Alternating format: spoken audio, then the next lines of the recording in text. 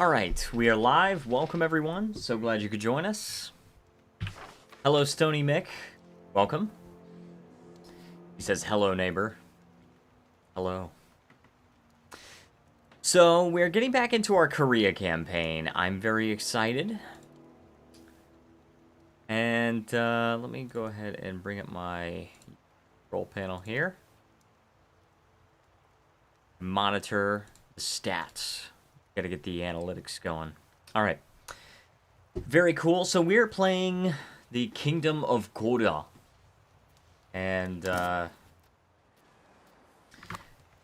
we're trying to form a colonial empire. We already have, I think it's just one province. I think... Wait. Atu? Alpha Alutor. The Saki Islands. Where's that? Oh, that's down here. I'm colonizing here. I did not even know that. I'm not even growing faster than everyone else. Dai Viet actually is growing faster than I am. But I am understanding the game a little bit more as I continue to play. I have about 135 hours in this game now. And in this campaign, not even to 1500 yet. I have a game going privately as Hantawadi that I started last night. And I really want to play around more with it, especially after they do more with the trade system. But something that I learned that I kind of wanted to share is I was playing as Hantawadi and I was able to mint, okay? I was able to actually make new currency, and I was like, okay, this is weird, because if you look at the goods produced of Hantawadi, they do not produce gold or silver. And the closest province, or the closest location that produces gold is like right here, I think. Hold on, let me, it was gold that we were getting. So it's like here. There's a little bit here, right? There's some in China, blah, blah, blah. There's some down in Malaysia. But there's none over here, and there's certainly none in the market. So I was like, how am I getting access to it? I thought, okay, maybe I'm trading it, because I had automated trade. And I'm like, okay, maybe I'm just trading it. But no, I was not trading it. And so I'm like, okay, so how am I getting gold? And I went over here, and I'm like, okay, how am I producing it? And I can't remember what I rolled over, but I realized that it was not me.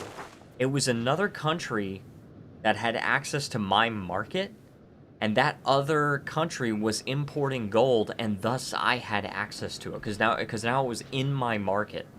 So that was just so interesting, and it's like, that makes perfect sense. And we have our own market, and it's called Kaesong.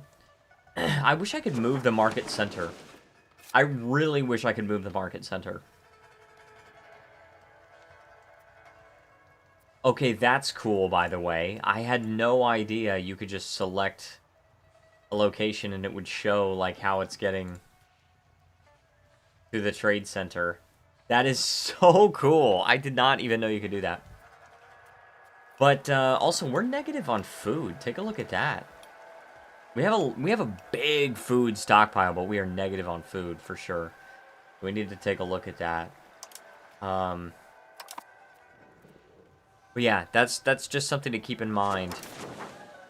I'm learning a little bit more about buildings, trying to, you know, figure out what's going on. We actually have the ability to build a jeweler's guild in Korea, and see, this is something that, like with the other countries I'm playing as, this is something that, you know, is not always possible, because it's like as Hantawadi, you can't reliably get jewelry if you don't have gold or silver. But as Korea, we actually have both, right? We have some silver in the country, and we also have some gold in the country.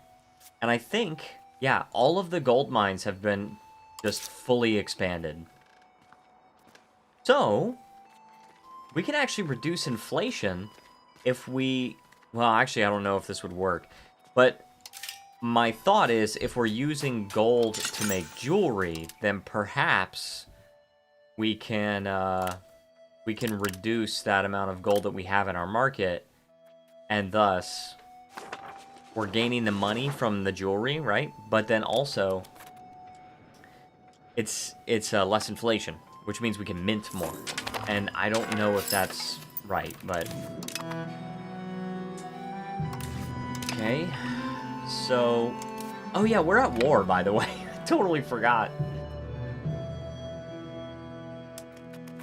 That's totally fine. We'll figure it out. We're at war right now. Let's lower the speed to 3 and appease the estates. I am making 237 ducats a month. Go ahead and reduce the music audio. It feels too loud. Like, it feels so loud. Now it feels better. I don't know if that's just my speakers or anything, but... Okay, this army is out of food. Why? Ah. They must be repatriated.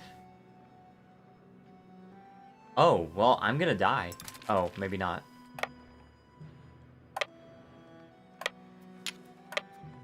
Is there a fort that's blocking my movement or something? What's going on?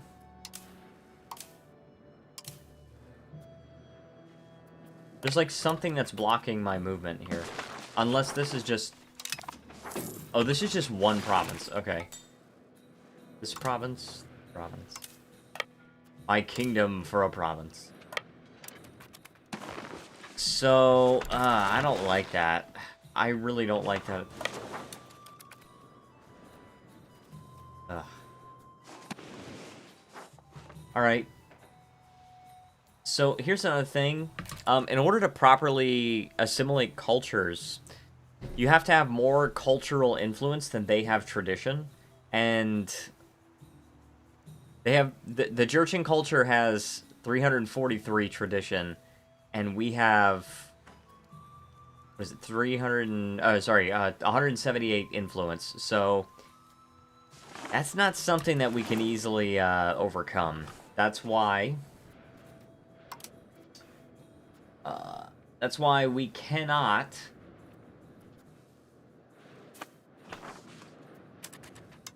Oh, these are my regular... Oh, these are the pros! Oh, sweet. These are levies. Okay. But that is why we cannot really assimilate pops to our culture, because we're up against Jurchen culture, and Jurchen culture is just not so easy for us to deal with. Also, what's going on here? Okay, we're okay.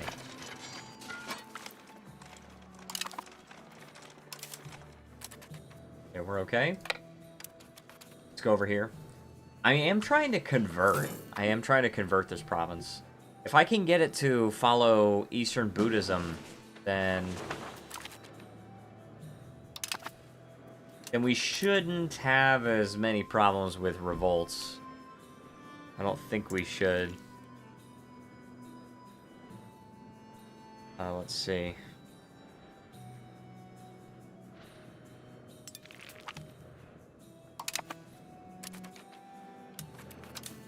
Alright, we need to go up against these guys. So these guys are still... Alright, watch this. Deselect this one. Deselect the ones with, like, thousands. And then what we're going to do is we're going to merge with the most powerful. Love that command, by the way. It's merge to strongest unit. I love it. Very good.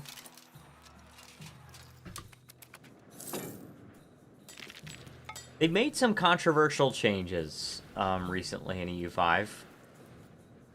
And one of the changes was in 1.0.6, they made levies just like made out of paper. It was like if one side had like any number of regulars, then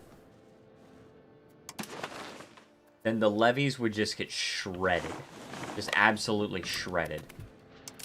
But they fixed that, so controversial. That's one way to put it. Yeah, They fixed that in 1.0.7. What they're planning on doing in 1.0.8, which should be early next week, is they're planning on making it so that trades do not get factored into your economic base, which is very important because what ends up happening a lot of times is you have these trades that it looks like they're making you a profit, but actually what it does is it raises your tax base, and it causes you to, let's see, economic base. So it's tax base plus the volume of all of its trades and any sound tolls it might get. So yeah. So it causes you to pay more for cost of the court. More for culture investment, I think. The jurist. Oh, this is like paying your artist. So actually it's not for culture investment. It is for diplomatic spending though. Diplomatic spending gets more expensive, and food might be more expensive too. Also, we need to be funding food. So you're saying trade caused inflation.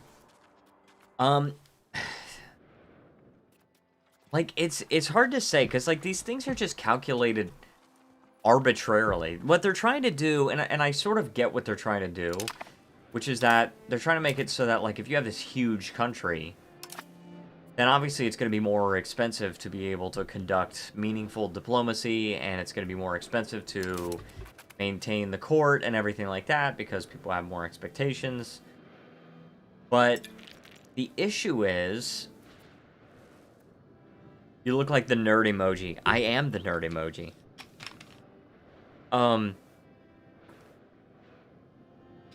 The issue is,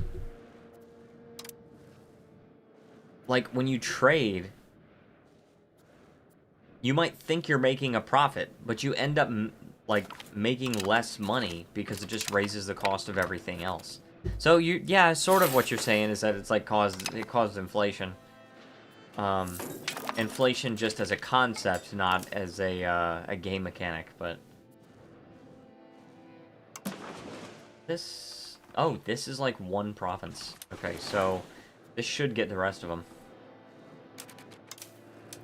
Alright, and then that should get those guys, and then these guys can come over here.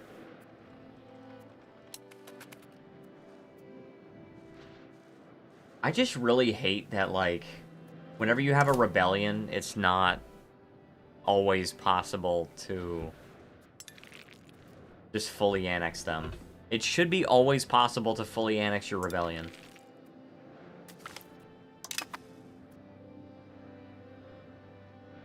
Even if it takes a full 100% war score.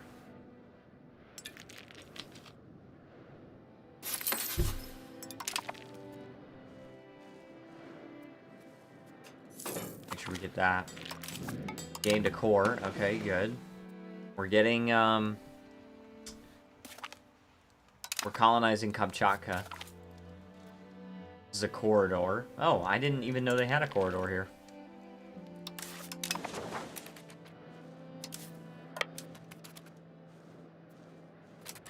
Right, so we got 100 here. Well, so this was actually our subject.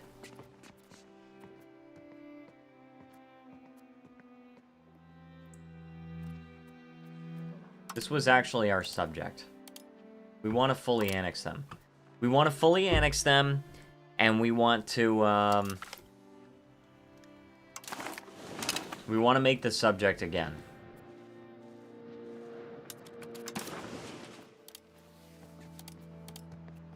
Okay, thankfully I can fully annex these guys. Once I finish sieging this fort. I did not realize there was a fort in Goryeo.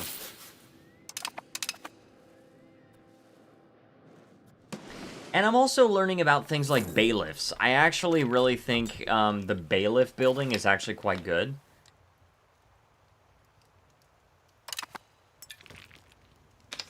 Oh, the Goryeo revolt are no more. Okay. I'm not sure why that happened, but we still have to siege this province down.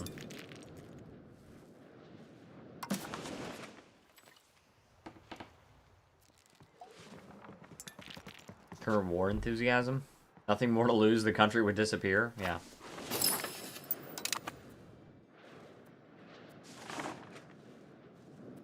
We really gotta convert. We gotta convert these provinces.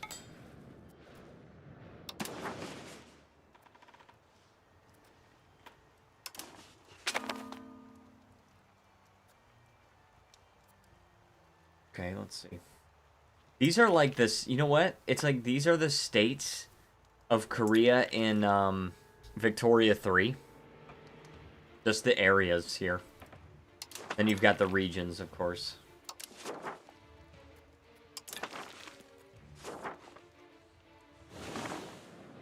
Also, Five Hearts Under One Roof 2 is now out. And I have played the first 4 chapters. It's a very good game. And I've recorded it for your viewing pleasure.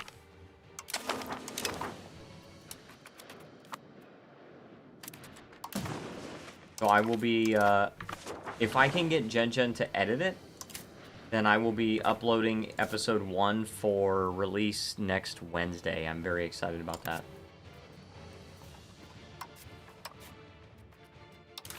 Also, this pisses me off. Look at this stupid, like... we have a truce, but...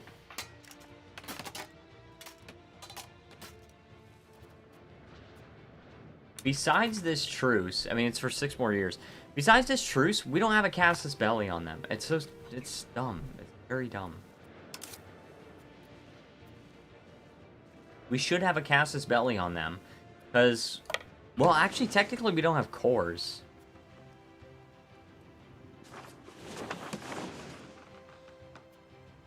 Technically, we do not have cores.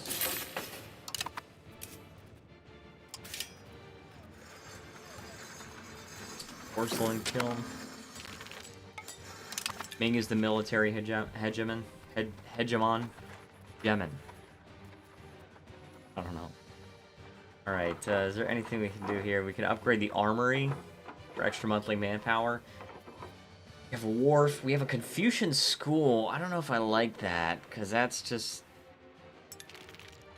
Oh, actually, hold on. What? The Confucian school doesn't give progress towards Sinicized?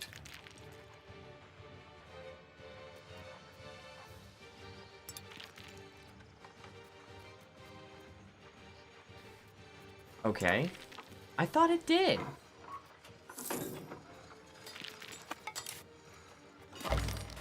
And why do we have equality? Why is that our employment system? Okay,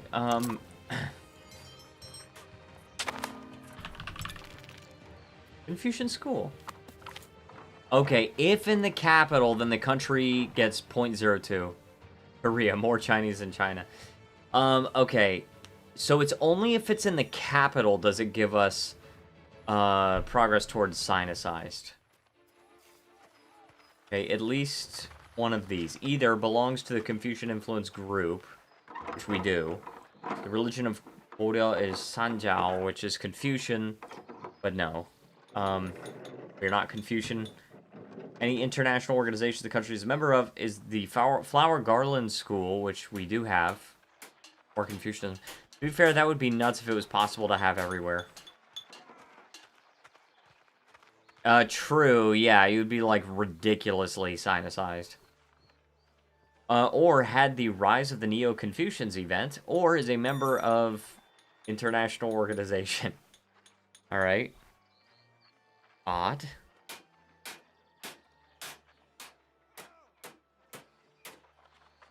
Okay. So that's only if it's in the capital, but I like the other... I like the other benefits of it.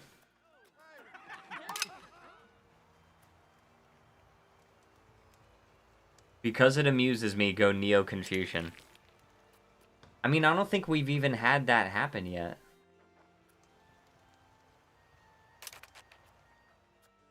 Building limit, okay.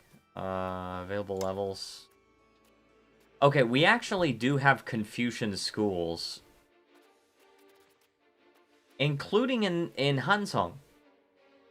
I have no idea what any of the schools even do. Are you talking about sects of Buddhism? I want to destroy the one in the capital, though. Because I just don't want... I don't want to get the progress for the sinicized.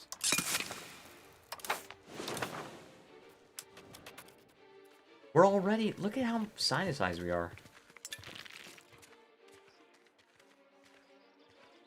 The ones you have, ding dong.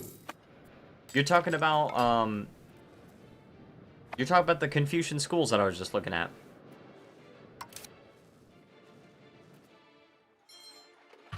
Confucian schools. Yeah, what they do is they help ops get promoted faster. So if they need to, like, let's say you build a building that's only for soldiers or burghers, then it's going to make sure that peasants can become burghers or soldiers, the relevant profession, easier and faster. So it's basically like they're getting educated so that they can move out of their class. Schools of Thought, Garland School, Neo-Confucian, what do these things do? Okay, those. So, on the surface, let's go to the Flower Garland School. I'm the only member. But you have teachings of it. So, for example, the active policy of the Flower Garland School, so we get minus 1% monthly religious rebel growth. And then also... Oh, that's it. You can't change it. And then you get tantric practices, which is plus 0.1 monthly prestige and plus 1 tolerance of heathen beliefs. And then we've got the meditation school, which actually also includes Dai Viet and Shirabeshi.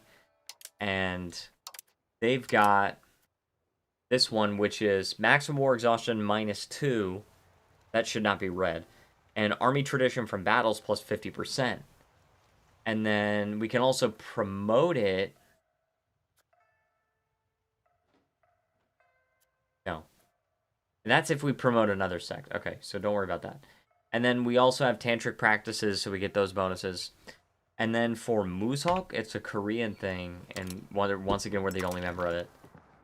Jen is here. Welcome. He says howdy. So Moosehawk just gives us plus 0.1 monthly prestige, and that's it. That's all it gives you. It's not that good. I would actually like to leave this one, even though it's kind of cool for the flavor and everything. I would kind of like to leave that one and join Confucianism or something.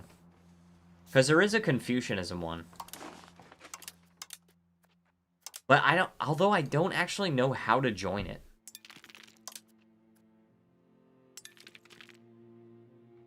Because it enables righteousness. I don't even know what that is. Measure of how the government is perceived to be following the philosophy and morals of Confucianism. I have no idea what that is. I just find the idea of a Confucian theocracy to be hilarious. That is true. It is kind of hilarious.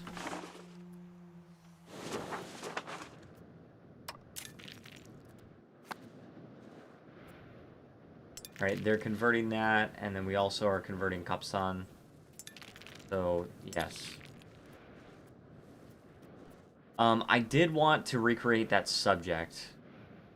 Oh yeah, we still have this, Great Pestilence thing. It's kind of funny that we have that Great Pestilence thing, even though... we are not gonna be, like, really affected by it. Okay, these guys are on patrol the seas. I have 82% maritime presence.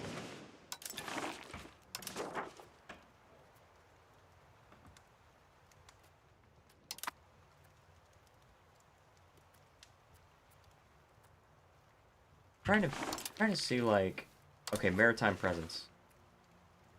81 there, but it's also got to be that. So I wonder if I have to...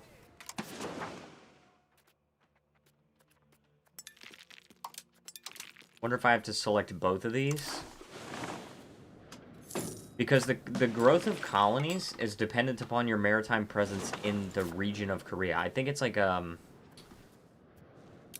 your home region. The maritime presence in Korea. If I go there, then it's... Okay, it's a region that's in the subcontinent of East Asia, right? So, I think if I increase my maritime presence in this region as a whole, then I think that will be better. I think. What? IDK.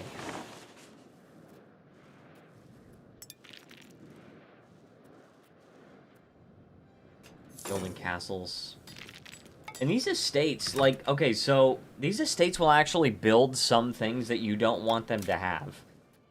Which makes sense, and I actually really like that it works like that, but you gotta watch out for it. Like, for example, right here, the spiritual retreat in Idiomote. I don't know where that is. There it is. They're building this. And what is that? Oh, it just gives you plus 10% local clergy power and plus 10% local clergy food consumption. That's it. And the estate maintains it, which means you don't actually have to pay anything to keep it up. But it's like something that they build just to increase their power. And it makes sense that they build this stuff. But you don't get any benefit from it. Same thing with the toll castle here. It's possible nobles plus 10 and local nobles food consumption plus 100%. So, that's kind of crazy. Like, it's like, okay, there's more nobles there, and also they're eating more food.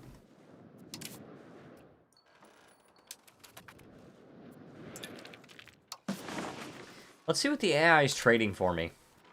I've locked this in somehow. I don't know why. I'm not going to lock that in. Let's sort by profit.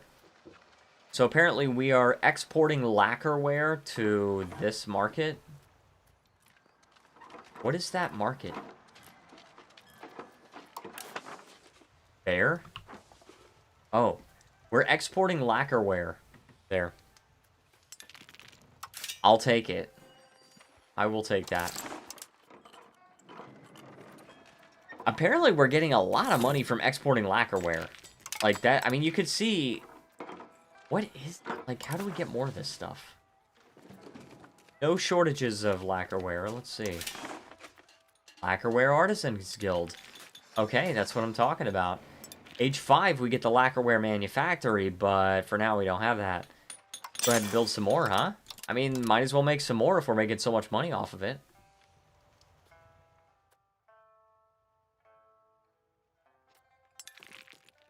Man, there's not enough available burgers. This is where the promotion speed would come in handy, right? Because these people in Hanzong are not promoting fast enough. Also, we just got South Alutor. That one. We just got that one. And I actually really want to colonize this province now. Unalaska.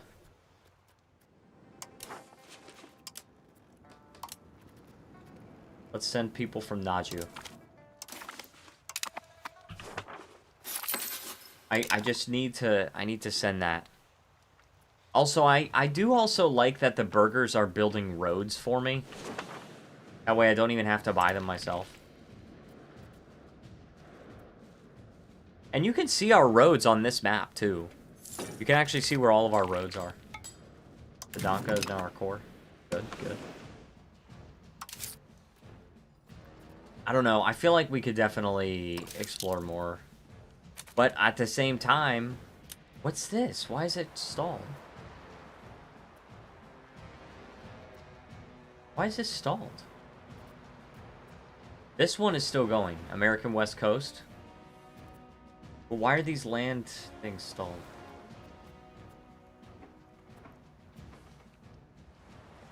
It won't tell me why.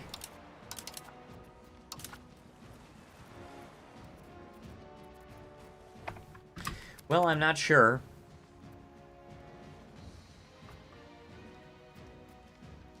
Can't even explore that.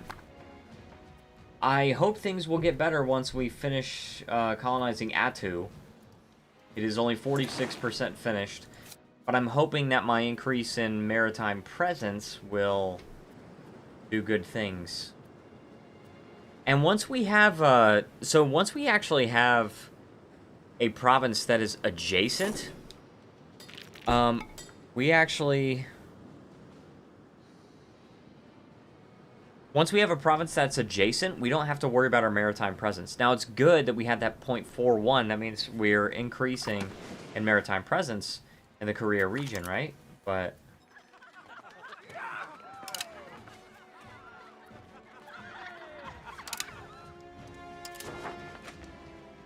let me see if I can find this maritime presence. There you go. 46%. It's only 8%, 10%. Yeah, it'd be better if we had a second navy. The only issue is our second navy can't be as big as the first one.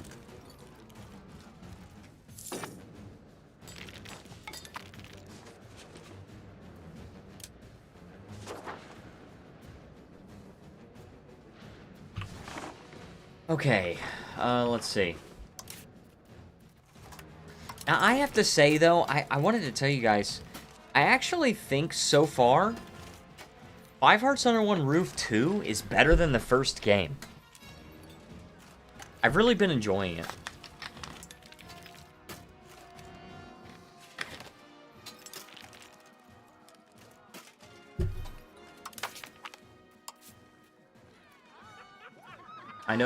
I know Jin's been playing it a lot. I'm sure Jin would agree with me there. Five Hearts Under One Roof 2 is just good. I don't know, the story is like slightly more plausible in the second game.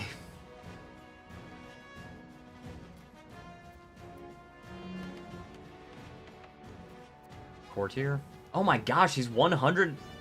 No, I'm not executing that guy. Just, you gotta keep that. You gotta keep him. He's 100, 100, 100. Is he my cabinet member? Like, at all? Oh, this is very compact.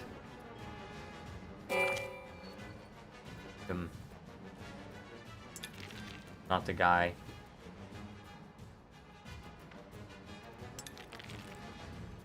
The guy. He's not crazy. Okay, yeah, we can... Dude. Hong Il-sun. Il-sun? We gotta appoint him somewhere because he's got 100, 100, 100. Integrating two men. Oh, we don't really want to integrate this province so much, like, because we want to just... We want to release it as a subject, but... converting Gyeongsong...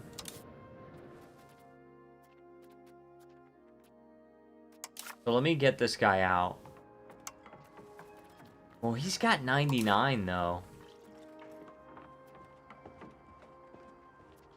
He's already got that one. And this guy's integrating that one. Alright, let's do the one that's converting Kapsan. We're going to change him out for the 100, 100, 100. That other character is not going to like me, but... And then also, I'm gonna make him the head of the cabinet. Like, if there was anybody that ever deserved to be head of the cabinet, it would be this guy. The 100, 100, 100.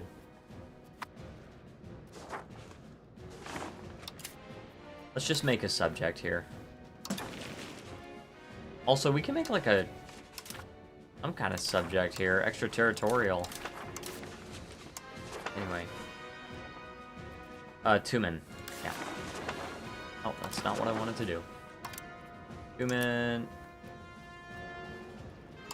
There we go. And we're making him... Let's make it a vassal. Oh, we have to select a ruler? Whoa.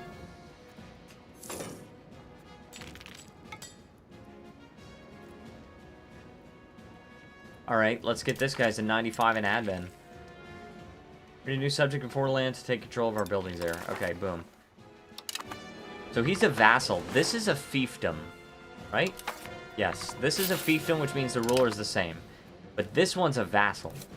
But I do have to enforce my culture and religion. Yeah, court language is still Korean, but I have to enforce my culture and religion. Let's enforce religion first. They're not going to like me for that, but you know what? Go get over it. Especially because I'm about to cede a province to you. And you cannot take me on. By the way, this tooltip works now. This tooltip is actually reliable now. The military hegemon. Look at this. This country here is the military hegemon. Guys, I'm pretty sure I could take him. I'm pretty sure I could take him on. Like, how do you become military hegemon other than that? And any other great power. You have to be on the great power list. That's why. Alright, stability subjects. Got embraced institutions, high legitimacy, kingdom country rank. Population scale by control. Yeah, that's a tough one. Let's go to... Got to our faith? No. Farming estates. Farming estates would probably be good, because I know our market has, like, a shortage of food. Also, this kind of sucks. I can't really even get support in the Idongbu. Okay, that's fine. Oh, we do have claims on the province. But, oh, yeah, this sucks, though. Because, like, we have claims on the province until 1499, right? But we can't press it until 1502 when our truce expires. Like, even if we go here, like, we can't even choose a casus belli. Until the truce expires, and then by that time, the casus belli will have expired, so that sucks.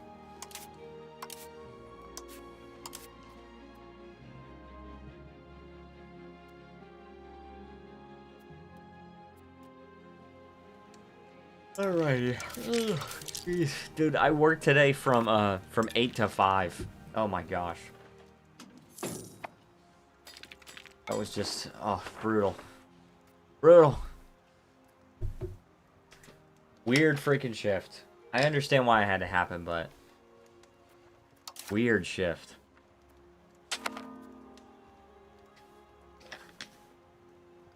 Also, by the way... I'm learning that no CB wars are sort of okay. They're a little bit okay. Cause like, so it might cost like 25 stability or something like that. But it's like, okay, I'm gonna be up to like 90 something. You know, before too long. I'm gonna be up to like 90 something stability. So it's like, I can afford to spend that. Then okay, you get a little more antagonism and stuff. You can, like, if I really wanted to claim on something, I could just say, hey, is it not enough to simply say, I want it? Yeah. Well, yeah, and you can do that. But you can ask the Idongbu here, you can ask them for a casus belli, and they'll just give you a dubious claim on province, and then you can use that. And you're still going to lose 7 stability unless you can force a parliament issue, like if you have an autocratic parliament. In general, you're still going to, like, fail on this issue, and then you lose 7 stability. So it's like... Yeah. But, I mean, the conquering cost is less if you get casus belli from your parliament.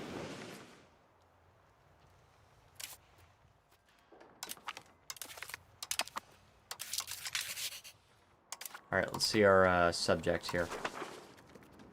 Yeah, they're at 0 loyalty and 97 liberty desire. This is bad. Let me go to... Okay, soon I'll be able to support loyalists.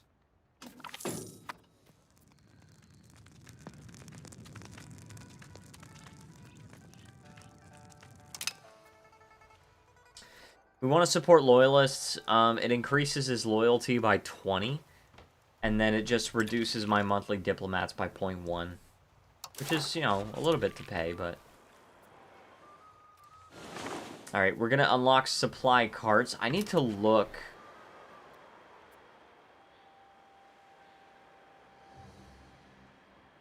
Like... Oh, this is, like... pretty similar to... the Confucian school. I do want to research that, but I don't know if I want it right this second. Let's take a look at the tree. We don't have any of the institutions of age 3. None. And we need printing press before we can promote institutions, so... That's all we got. That's the only thing we can do is just wait. Vibrant court, we got culture capacity, Confucian Academy.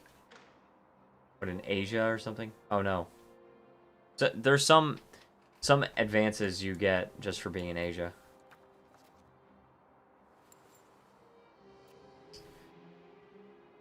Jeez. Bank interest.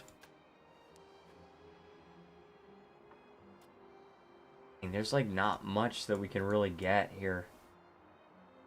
We got all this stuff, didn't we? All the meritocracy stuff. No, this is scholarly treatises. That's like all we can do.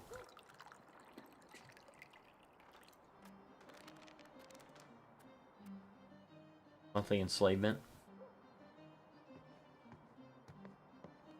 You can only do it in Western or Central Africa or coastal location with a naval raid.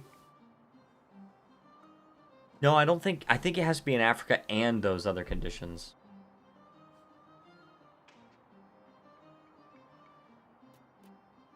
Okay. Stupid mercenary stuff, like...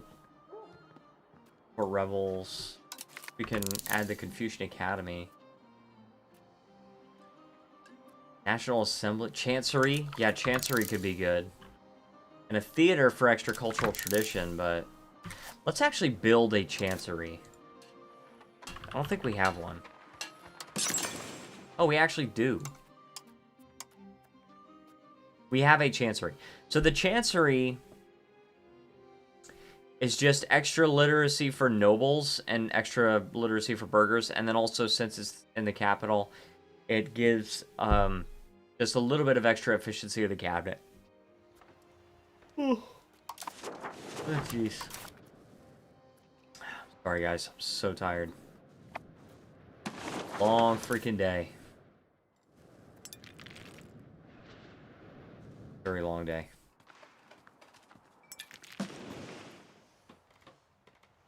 Now, see, I want the New World Institution, because the New World Institution would actually be really good for me.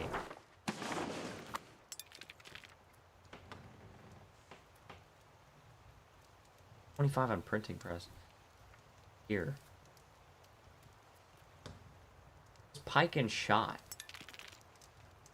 It says it's progressing. But, like, by how much? Like, how much is that progressing? Because it's still at 0.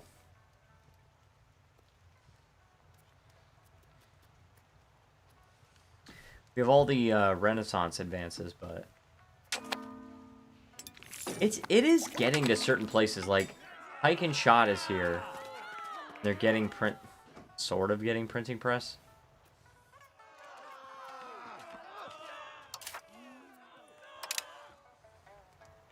Okay. Supply carts. Very good. Let's upgrade the army we have. That's all we got. Only one of them actually needed to be upgraded. And also, what kind of composition we have? We have a lot of cavalry. We have just so much cavalry.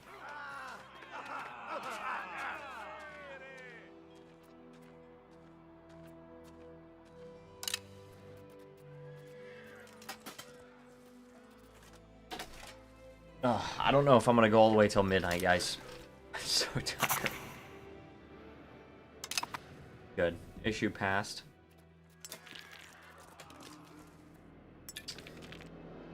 I would like to get more artillery. And I can afford it for sure.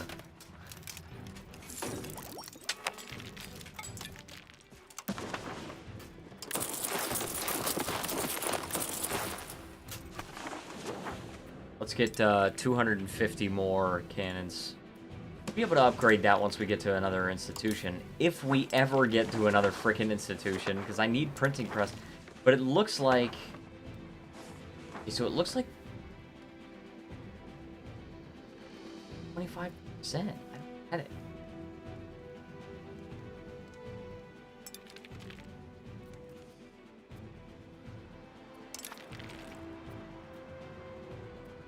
Need to see what locations have it.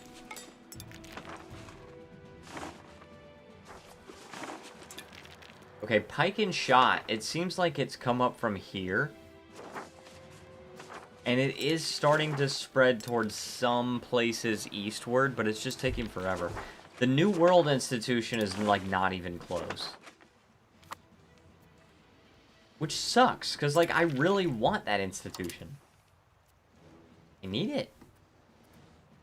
Need it.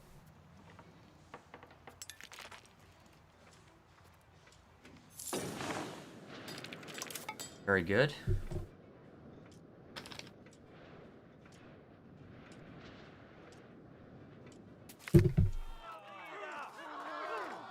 Right, we actually do want to get karma, because we're so low on karma, but... wedge throw.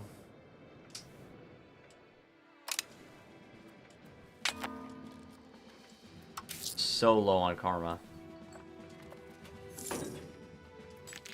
Visilad says, I'm assuming this is the entire world, correct? I haven't watched anything on EU5 yet. Meaning, what do you mean by that? The game does cover the entire world. This is just all I can see right now. But welcome to the stream. So glad you could join us.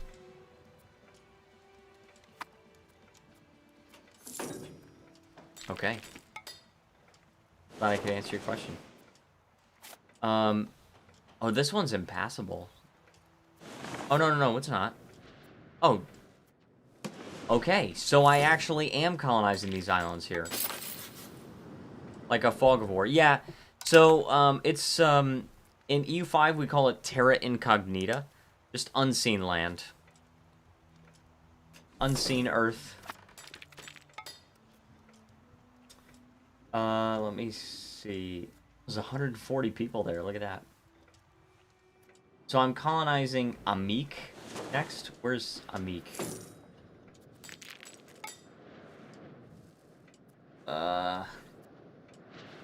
Where's Amik?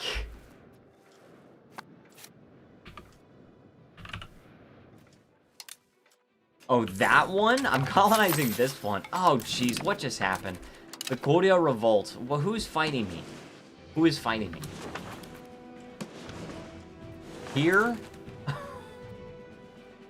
That's funny.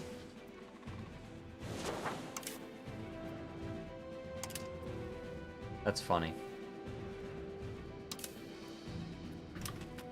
Are these guys actually... Wait, what are these guys doing? Okay, they're not patrolling the sea. I was like, because sometimes they don't... they're not really moving. Yeah. And we do have a subject already. We have this one. Shirabeshi.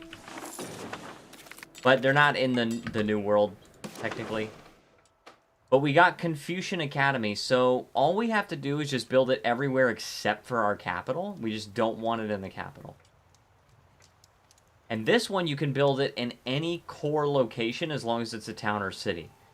But max literacy for burgers, then we increase our pop promotion speed, and the institution growth is huge. And I just hate that we shouldn't be building it in our capital because that would be really, really useful for getting those institutions. But let's go ahead and build it in the other locations. Our capital doesn't even appear here. That's very expensive. So I'll go.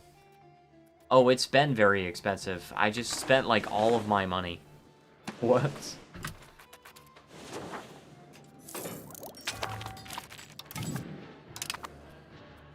Oh, this is again? Oh, my gosh. Alright, watch this. Focus siege. Right there. Do it. And I can actually raise a couple of levies, right? Just raise a couple of levies.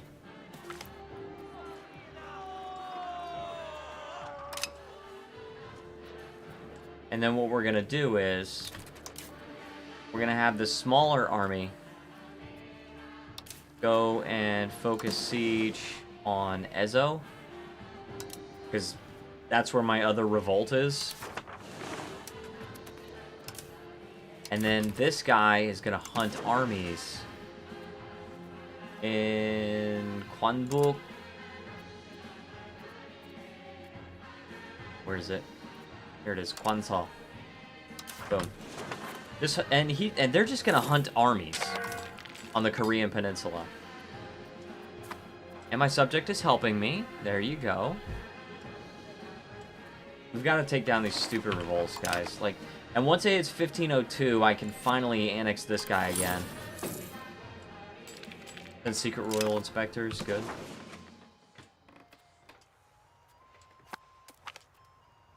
I think we actually... That cabinet action, I think, is very much responsible for us having such a strong economy, because that cabinet action increases our control so much.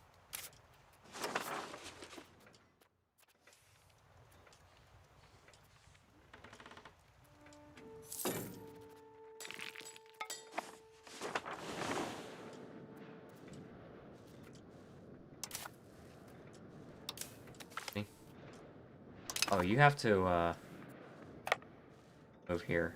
Alright, now you should automatically transport, right? Oh, we discovered the American West Coast, guys. We discovered it. Only the coastal lands, or only the coast, not the, what's it called?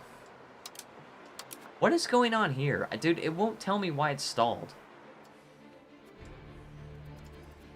It won't actually tell me why these explorations are stalled. Oh, well. Problem. See if my Navy will respond to that. The Californias, yes. Indeed.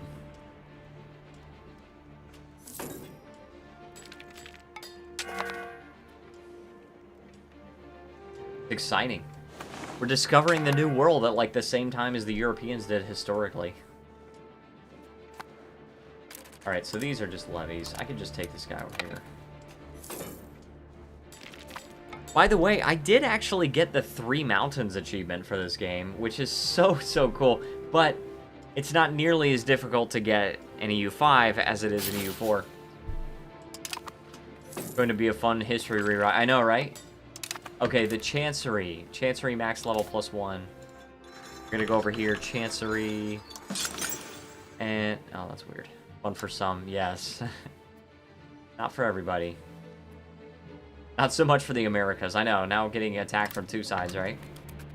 But we're building another Chancery because... Chanceries are good.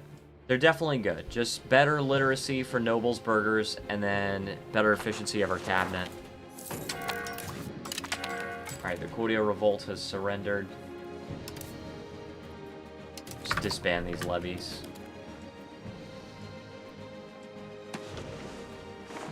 But what I'm trying to do is I'm just trying to convert these provinces to Eastern Buddhism, because the rebels that keep rising up are rising up because they're shamanists, and they're upset that I'm not shamanist. So if I can just convert them to Eastern Buddhist, then we'll be fine.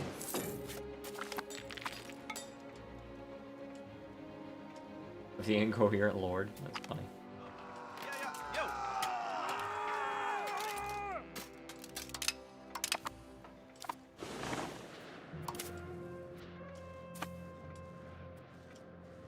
Okay.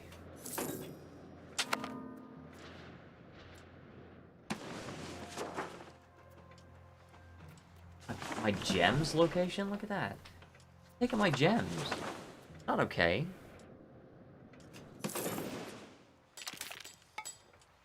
Yeah, I wish this thing would tell me why they're stalled. Also, apparently, this is increasing by a lot. Why? Ah, see this. So, you see how this monthly migration to Goryeo Colony of Unalaska, it is not affected by my maritime presence. Unlike this colonial charter, which is being cut in half, more than half, because my maritime presence in Korea has an average of 48%. I don't know, I feel like there could be harmony between the Koreans and indigenous Americans, especially when it comes to the food. Mexico will have cactus kimchi. Oh man, that would be crazy.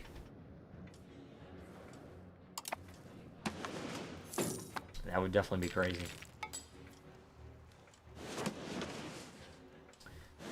Alright, we are almost at 100%. We just have to take this fort here. Your Mexican-Korean fusion is amazing. Yeah, that is true. You're right about that. Alright, we got the theater building. So the theater is just adding cultural tradition. It does also reduce unrest, but I'm not really concerned about the unrest. I'm more so concerned about the cultural tradition. And I'm not even that concerned about the cultural tradition. Still one in Busan at least, right? Two of them. Because, I mean, cultural tradition is good, for sure, but... Defense power of a culture in the context of culture war, representing how strongly this culture's traditions resonate with its people. Tradition has a monthly change, dependent on relevant building societal values, advances, many other factors. Mr. 0628 says, I'm still confused on the culture aspect, but is it better to build cultural buildings early, or is it worth building them at all? It depends. The short answer is yes, but it depends. It really does depend. Because, like, what happens is the population of your locations changes over time. And how it changes over time is dependent upon a lot of different factors. But the main thing is...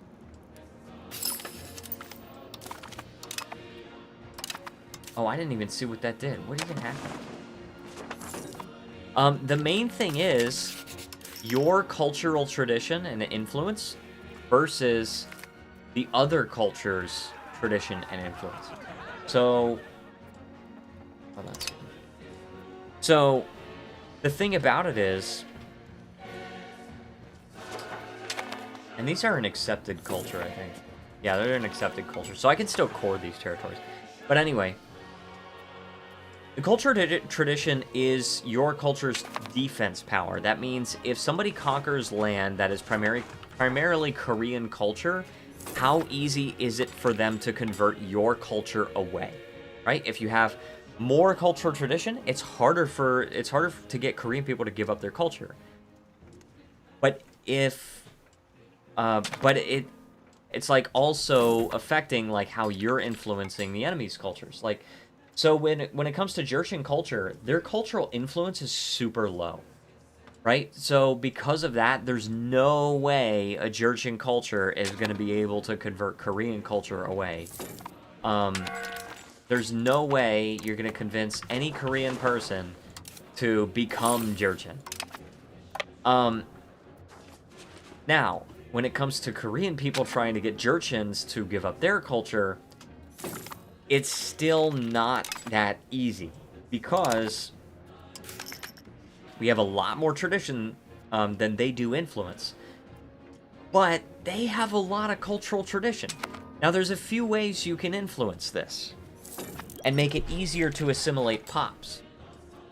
You can, of course, just try to increase your cultural influence. You can do this by getting works of art, hiring good artists, things like that. You can invite good artists from other countries and stuff like that, and heavily invest in it, which we are. Because this is not only a prestige gain, it's also, like, paying the artists more so they'll make better art. As far as I understand it. But, also, they have less cultural tradition if you just conquer their territory. Because if you look at this, cultural tradition, obviously we are contributing the most to Korean cultural tradition. If you go over this, from locations, 19.68. Right? And it's just coming from, and I wonder how deep we can go on that. Locations. We go to Busan. Average literacy of nobles, and the fact that we have a theater there, right? So that theater is increasing our influence just like that. I notice it also has a decay of 5%, so conquering their territory, destroying the cultural buildings, would make it fade with time. Yes. Yes, it would make it fade over time. And it actually, the decay is dependent upon how high it is. So, what's going to happen is, let's see if we can find their cultural decay. Yes, we can see it. So, their cultural tradition is 370.27, and we can see that it's decaying by 18.5. Yeah, it is 5%. It's decaying by 18.51 per month, but it's increasing by 18.67, which means it's actually only increasing by 0.15 per month, and of course it's going to increase slower and slower until it reaches that sort of like equilibrium. What's this? Okay, I'm fine with that. So, if you're reducing their number of locations, like, for example, you go to... Purple Twig says, what patch is this? How come your trade income is so low? It is the latest one, 1.0.7. So, see, Manchu is contributing the most, and it's mostly from locations. However, they're also traditionalists. They're unsinicized, right? So, you can see their locations, and it's like, okay, because of the literacy of nobles, blah, blah, blah. But it's mainly just because they have so many locations, right?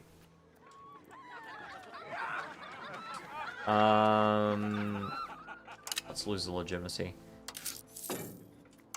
But why is my income from trading so low? It's a good question.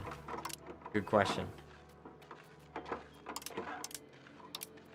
I don't know. I'm automating trading. I've been experimenting with, like, unautomating the trade. Like, it's tough for me to get a grasp on. I could, like, half automate it, right? It's like halfway automate it.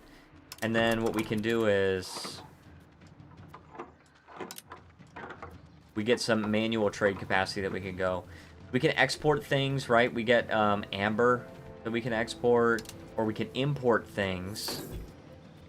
I feel like automating the trade is somewhat required because prices change so readily. Yeah, so I'm also thinking that way. I'm also thinking that way, and the other thing about it is the fact that in the current version of the game, trade might appear to be profitable, and it's secretly not profitable. Like for saffron, I think this is saffron, right? Yeah, saffron. Like for the saffron, this is probably going to end up being profitable, but the thing about it is, because trade income factors into your economic base, it's like it increases the cost of everything else. So it's like it looks like it's making you a profit, but it's increasing your economic base, and you're paying more for costs of the court, diplomatic spending, etc. Purple Twig says, I was playing on 1.0.4, and as my first full playthrough, I got about 1,000 income and 50,000 savings around 1490. I automated trade as well. I got over 700 trade just from the KSL market. Oh my gosh, dude. That is crazy. But yeah, what did they nerf? I don't remember how they changed it. But they did, I'm pretty sure they did change some stuff when it comes to trade in the latest patch. I don't remember exactly what they did, though. I'm still getting a grasp on trade. I've heard of trade expenses being increased by 10 times, then doubled back. Yeah, that was that was like 5. I think that was 5, yeah. Although it was Inju, I moved to Inju for graded. So how do you move the market center? That's what I was trying to figure out. Because I can go to this market menu. Oh, I can relocate it. What's your crown like? Did you get OP cabinet by getting a massive crown family? I don't know. Let's see. let's see here. So I can actually relocate this. I am going to do that. Can you click on your dynasty? Yes, I will do that.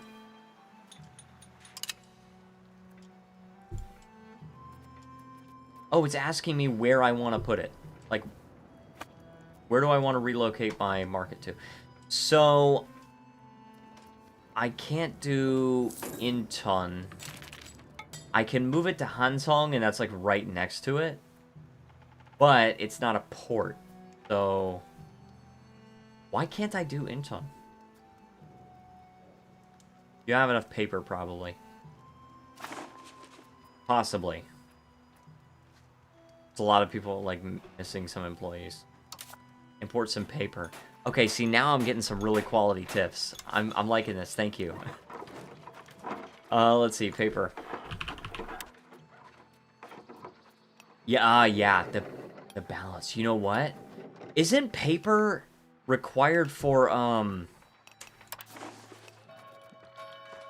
paper or books? I can't recall. Weird that it doesn't say when you hover over it. Yeah, I don't know.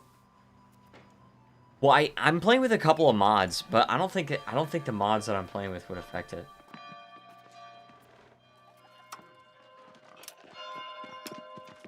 Oh my gosh, that would be so much. All right, let's try to do that and like import a lot of paper. This is gonna cost a lot of money. And I also want to look at let's look at the trades. Okay, and this is locked in, so the AI is not going to automate it this way. It says it's going to be profitable, but I just don't believe that.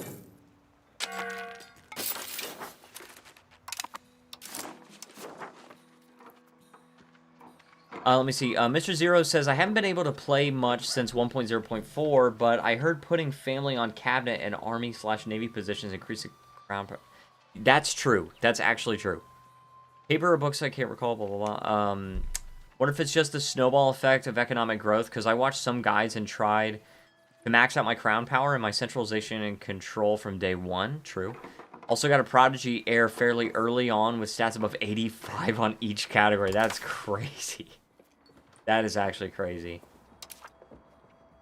I have 41% crown power. I feel like I'm doing okay. The burghers are a little bit powerful. It would be kind of difficult to revoke privileges from them. And there are some that I really like. I could probably do away with building rights, but... And I like control over monetary policy because it means that you can mint more, so... Low admin is very bad for a ruler. Make sure your heir got good admin. Also, what's your succession law? I have cognatic primogeniture. Burghers have some objectively... Yeah, seriously. Burghers have some really good freaking policies. 40% crown power is not bad, so that's not the issue. Yeah. And control is really good, too. I've got the... right now, my cabinet's automated. I don't always automate them, but...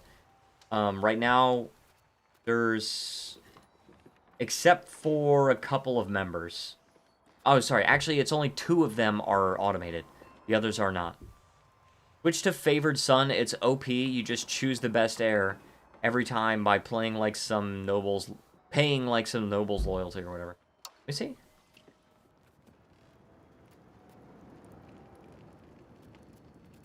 Wait, let me see. Now become a peasant republic. I don't know about that. Ruler's the oldest male child of the previous ruler. Female children can never inherit nor transfer the right of the throne. Over favored son. Oh, there it is. There it is. Type of succession law in which the old ruler would favor one of his sons over the others and designate him as heir, paying no attention to their age. You do land/naval. I'm trying Wales, and I'm figuring how to optimize with regard for the hilly terrain that hurts control. That is tough. I would say if you're playing as Wales, though, I don't know if you have enough coastline to justify going naval. You'd probably want to go land. Especially if you're trying to go up against England, you're not going to be able to beat them with a navy. You're going to want to get as much land power as you can. That is really good. Score, okay, so you get score for that. Score for appointed heir plus 200. You get +1 for years of age. It's really good. I think I'm going to do that. No attention to the age is fake news. Oh, yeah. You get +200 for appointed, so it trumps the rest. That is true. I like this. I'm doing this. I'm going to go down to low legitimacy and stability, but check the cost, though. Yeah, we're good. I'm alright with it.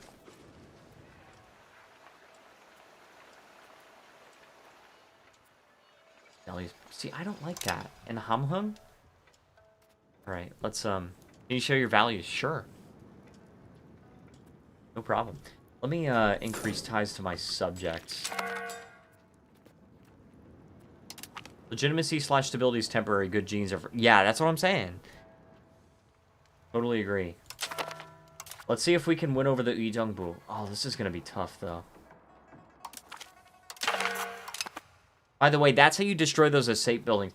Earlier in the stream, I was talking about the estate constructions of, like, the spiritual retreat, for example. It's the things that the estates build just to further their own power. And that's how you do it. That's how you take care of it, is you'll have these demands to remove those things. I'm not doing contained pike and shot because I need those things. Oh, I don't know how we got the support.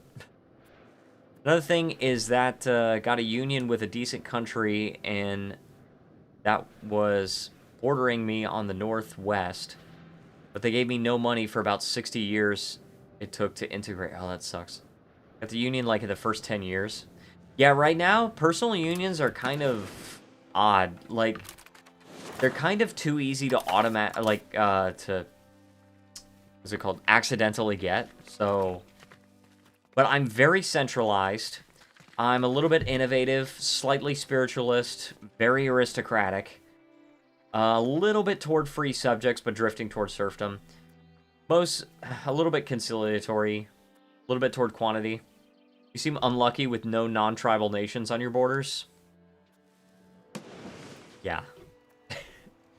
These two are my subjects, though. We did actually conquer a little bit of Manchu. I'm trying to go toward defensive, but it's just not working. Really on the side of naval. Personal unions are makeshift international organizations that sometimes don't have anything happen in them, or that you'd want anything to happen in. Yeah. I was playing a Georgia game. My first full campaign, it was in Georgia, and I got a personal union with Vladimir, I think. And it was kind of cool, because it was like a permanent ally, but, you know, you might actually have more land than me. I did only 2 wars by 1500.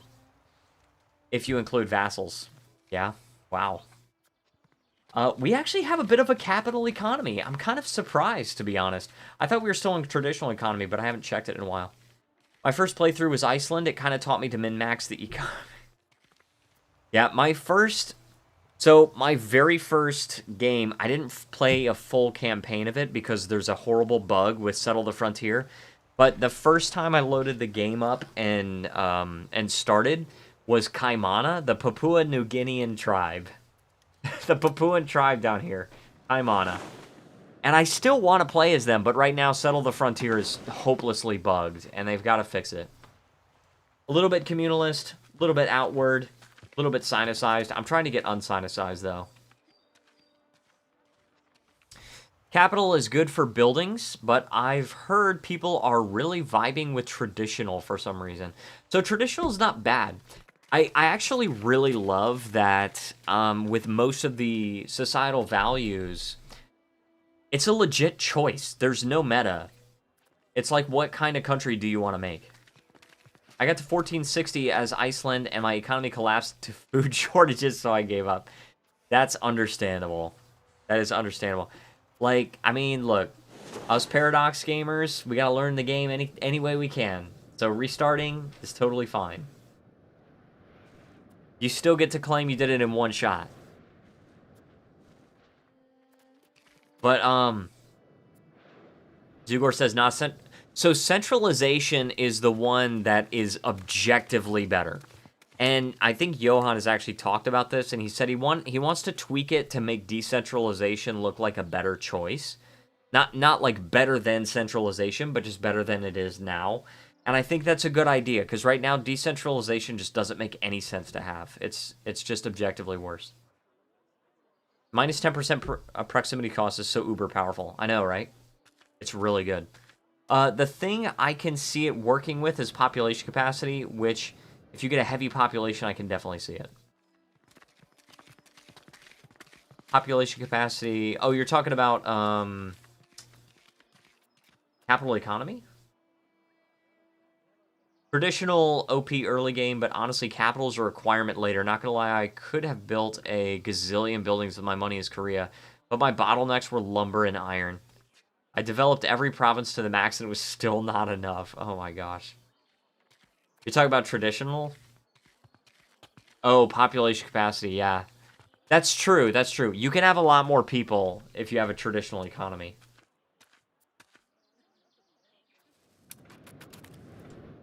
Yeah. Can you show your iron demand? Let's see.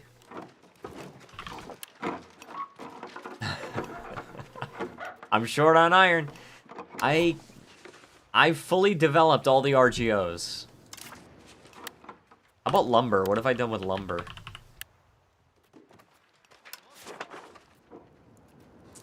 The ones that are not fully developed are in my subjects. But they are in my market, to be fair. So... I have like 40 deficit. Your tools economy is too low. You got to pump those numbers up. Do you automate construction? I did automate construction. Now that I understand buildings a little bit more, I'm thinking about unautomating it for a while. Population growth has been a very heavy topic with trying to grow the country. It definitely looks like something you'd want to cultivate throughout the campaign. Yeah, I agree. EU5 resources have a similar problem that Vicky 3 has with resource shortages. Yeah, true. Yeah. Because it's like in Vicky 3, early game, you start out and everything just seems so wonderful and amazing and everything. And what's winter? I forgot. But, like, after a while, it's like, oh my gosh, there's like nothing here, and you have to like try to conquer more or trade. Early game Vicky 3, where it's impossible to mitigate with trade. Yeah, true. Early game is in the early game version history. Yeah, yeah. Before they change the way that trade works. I haven't played Vicky 3 in months. Oh my gosh, dude. I was just about to declare war on this guy and finally end this stupid rebellion. Actually, disagree with trade thing. Vicky 3 trade is actually good now. Okay, I'm so sorry. I'm an old man. What is NIE? I've never understood that. Have I ever looked it up? Probably not. Shortened version of now, often used in Ave. Nigh? Just means now. Oh, it means nice?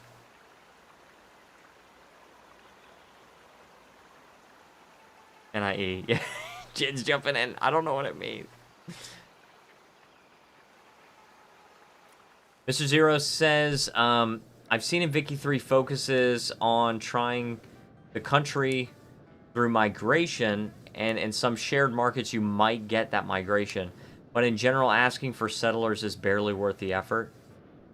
10 dudes per month for 12 months, 240 dudes. Yeah, seriously. But it used to be terrible, and that's how it is in EU5 right now. Trade as bad as old Vicky 3 trade. NIE, nice. NICE. Oh, it's just a typo. Okay.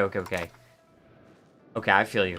Like, because the thing about it is, I've seen it, like, I've seen it, what's it called?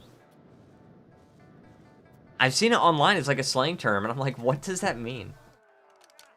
The county of Nice. I don't think so. I don't think he meant that.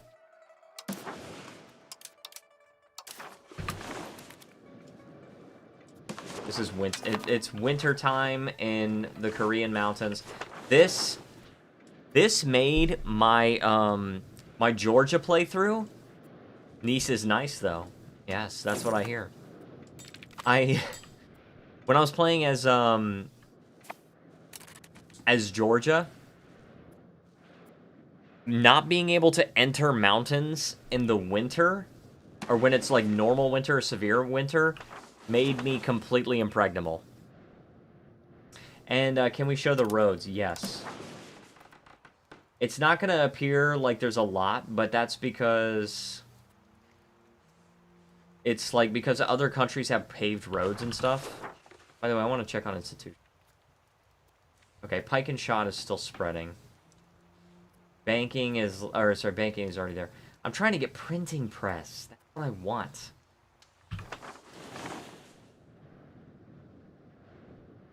I always go traditional economy for the first couple centuries for any country larger than 500,000 pops. Not a bad idea. Is artillery any good? I still haven't made it far past 1,500 myself. Yes, it is. You can't promote institutions until you get printing press. That's why I'm trying to get printing press. So if you go to,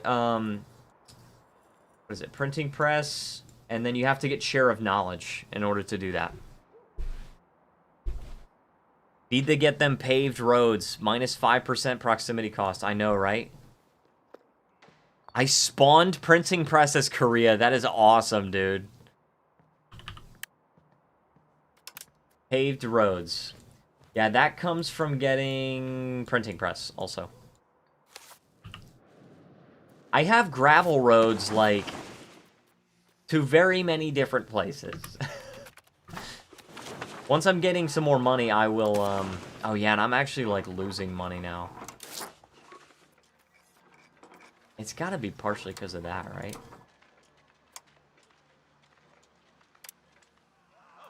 Got any unis? I think... What's my control? My control's pretty good. Ming dissidents? There's Ming? Yes, Ming does exist. I spend that much money, dude. This is my control. And it's pretty good, because 2 of my cabinet members are automated, and many times they'll send secret inspectors. And, oh, what's this? But yes, this is Ming. This is Ming in my game. China's so border gore in my game. Yeah, they always become just awful border gore. But Ming did colonize Taiwan. I was trying to get some of Taiwan, but I couldn't outpace them. And Ming also got bits of Hokkaido. Doesn't look like they fixed it. But this game was started in a previous patch, though. So I don't think they did fix it, but still. Being an EU5 cabinet member might be the most volatile job in existence. You know, right? Okay, so this is a historical event, actually.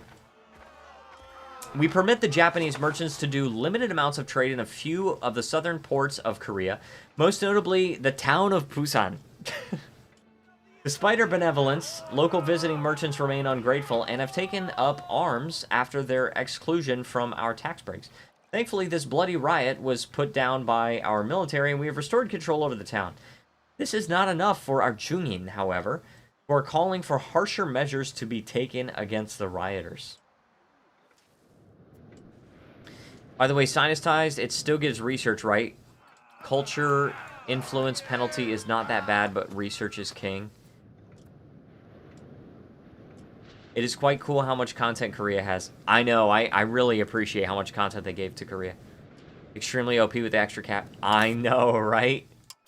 I seriously, dude. Because they got, yeah, the Samsa system. Oh my gosh. This is ridiculously OP. Sinicized. So sinicized does give research research progress, yes. Up to plus 10%. But I'm trying to get unsinicized. I'm still trying to unsinicize. I'm not, like, trying to speedrun it, but still. Research is king until you're ahead of the game by miles. As Russia, you'd get, like, 3 cabinet size by this time. And we're at 5. Oh my gosh. Yeah, cabinet is like the most important feature of the game. Anyway, reduce trading privileges with Japanese, so they really start to hate me. Like, they really hate me. Or try to diffuse the tensions. No, we're going to reduce trading privileges of the Japanese. That's what Korea historically did.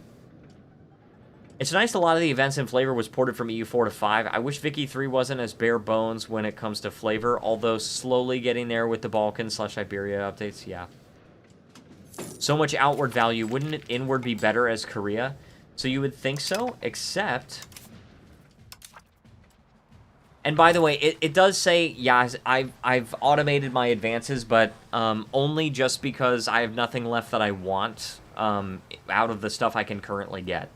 I only automated as soon as I've gotten everything I wanted. So outward controls colonial growth, and I'm trying to colonize the New World. So, you can see outward is giving me a plus 50% bonus. And that is very, very good. Inward is definitely good. It's definitely good. And it's something that we'll want to aim for later on. But not right now. I want to colonize. As soon as you get the promote institutions are easy to acquire forever. Yeah, true. Can you hover over sinicized values? Because I think you might benefit from sinicized for you. Also, yeah, I went inward as well. It's good. I never went colonial. Doesn't seem worth it as Korea. I suppose for LARPing as a colonial Korea. Getting printing press is going to be very tough as a New World or inland African realm. Seriously, dude. Crown power is not critical. Outward is fine, but any research is really good. So... yeah, sinicized will give you up to plus 10% monthly research progress. Mr. Zero, it's honestly just cooked. So cooked. I should have sent my new 1506 Bulgaria run in your Discord. Yes! Awesome. Is that you, Zugor? Did you just join?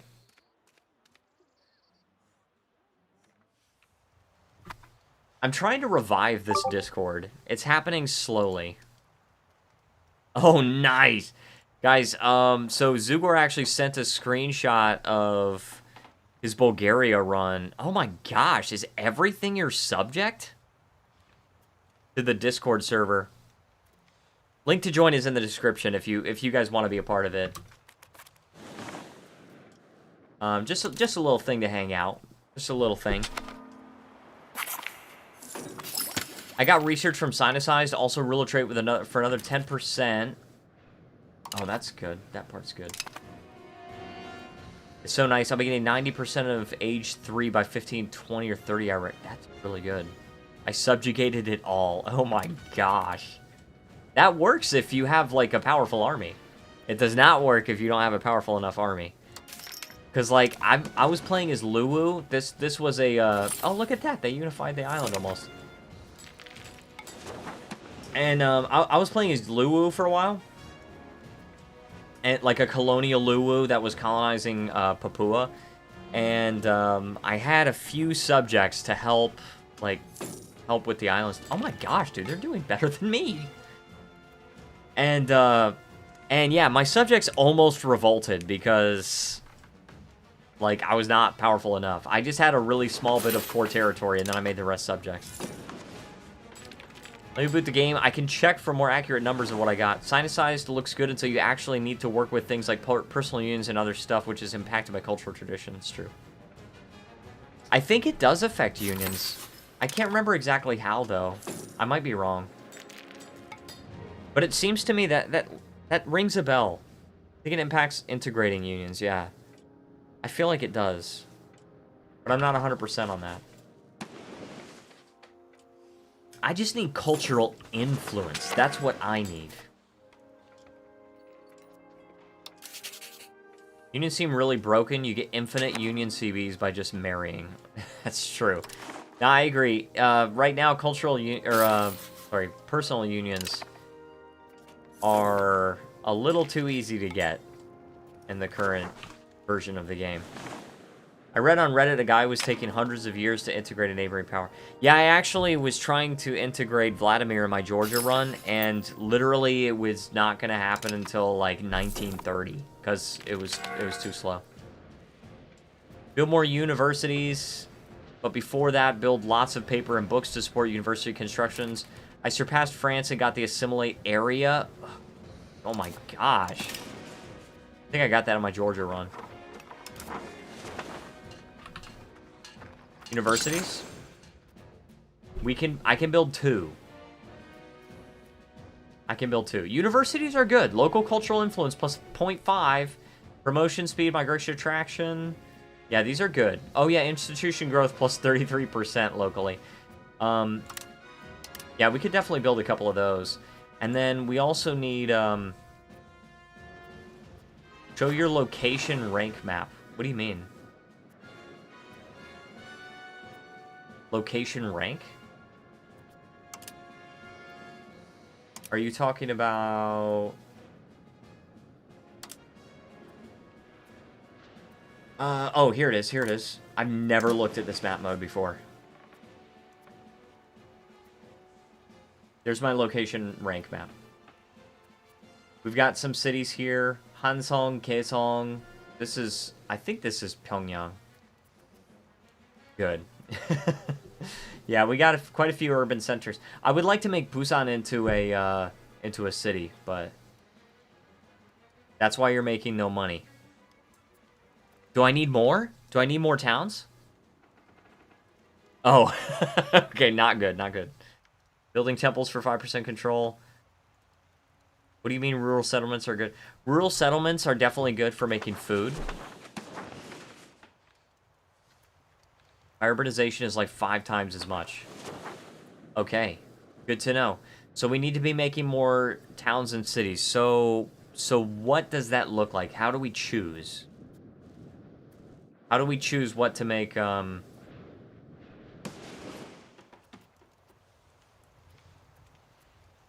what's your tax base for reference? So here's the tax base map mode. And then my total tax base is 1,278.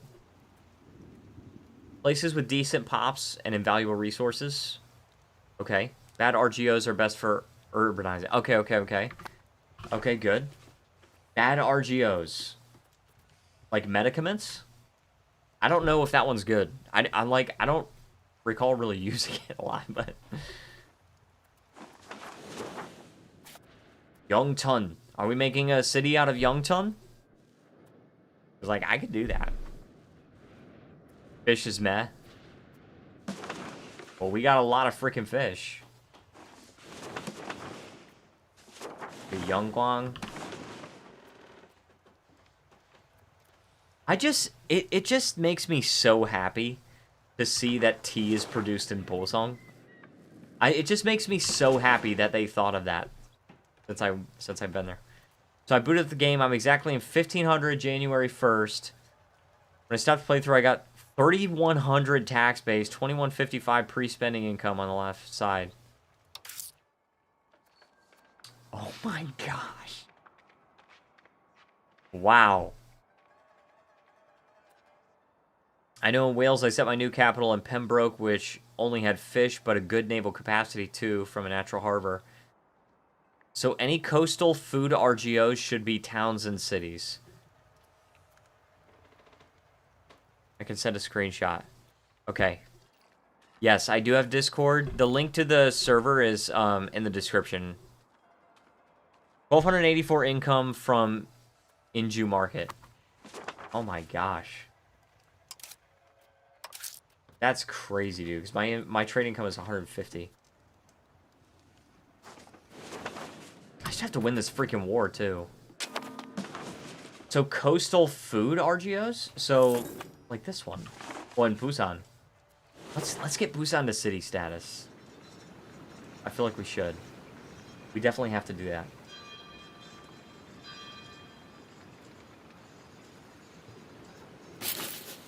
Become a city. So city is definitely for the building levels plus 100. Pop promotion, speed, max control. Food capacity, population capacity, construction capacity. Okay. Okay, we've got this. Let's upgrade it. I was making like 340 or so from subjects in my Bulgaria game. That's pretty good. I mean, it sounds good. Temporary. We look weak. Alright, let's see what we got. Thank you for joining the Discord, by the way.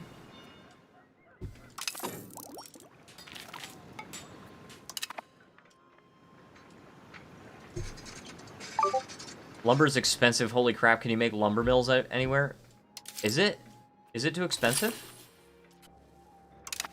Do we have like a shortage of lumber? Oh, we do have a shortage. I don't think it was though.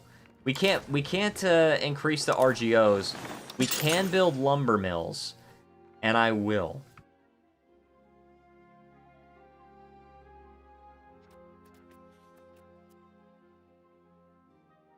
Just producing tools. Boom. In Cheonan. Yeah, let's build it in Cheonan also. We're out of money now.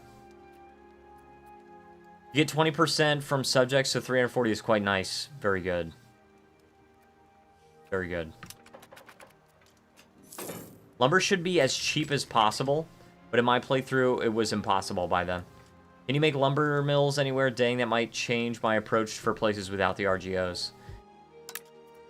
Yeah, we definitely have to build more lumber mills. But we're also gonna need more tools. So this is the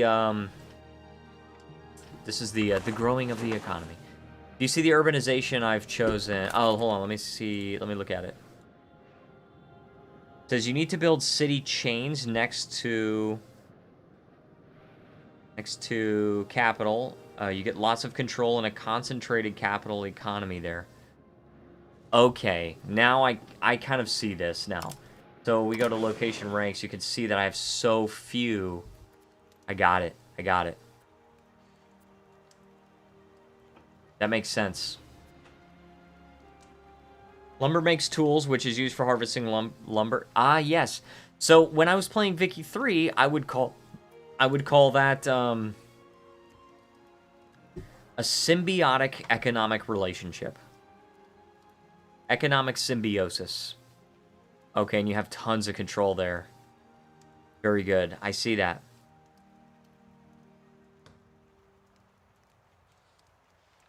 I've sent a control. Yes, I see the control around the capital.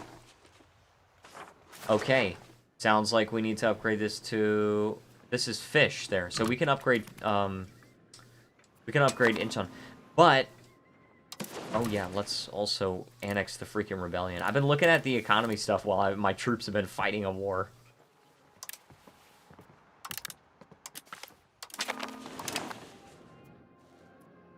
What's your capital tax base? 73. I will probably stay on traditional economy for my Hungary campaign because the amount of silver/gold RGO's early game. I actually kind of like they implemented the economic aspects from Vicky. For all the issues Vicky 3 had, it does that impeccably. Yeah. True. True, it does. 216. But your capital is Inju? Is that in Incheon? Mine's 3. 3? Oh, jeez. For Kaesong, so you kept your capital in Kaesong, maybe? I'm trying to figure this out. No, you did not keep your capital in Kaesong. It doesn't look like it. But the capital of Kaesong is nearly 200. Old capital. Okay, got you, got you. Gotcha. I moved to Incheon. Okay. You moved your capital to Incheon. I'm gonna keep my capital in Hansong, though. I have to. For better harbor capacity. I definitely feel you on that, but, like, role-playing reasons, I'm keeping it in Hansong. Okay, well, so we need some money, but we can get the money fairly easily, right? Oh, and also, I haven't been doing anything with this cabinet. Let me go ahead and convert a province to Eastern Buddhism. We definitely want to convert these provinces, because that's where rebels are coming from. I got 230k in Inju. Encourage migration to capital is OP. Dang, 230,000 in just the capital. How many do I have? Demography. Oh, 108,000. And that's like not even close to population capacity. That's what I do. I'm always on itinerant just for the proximity bonus. Got 108,000. Yeah, I'm not even close to population capacity. But we're going to upgrade Incheon to a town. And I'm building these, I'm building the lumber mills, right? I'm building them. Also, why is this stalled? Ah, tools. Tools and lumber. That's why. Now I know why my freaking explorations are stalled. Okay, tools and lumber. Wow, that's awful. Okay, so that's why. Everyone swears by centralization, so they told me to avoid anything that isn't there. 200,000 in Kaesong and 115,000 in Namgyong. Tools and lumber were my issue as well. It's hard as Korea. Gotcha. Let's look at tools. Yeah, we're short on tools. We're very short on tools. Can't we get, like... Oh, in age 4 we can get an upgrade to tools workshops. I feel like you guys are supercharging my playthrough. Thank you so much for this. Ultra's capacity. Iron in Europe is much more plentiful as well. Tools and lumber, it's just elementary Vicky 3. That is true. That is actually true. It's exactly the same in Vicky 3.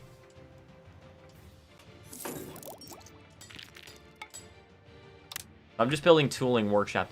And then here's the other thing, because you can only build tools, guilds, in towns and cities. So it actually makes sense you want to have more of those so you can build more of those high-level buildings. You don't get shortages, penalties to tools at all. You can double your tool economy. Alright. Well, we gotta freaking do that. Building 17 tools guilds. You can also change production methods.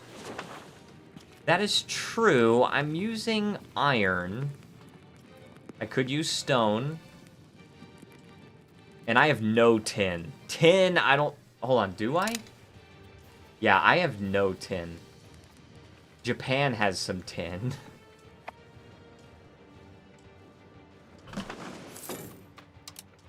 Actually, I want to check this. No tin! Oh my gosh! It was because of Lathe that I sort of understood how important tin was. Can you show your location ranks? I can try to help choose what to urbanize ASAP. Okay, first of all, I am going to urbanize Incheon. I will do that. But then let's check out the location ranks. Okay, this is what we got. And I'm turning Busan, Busan into a city.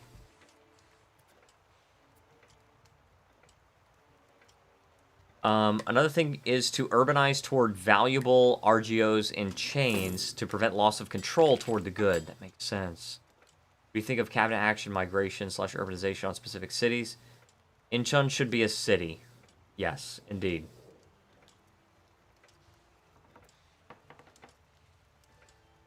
This is called Gwangju, but I kind of want to call it Gyeongtaek. I'm picturing closing borders, conquering a place, expelling pops from those conquered places whilst having your migration set on the capital. Do you think that might build up your core lands much more? Much. Check coast next to it. If it's a food good, just urbanize. So that's in Suwon. So you're saying food RGOs on the coast should be urbanized. I'm not going to say you're wrong, but I just want to know why. OPAF, my capital was like 30k after a couple decades on that action. It's 200,000. Migration / urbanization on specific cities. Coast is valuable real estate for harbors to promote control over sea. Okay, but why specifically food RGOs, though, is my question. Is it because, like, is fish not a good... food good?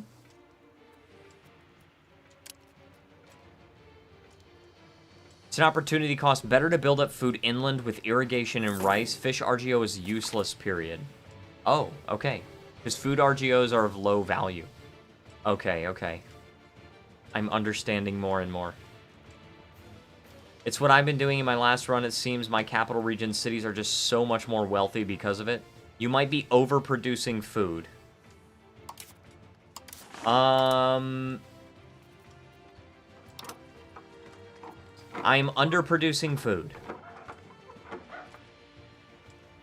We do have national assemblies. I can't do anything about this because I don't have enough government reforms. And I'm not going to change what I have because I got some good ones.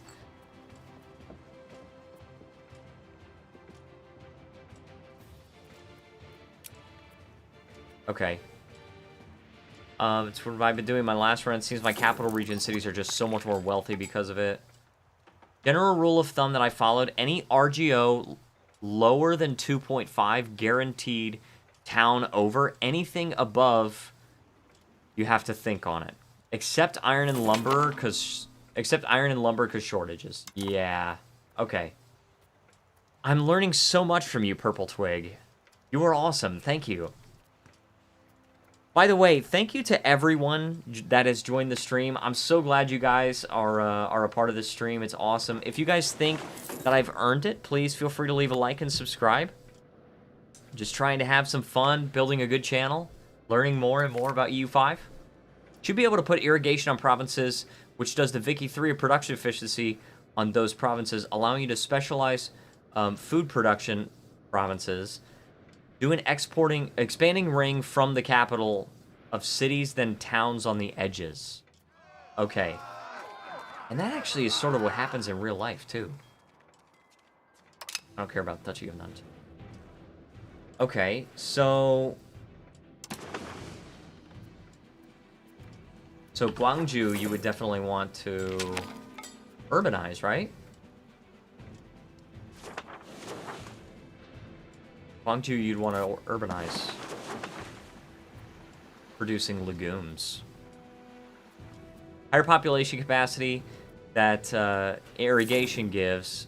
It's good even for cities because higher capacity, higher population growth. Okay, so I'm urbanizing that one. Check legumes base price. It's 1. So you said anything lower than 2.5 guaranteed town over. Oh crap, what happens here? Oh sweet. We got a colonial nation. Charter we founded to colonize Atu has now fulfilled its role and has become a fully functional colony. Now we need to decide how we wish to handle this territory. Form a new colonial subject. Just feed your pops with rice, because rice is plus 10 food. It's the best. That's true. It is good. Rice is good. Sadly, Purple Twig can't nearly compare to the Supreme General. I know, I know. If only Robert were here.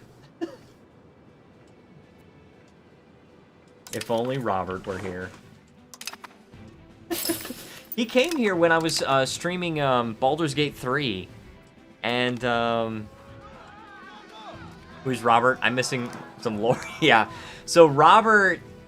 Oh my gosh. So Robert would come onto the stream. He does still come to the stream, but like... Robert would come to the stream and like... I don't even know what I was going to look for. Oh, karma. Need more karma. Oh, now I'm in debt. Crap. Alright, I'm gonna have to mint some. Get some inflation. Nice color-coded tabs up top? Yes, that is a mod. Their colonial flag? I will check. And Robert used to... He started coming around when I was streaming Vicky 3 primarily. That's their flag. Pretty cool, but I think it's it's like a dynamic flag. I don't think it's, like, programmed. And he would just, like, start commanding me of what to do. Like, okay, do this now. Do this, do that, do this, do that. And, like, more than half the time, whenever I listened to him, I would just wreck my entire game. Now, he's much better about that now. Because now, instead of just telling me what to do, he actually just gives ideas. Like, oh, why don't you do this? Like, I think this would be a good idea. So he's much better, but we call him Supreme Commander Robert because he just gets in and starts he just starts telling me what to do. I notice your pop is low. I got 5.7 million. Did bubonic plague hit you hard? No. No. So clearly you're doing something better than I am. Because the bubonic plague killed, oh wait, oh maybe it did. Crap. Maybe it did. The first wave of it, like, barely hit me at all. So maybe it did. I always follow the Supreme General. No dissidents will be allowed. I spammed irrigation everywhere early game. I'm learning so much from you. I'm so glad that you joined this, because I just, like... So irrigation is population capacity and food production. Okay. Hospitals map? No, I did not build hospitals. What I did is I closed the borders, and the first wave of it, it only dipped into this location, and then it left. So...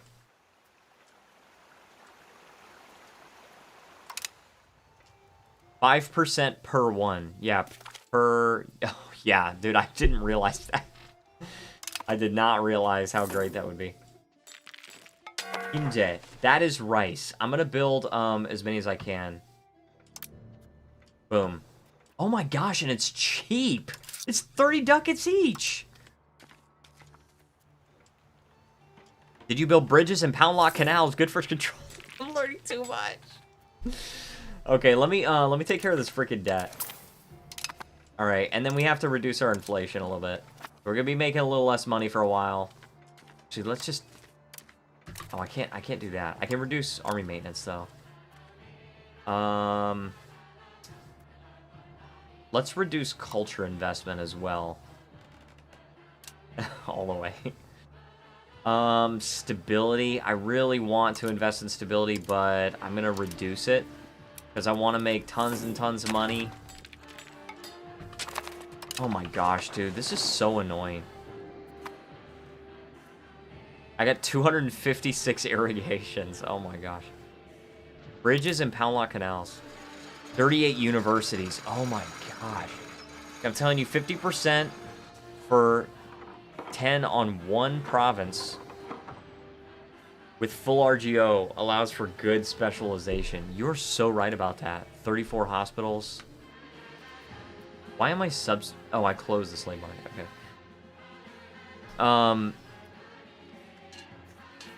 Army maintenance, do you need it when you're not going to be attacked? Well, I do have rebellions.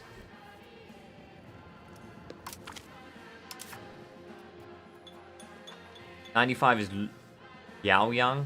I got 290 marketplaces. Oh my gosh, dude. That is crazy work. I gotta get a lot better at this. What was I gonna search for? Oh, bridges.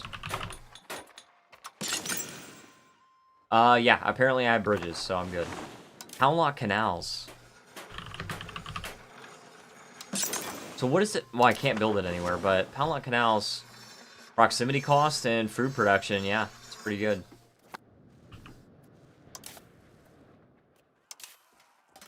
Alright, pros. Focus siege. I hate these stupid rebellions, dude. These jerchins are not fun. Are you taxing the clergy? Yes, I am. I am taxing the clergy. I just need to get this inflation down.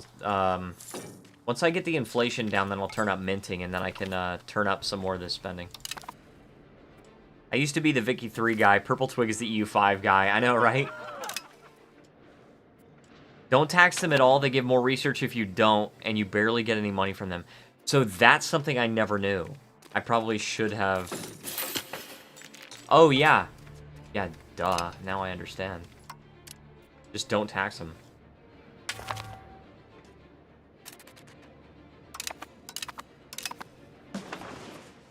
I still haven't declared war on Gyeongsang. I gotta freaking lock in. I gotta lock in. Keep your clergy loyalty as high as possible. Okay. 1.9. In fact, give them some privileges for higher loyalty. Oh my gosh. You know what I could do is just make them tax exempt. Right? Plus 10%.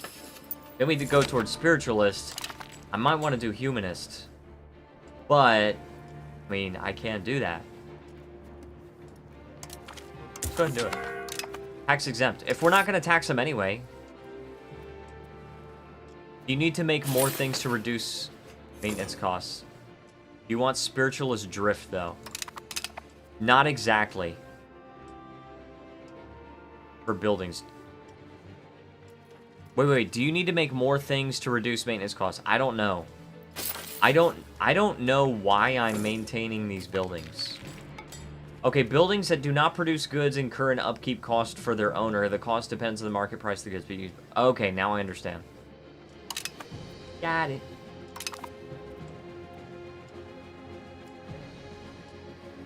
Spending 175 on building at 1,500. Oh my gosh. Alright, my inflation's going down.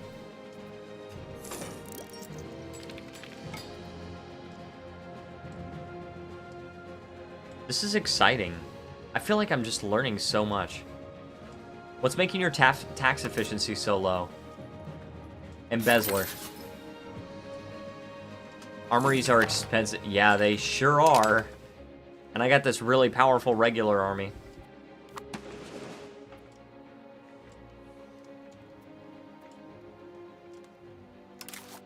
Why is this not progressing at all? Oh, because I don't even have the tools.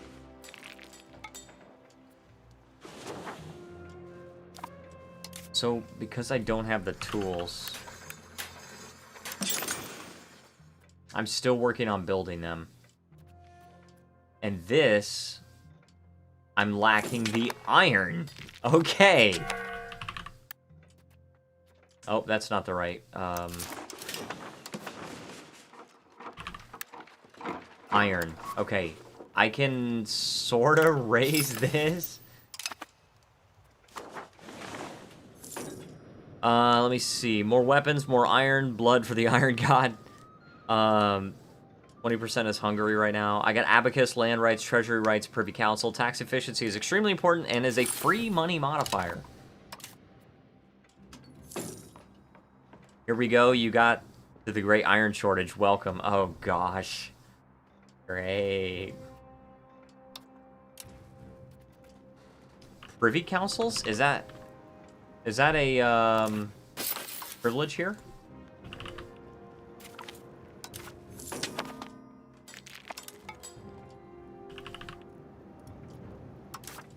Is that a Sangmin privilege? No. Oh, is that a government reform? Tools are the crux of your economy, and iron is the main input, so it makes sense. It's a reform. Okay. And I don't have that. I have harbor administration. I don't know if I'd want to change this right now. Gosh. Privy. Tax efficiency. Oh, but it gives you a decentralization drift. Okay. It's worth it, though. Well, it's only 20 stability. I could get that back. Decentralization drift doesn't hurt at all because you already maxed. True. Yeah, let's go for it. Get some more money there.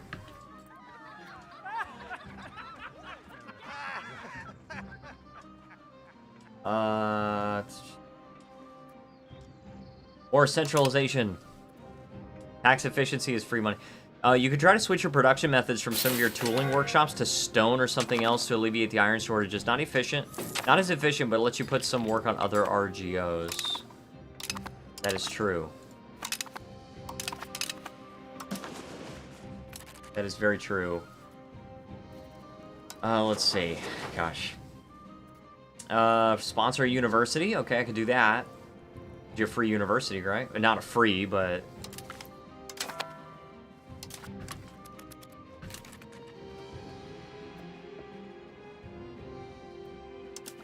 do searching. When you max out a value, opposite drift is harmless as long as the net drift is still positive, even if it's 0.01. You're right. I didn't consider that. And I do have a lot of drift still, so... How are my institutions going? Okay, so... I do have pike and shot. That's, like, present in some areas. So we have, like, nothing left to research.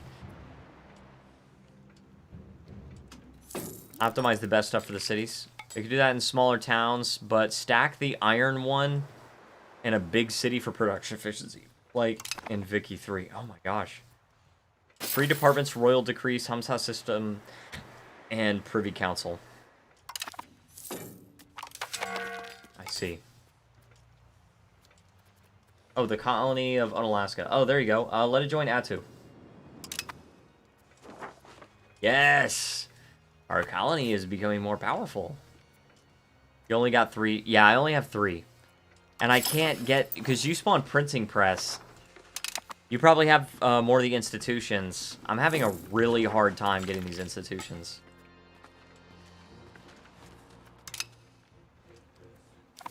What's the profit from the colony? Are you talking about subjects?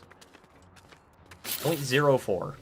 I have all the institutions in 1500. You lucky dog.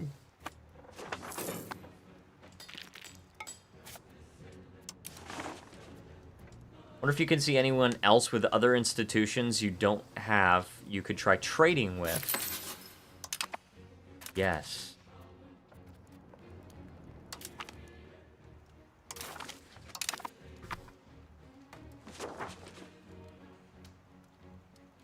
Unfortunately. Now see, it doesn't make any sense at all that the New World institution is not spreading to me even though I have a subject in the New World. You gotta trade with the guys who have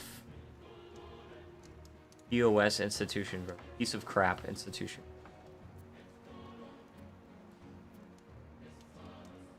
Check near Borneo or Champa. Champa... That one doesn't have it. Borneo. That's who got it my game from India earliest. Not quite. Pike and shot is in some places. But... it's like nobody that I can see has anything other than pike and shot. The green spot in Khmer. Just pike and shot. That's all anybody has that I can see.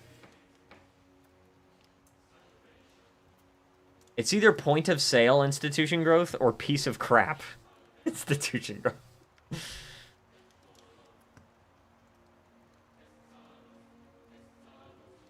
No printing press in Asia. You're so cooked. I know, right? If I have no printing press, I'm cooked. The end.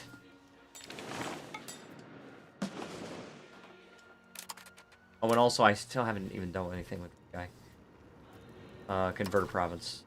For Buddhism, we definitely want to convert... we don't care about those. Waju I care about. I think me spawning printing press in Korea massively cucked the Europeans long term. I might be able to dominate them in the late game. You might be able to. Because that means they can't promote institutions at all if they don't have it. Constructing a university. Very good. So I'm constructing that. Not like in EU4 where you're supercharging your capital was all you need. Yeah, true. All you had to do, literally all you had to do was just develop a province and then it would get the institution. Does AI even promote institutions? I think it does, and the reason why is, the reason why is, my automated cabinet will sometimes promote institutions for me, so. I never even knew that. You have cannon stacks to siege. Yes. I have 10 Hwachas. I automated 2 members of the cabinet. Not my whole cabinet. I click on automate, but I've locked in, what, 1, 2, and 3 out of 5. So I get to control what they're doing. Right now I'm pushing toward unsinicized. And I'm converting 2 provinces. But then the automated ones are stabilizing the country and then secret royal inspectors. I barely did any warfare yet, so I don't know what's the meta. What army composition are you using? So, I don't really know what the meta is either, to be honest. These questions are coming in faster than I can answer them. I don't know what the meta is either. I have a ton of cavalry regiments, but that's also because they're smaller regiments. In my experience, cavalry doesn't really get any kind of penalty. It's just really good. Unsinicized is a mistake in my opinion, but I guess you can flip it later when you get the institutions and need research. The army comp is quite simple. Like, I knew it, I had it down pat in EU4. I don't know what to do in EU5. It's important to get a massive crown family. Yeah, I always marry my heir to 4 wives to maximize children. Like in CK3.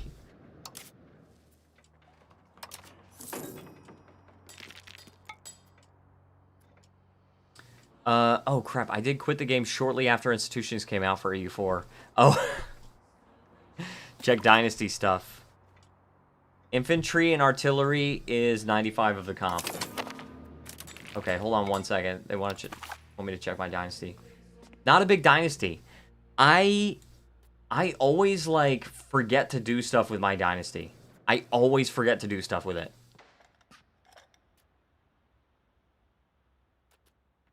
I have some kids. And I have a queen, too.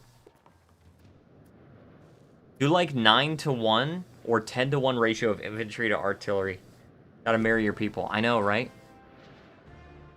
I got 117 living members of 347. What do I have? 5 out of 21. Oh my gosh. Super tiny dynasty.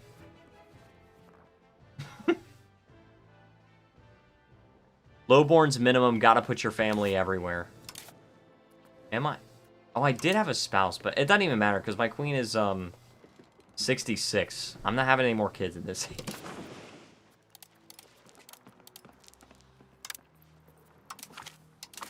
Again, we conquer this territory. This is like the 4th time we've freaking conquered it. Marry all of your male heirs to nobles. Okay. I have 1 male heir. He is 47! Oh my gosh. And he's also not even that good. Wait, this costs prestige? Oh, it costs legitimacy?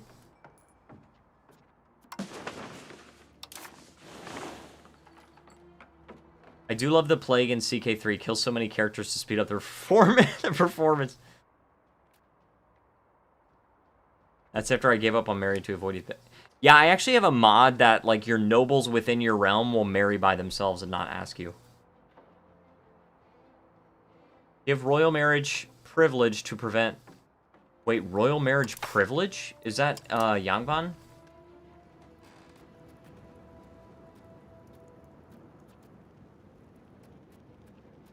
Royal marriage rights. Is that this one? The hidden modifier in the royal marriage... Oh my gosh. To be the peers of our rulers. Therefore, they are eligible to marry into the ruling family, subsequently increasing their influence, power, and core as well as in the government. Okay. I did not know that. Thank you for that. Oh my gosh, you're so right about that. That's crazy. Anyway, she's 33. She might have some kid. Don't marry the 71-year-old. Or the 67-year-old. Or the 66-year-old. Marry this one. And how many wives can we have?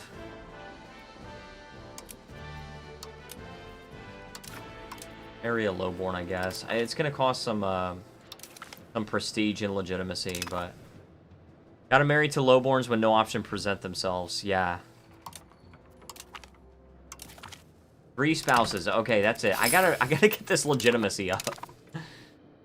You're cooked. No young nobles. What about a royal marriage? Japan has lots usually. I couldn't do that. I couldn't do it. When I go to royal marriage, nobody will accept. I am cooked. I'm thoroughly cooked. I'm realizing that. But I'm building tools guilds. Darn. Yeah, I know, right? Where are my tools guilds here? So... Yeah, the most profitable here. I don't know how I'm getting tin other than just importing it.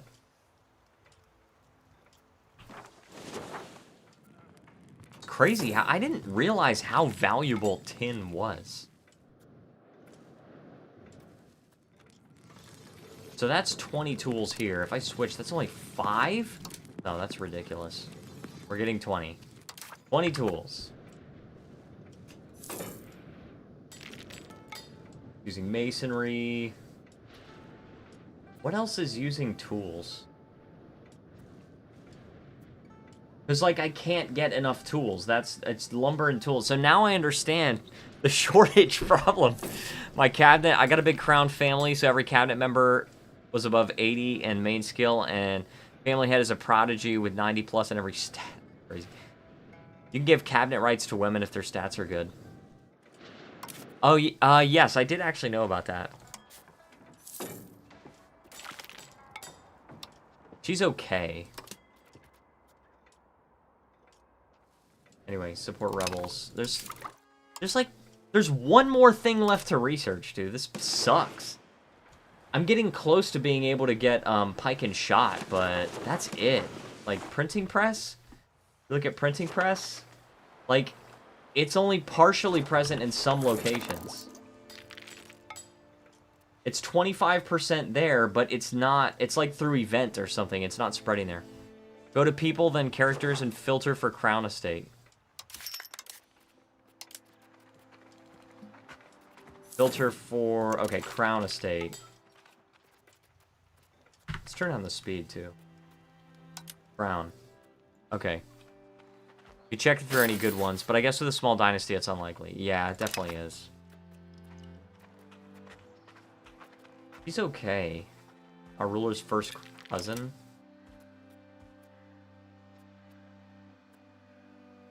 That's my ruler. Okay, that's a courtier.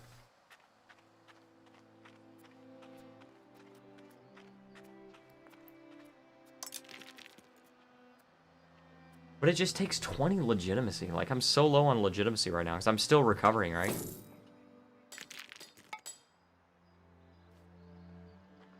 Cooked. I feel like I should still be focusing on building irrigations and stuff. Oh, he's got a queen right now, which explains the lack of marriages. But yeah, I'd only figured the dynastics recently myself. Legitimacy is the biggest cost. What's your cost of court modifiers? Right now... Oh, yeah, I need to be spending... Oh, yeah, I got my inflation down. Oh, man, I forget stuff so bad. You guys are gonna learn this about me. I forget stuff so easily. Alright, so I'm making a lot more money now because of minting. So I can bring this up and get a lot more legitimacy quite quickly. And I also want to invest in stability, but that's going to bring me down real far.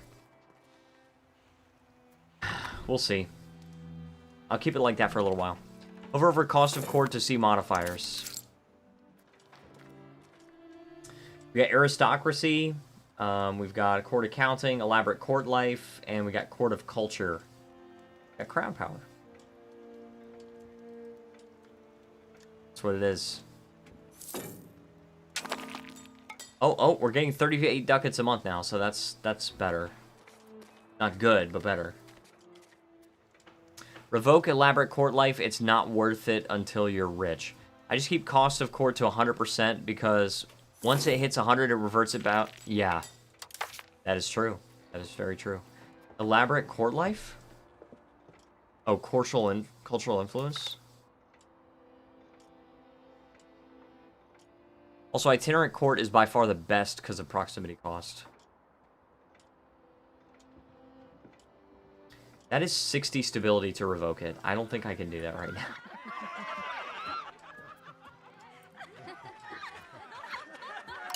We need the karma. We need to get back toward balanced karma. And the thing about it is we have to attack Gyeongsang.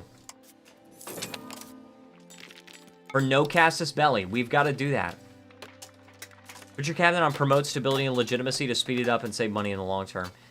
That is an excellent idea. Alright, so instead of having this guy improve my diplomatic reputation, let's see, let's stop automating the cabinet altogether. And then we'll do, this guy's so good. 100, 100, 100. Karma's out of whack. Buddha doesn't approve of all this disharmony. Never do no CB. It's very bad in this game. What? It's so much better than an EU4. And plus, what kind of CB am I going to get? Well, except for the dubious claims on province. Integration map mode? Okay, hold on once. This is Secret Royal Inspectors. The stability's good, sure, but... what's this? Urbanization, stabilized country.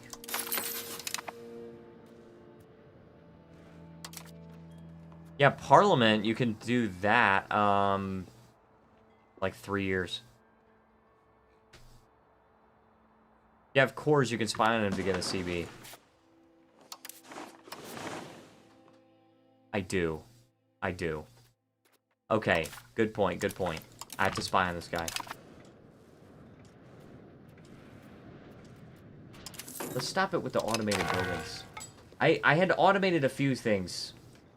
And this is one of my first games that I started, so I'm continuing with that. A lot of things I automated. I feel a little bit comfortable. I feel a little bit more comfortable handling directly now.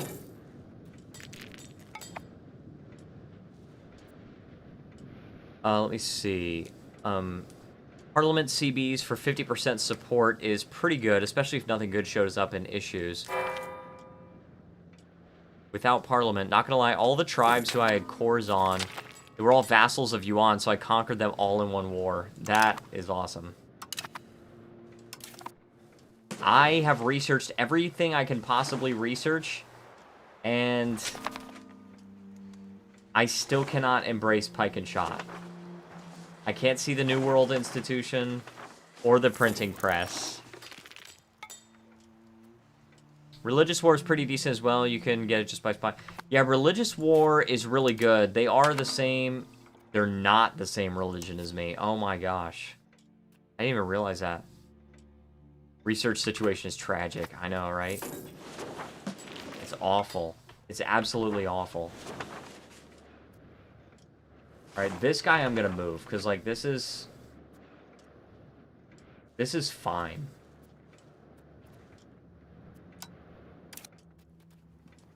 This is fine. I don't have to have 100% of the people in my religion. Upside.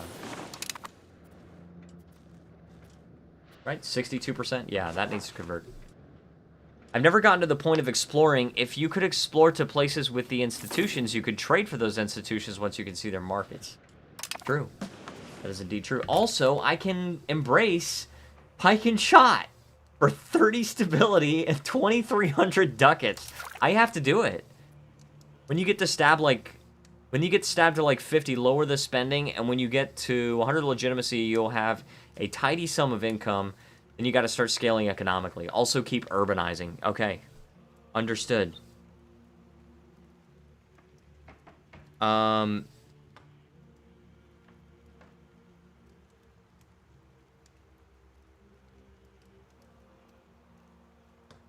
Okay, there was something going on in my work group chat. That doesn't pertain to me. Each institution also increases research rate. That is absolutely true. I remember that from my Georgia campaign. Embrace ASAP. You're literally wasting research points right now. Absolutely. Take the stab hit. It's fine. Yep. Okay, so what do we want first? What do we want here? Battle leadership law? What's this one look like? Meritocratic? Plus cabinet size there, I think. I don't think it's in this institution. Although that's an extra government reform, so that's good. House of Parliament. I don't think there's an extra cabinet size here. I think it's usually on the admin one, so I think it's a new world. Military bonuses are low-key useless. Just crush them with numbers because you're rich. Potentially. Potentially. Where is that cabinet size? I know it's in here somewhere.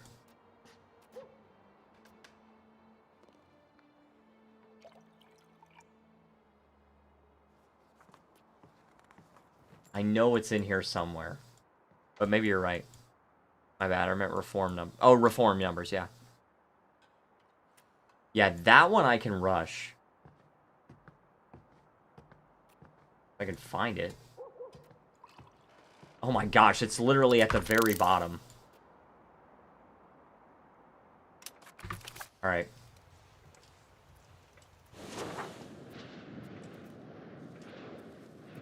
Okay, so I'm spying on this guy. I'm losing some money. As Korea, I held 4 out of 5 hegemonies right now, and it's just because I can't be bothered to build the heavies. Oh my gosh, dude. I'm so sick of these stupid rebellions. Oh, jeez. Let's focus on the siege right here. I haven't unpaused from 1500 yet. Oh my gosh, dude. I gotta catch up, dude. I gotta do a little bit of catching up. The Yangban. So this I don't really care about because I'm already taxing them. I think I'm okay with this because then I can tax the nobles a little bit more, right? Yeah. And we definitely need to be taxing the nobles because I'm like spending too much money.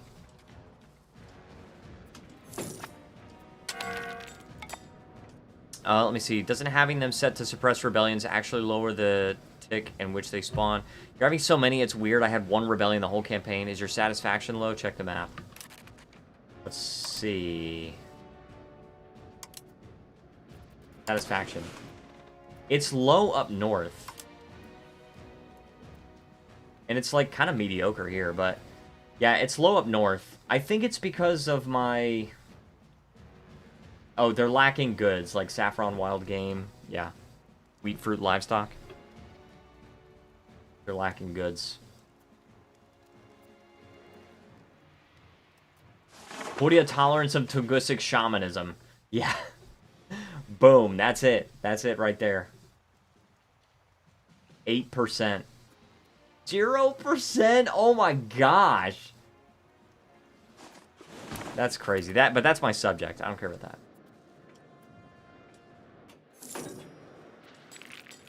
Your satisfaction is better than mine. I just checked. Weird at so many I know, right? It's just so weird that I keep getting these rebellions.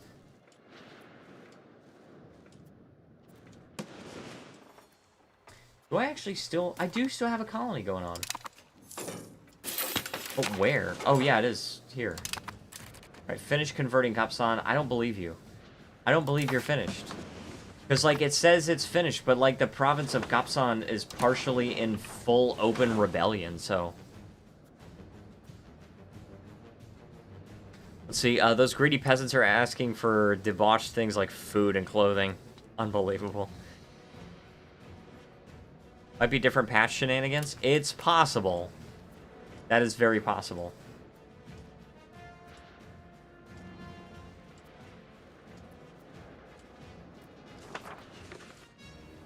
This is how I used to play EU4, with the political map mode on all the time.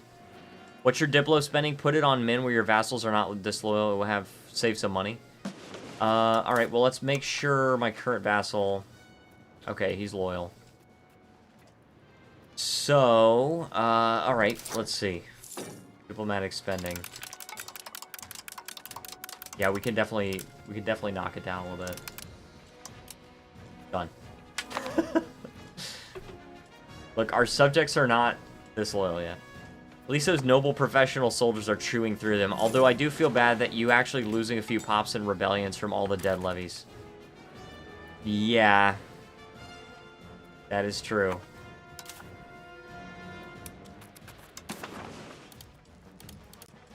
I could just conquer them again.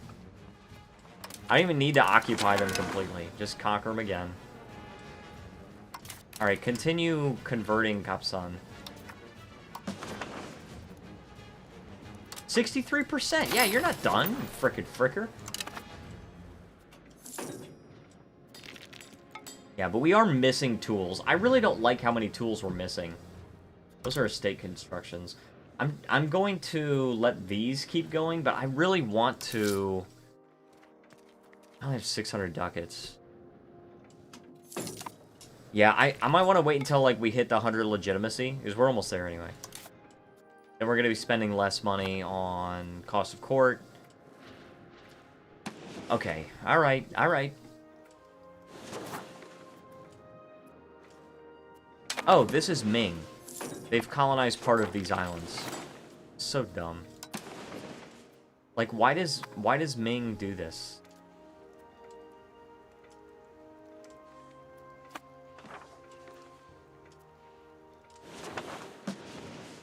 Ming is #1. What I would really like to be able to do... Yeah, I know. Yeah, Ming colonized Taiwan. Cost of court is 1,000 ducats. Being a great power is very expensive. Yeah, it sounds like it. Duchy of Nanchang, yeah. And apparently this guy is like the military hegemon or something. Yeah. This guy is the military hegemon. I'm sorry, 60,000 levies and 17,000 regulars. I just feel like I could beat him. Maybe not, but like I feel like I could come close. I am number 14 though. So to be fair.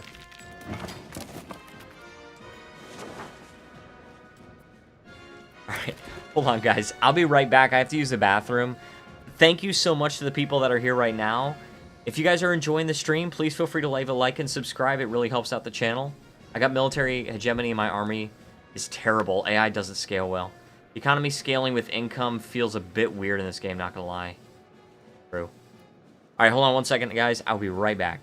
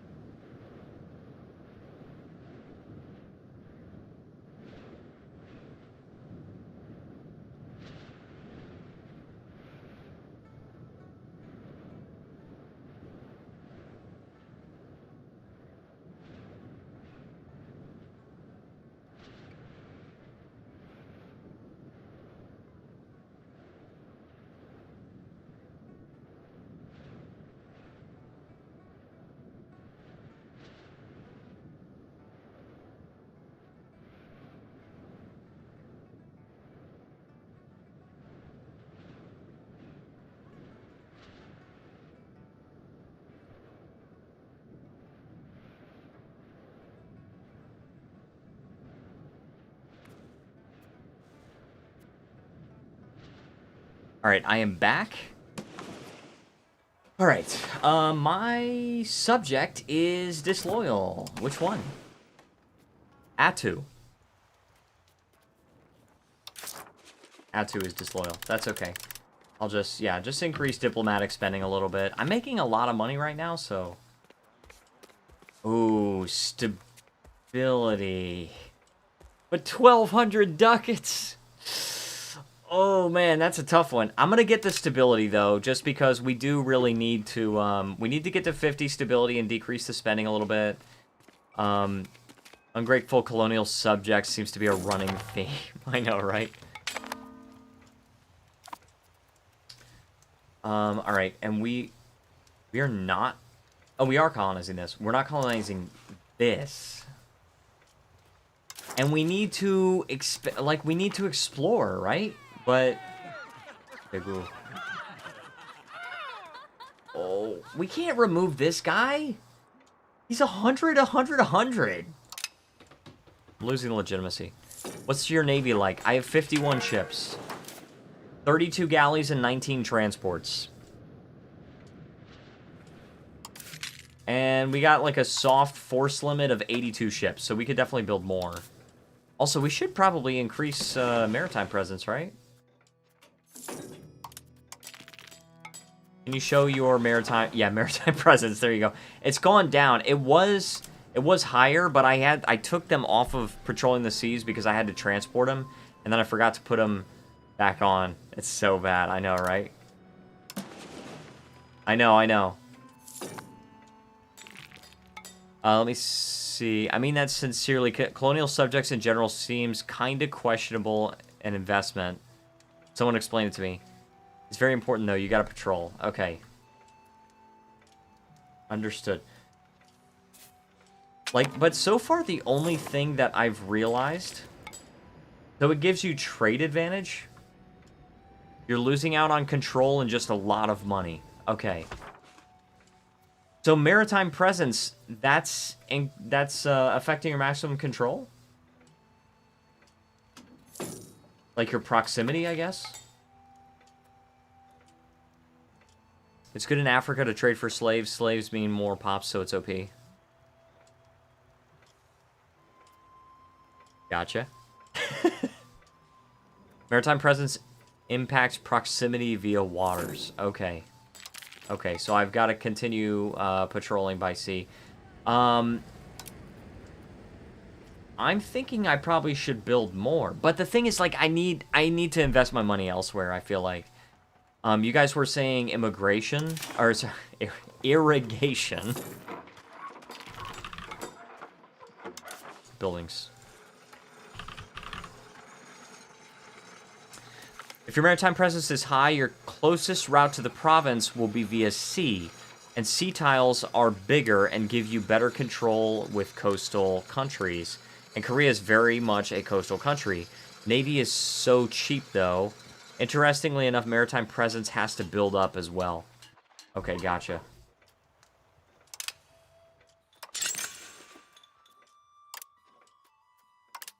All right, I'll do that, and then we'll upgrade another city. We'll make Suwon into a town, right? And it produces, was it fish? All right. So let's upgrade that to a town. These things are stalled, though. Like, I need tools. I need tools, guilds. I forgot to build more of those. Oh, jeez. I'm doing my best, guys. I promise.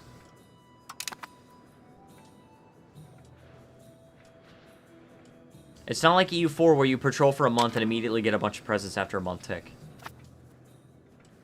Was maritime presence a thing in EU4? I don't remember it being a thing.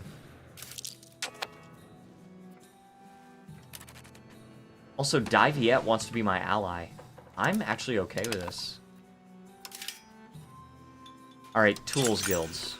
Yes, we need more. Let's just build more. Patrolling was more for trade. Oh, yeah, protect trade. I got you. With the light ships. I don't think they even had a presence feature in EU4. Gotcha. Yeah, see, that's what I was thinking, but that makes sense. Oh, yeah, we're out of iron. That's right. Frickin' fricker. So iron. Oh, that's copper. Use copper and tin. Or you can use iron. And we can't get iron. We can get a Bog iron smelter, which will... no, we can't even do that. So we're just short on iron.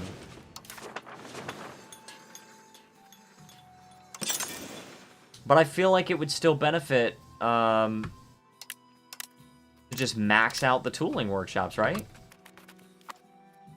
Tools Guild. Like, oh crap, we took a loan. I keep calling it tooling workshops because of Vicky 3. Alright, my heir is underage. Oh, yes. Alright, so we need to make sure that he gets an administrative education. Or just an expensive one.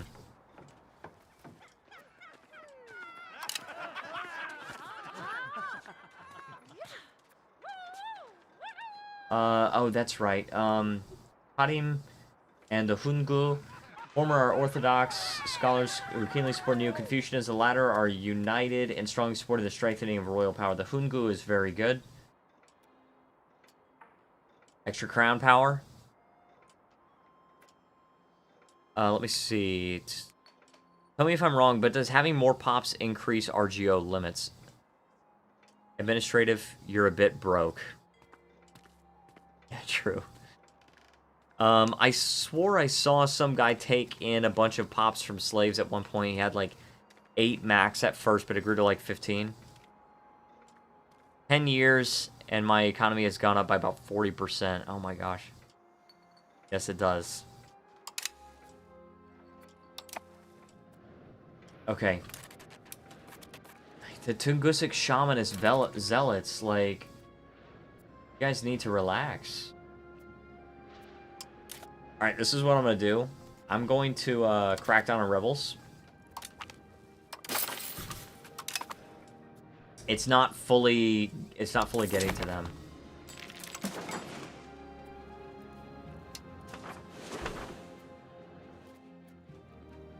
Okay,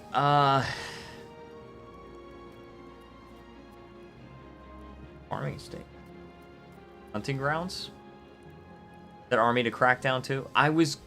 Well, yeah, I will do that temporarily, but I just got 20 spy networks, so I want the CB. Reach out to our faith. Yes, I can reach out to our faith. What do we want?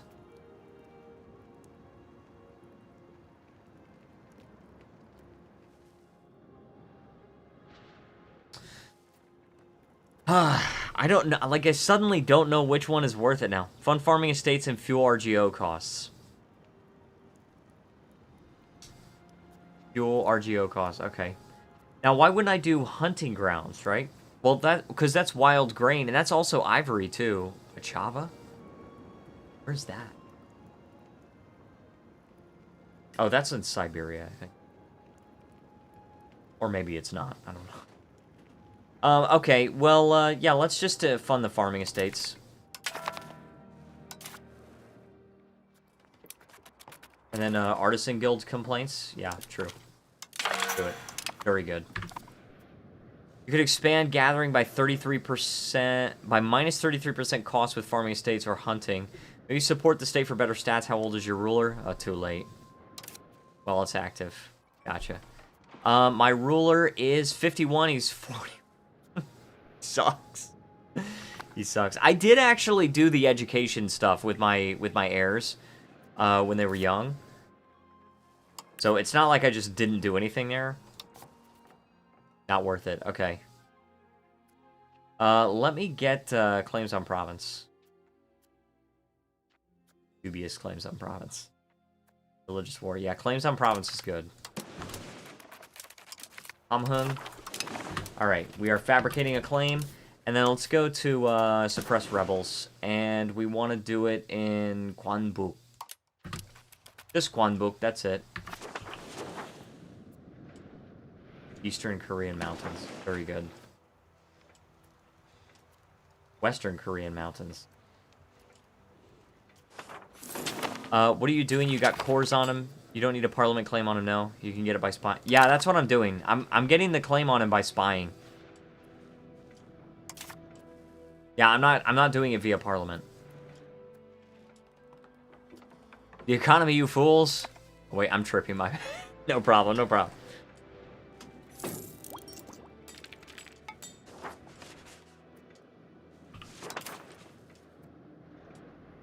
This is so awesome. I love it whenever I get an active chat. You know, it's not every day that I have an active chat. And it's just really nice to hear from you guys. We got... It's still going up, though.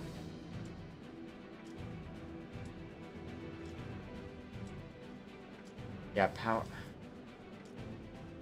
This is the cabinet action. Power of support.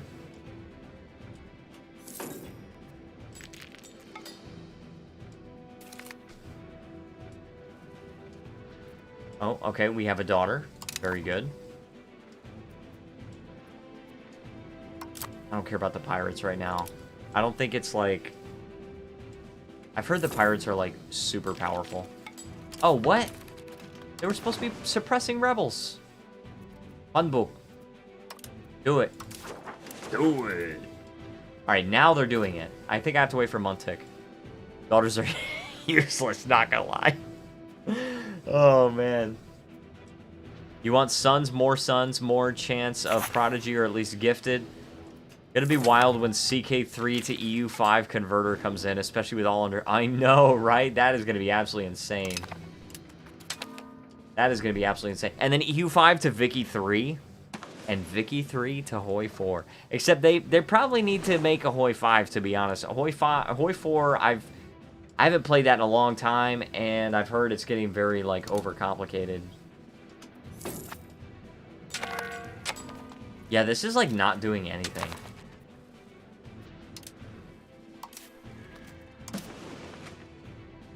Well, not only Kwanbuk, but also... What's the other one?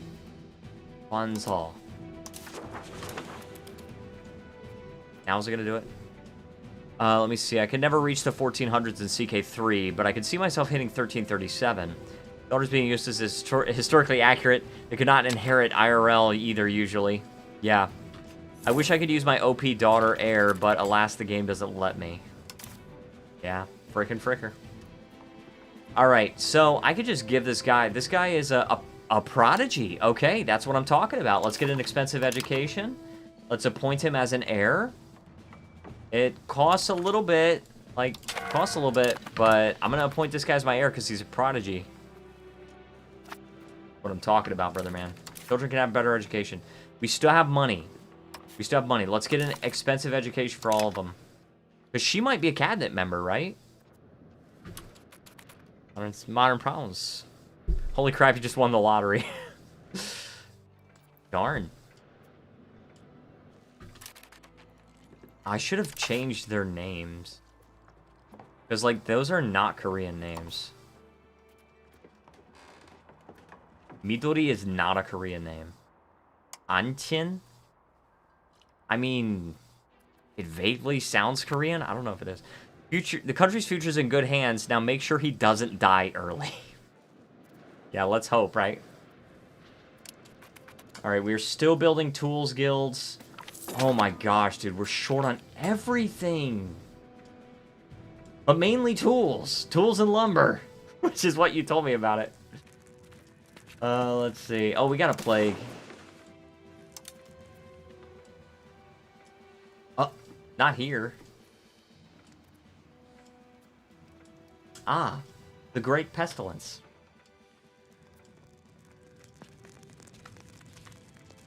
Let's get stability from that. I like that. If you attack Japan, who would defend it? Everyone else. Ugh. I don't know. I don't know how I feel about that. Great Pestilence is just for New World countries in it. Well, yeah, it's for New World pops, so it's like the people in this part, like my colonies. Of course, I don't have tools, so my colonies are progressing. The people here that are not of Korean culture, those people are going to be dying of the Great Pestilence. The Korean pops, I don't think would even have to worry about it because Centralization. Just keep it maxed out. There is a diseases map mode. And I think... Yeah, you can see the resistance. So if I go to Hansong, you can see 100% immunity to the Great Pestilence. 97% to the bubonic plague. 100% to everything! Except for the bubonic plague. Let me see. Check out how border gory my Asia is. It's kind of funny. I have the devs do something about it. I sent it on Discord. No problem. Oh my gosh! That is awful! That is crazy work, brother man. Koreans just built different. I know, right? That's like, can cuddle with those adorable rat things. I remember, we used to have a guy in the chat named DGen. I kind of wish he would come back, but we used to have a guy named DGen. And, like, there was a time in Vicky 3 when I used to play, like, just totally backwater countries all the time. And then he finally convinced me to play as the United States, and suddenly, or maybe it was Spain. I think it might have been Spain. And suddenly I was just wrecking shop. Like, I was just doing insanely well. And, Snakes 2, just vibing. And so he's like, Planky plays a non-backwater country for the first time, and he goes, maybe I'm just built different. Nice. Maybe I'm just built. Okay. Alright, we're finally up to really balanced karma, so I'm very good. I'm very glad about that.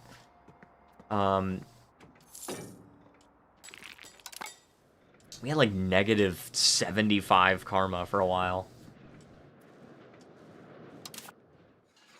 Now, the tools guilds, okay, you have to have those in towns and cities and stuff. So, it's good that I'm urbanizing more, because that means that, what's it called? It's good that I'm urbanizing more, because that means that's more opportunity to build tools guilds. And I'm, like, so short on tools, it's not even funny. By the way, in the screenshot, you can see the bulge in the northwest. That's the country I integrated via personal union. Gotcha. In the north, yeah. Shenyang, probably. Because Shenyang has, they're, like, the only other country in the world with a primary culture of Korean. Which is weird. Even though they don't even have, like, a ton of Korean pops. Like, they have the Chosuncho. You're playing a country with 3 million plus pops. I'm wondering what the strategy is when you only barely have 250,000 at most. Get them. Yeah, so my Georgia campaign, I think I ended up with over 7 million people, and I think you start with like 250,000. I might be wrong about that. It might be like 400,000, and then you go down from the Black Plague. And I also was playing as Hanthawadi. Now, Hanthawadi starts with over 1 million. When you have that few pops... Oh, I did play as Luwu. Luwu, I think, starts with, like, 400,000. I think that's the lowest population country that I actually, like, built up. You know what I mean? But I can tell you that what the strategy is when you have 100k on an Arctic island. The strategy is to do everything to not starve. Oh my gosh. My friend, for those of you that are familiar with the channel, my friend Dizzy, he told me that if I could play the lowest population country in the game, which as far as I can tell is Greenland, he said if I can... It's a Greenland comment if I've ever seen one, there you go. He said if I can play as Greenland and start as them and become a great power... He said he would give me $50. Worms. I don't want to play Worms. I am very much in the minority of EU4, Europa Universalis, because I almost never play in Europe. Now, I do plan on changing that with this game, because I would like to actually play in Europe in this game. I thought about playing Naples. I could easily see myself playing Portugal. Maybe somebody in the Netherlands. I don't know. But, But, like, I really don't like to play in Europe for the most part. Which I know that's weird, but... Alright, is the printing... Oh, what's this? What's this? It's 50%! It's still not there! 50%! Don't play Greenland's unironically so bad. Iceland is the middle ground. Like, I made 16 ducats profit and 14.50. After closing my border so they can't go to their home country. Oh, that's what I'm saying. Maybe the idea is to go steal pops from other places, conquer their stuff, and expel their pops to your core lands. Oh, you're right, you're right. Well, the Great Famine came. Oh my gosh. Oh yeah, the Little Ice Age. That's gotta be awful. As Greenland, you might start starving like 10 years. Well, I'm pretty sure that happened like historically, right?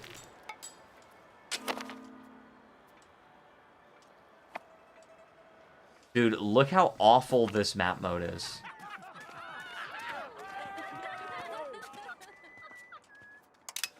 Look how awful this New World map mode is. No one has it. No one has it. Or be Muslim and take slaves by occupying provinces like the Berbers do. No Little Ice Little Ice Age is later. The Great Famine is just me running out of food because my population. I can definitely see the Greenland strat right themselves. Oh my gosh. But one thing's for sure, I need more tools. And I'm getting there, but I'm not there. So...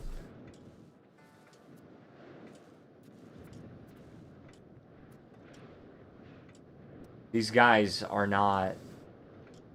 Why am I getting +3 and -1 from the same sect? That's so weird.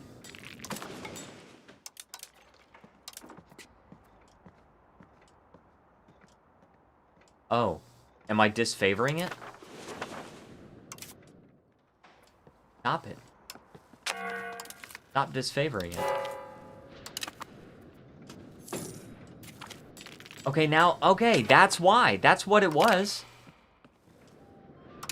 That's what it was. So, I was disfavoring the Flower Garland School, which means that the religious rebels were more uppity. That's what it was. There's a reason Iceland Pop IRL is 400,000 in 2025, and most of it is imported. I was paying 60 ducats for food in the winter, aka most of my economy. That's crazy. Turning a place with 5,000 pop... greater than 5,000 pop countries and trying to make them sprawling metropolis locales. Yeah. That is crazy. I told him, I was like, I don't think I can do that. I'm going to be real honest with you. Alright, let's take these guys on, dude. I'm freaking ready.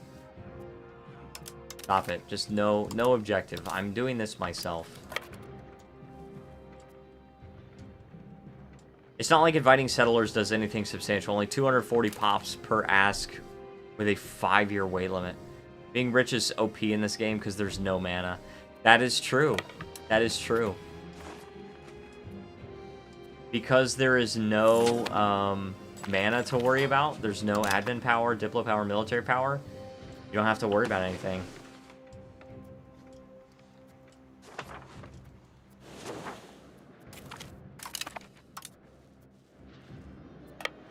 Okay, boom.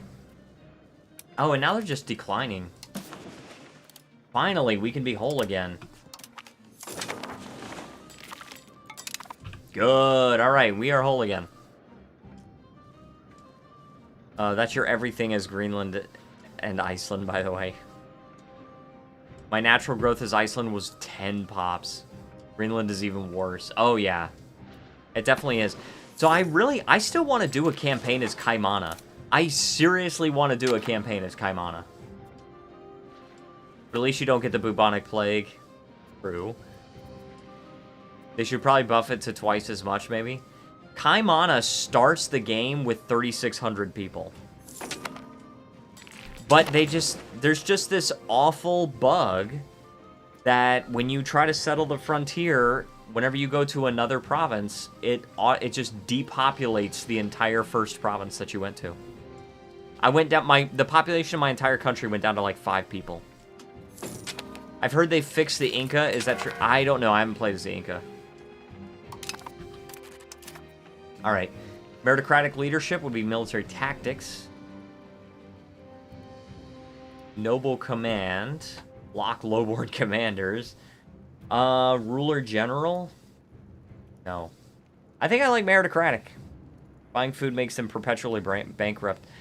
So Inca's thing is they're starting from the get-go. Yeah, I've heard that they've done some stuff, like they've given them some more food production in order to it's 200 ducats. I have to do it. They've given them some more food production in order to like make it possible to play as them. But yeah. Okay, so this cabinet member working on it is actually the only reason the rebels are shrinking. So we definitely want to keep the cabinet member doing that.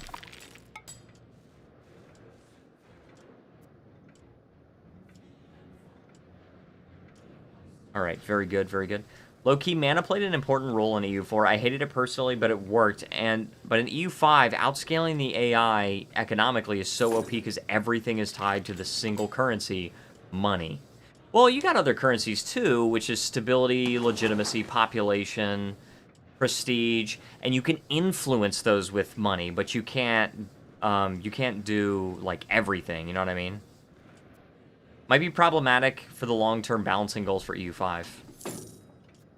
I think they just have to do stuff that just interacts with it more. Interacts with the other currencies more. I mean, but I agree with you, for sure. EU4 mana was abstract to begin with, and it grew even more abstract, especially when they threw missions into the scene, which blew up their DLC over a length of time. You pay for them with money indirectly, yes. So, yeah, like I said, you could definitely influence it, but let's see if we can change one of these things. Hongchun. Oh, but we wanted to... Oh, but that's silver, though. So, if we promote this to a town, that's not going to harm it, will it?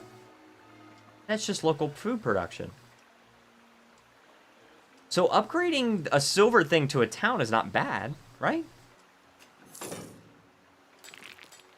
Have you played EU4 and Benar? I think that's the best thing missions can be. I've not played that mod, no. I did play with a lot of mods in EU4. I think probably my favorite mods were like extended timeline and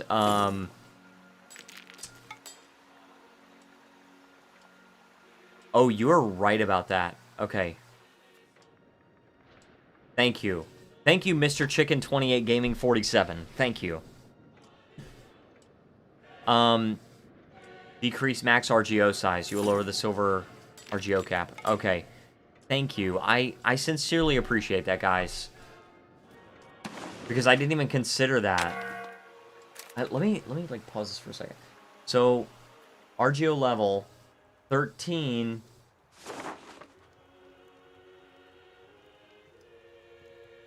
Clearing of terrain.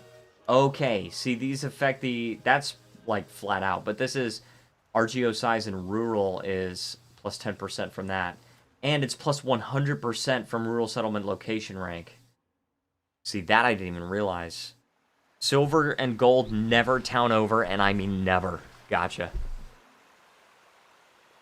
There's one stipulation I do concern with. Rural has the plus 0.1 pop growth.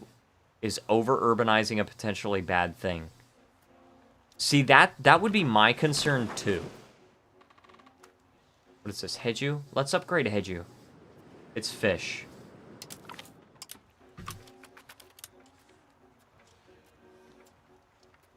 And then, isn't this Gangneung? Myeongju? Where is Gangneung? Oh, I think this is just a province of Gangneung. Yeah, this is the province of Gangneung. I'm going to upgrade this to a town as well. And it's called Myeongju, but I want to rename it to Gangnam. Can I use Hangul? Oh my gosh, can I? Oh my gosh, I can! Yes! Yeah, I can make it Hangul. Oh, man. Let me see. But urban locations have high pop capacity that you can boost with irrigation. That is true, but you don't want too many because you want pops to move to those urban places. Not sure if it balances out pop growth-wise, but definitely balances out in terms of economic benefit. I mean, most of your country is bound to be rural. Yeah, true. Okay, so this, I will rename to the English, but... Did you type in Korean? Yes, I did. Alright, Gangneung. But I am going to rename the, capital. The new noble. No, I don't want decentralization. I don't want aristocracy either. Just do it. Mina? Myeon. Yes, your name will be Myeon. Very good. Do you know Korean? Yes, I do know how to speak Korean. I used to live there, so... Let's rename this.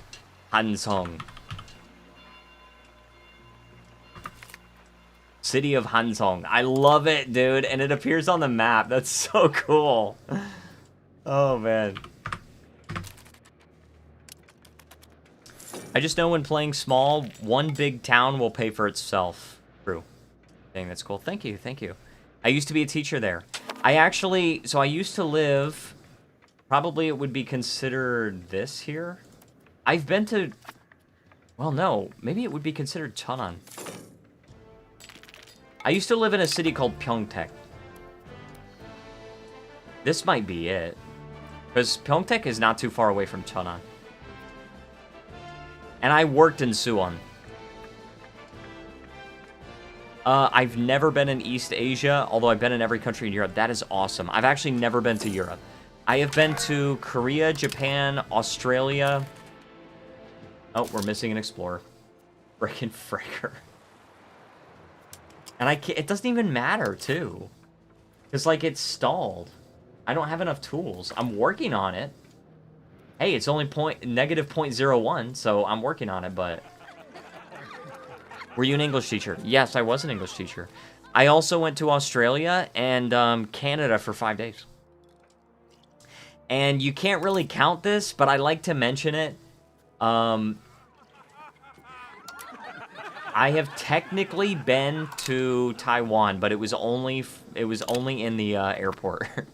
Because I was trying to go from San Francisco to Korea, and the flight... No, I missed the flight because the connecting flight was, like, too late, and I didn't have enough time to get to the next flight to Korea. So they were like, oh, yeah, no problem, we'll just reroute you through Taipei. And then, so I just went to the airport in Taipei, and I just waited for the plane, and I got to Korea that way. I really want to go to Japan, go on a Japan and Korea tour. My dad is currently hanging out in Japan. I live in Canada right now. Nice. Very good. What is this? My ruler's second cousin? Is this my dynasty? That's the Song dynasty. No. Can I, like, rename my dynasty, please? Like, this is awful.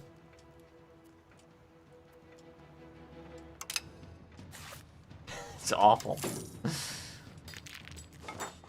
Printing press still not anywhere that we can see. New World not anywhere that we can see. Oh my gosh, dude. This is just so freaking bad. But the good news is, when it comes to tools...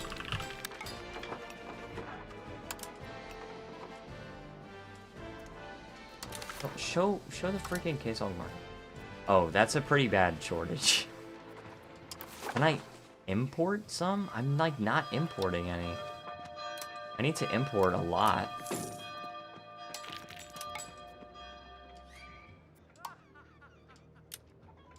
I'm just gonna try to import tools right now. Just import a ton. Let me see. How come your dynasty is not the starter one? Did you lose? I must have lost it at some point. I kept my original dynasty for the long-lived dynasty lore. Korean dynasties are one of the more long-lived in history, by the way. Yes, indeed. They indeed were. Yeah, I actually, I wrote a book about the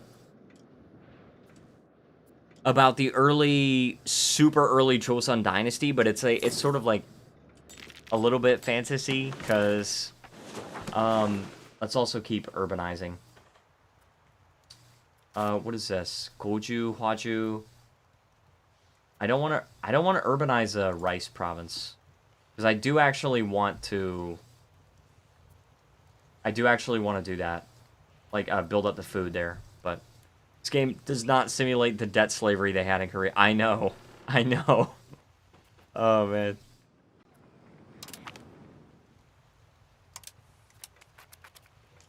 I don't know if they changed it in Vicky 3. I know Vicky 3 has the law. I don't know if Korea actually uses it, though. It's 1,500 ducats to turn it into a city. So city... The main thing of city is it's just increasing your population capacity, allows you to store food, construct more than one thing at once, and faster. Okay, build more buildings there. Yeah, let's make Incheon into a city for sure. But I wrote a book about a guy that accidentally time travels back in time to the early Joseon Dynasty, and he doesn't know anything about Korea or the Korean language or anything, so he has a hard time adapting. Goryeo.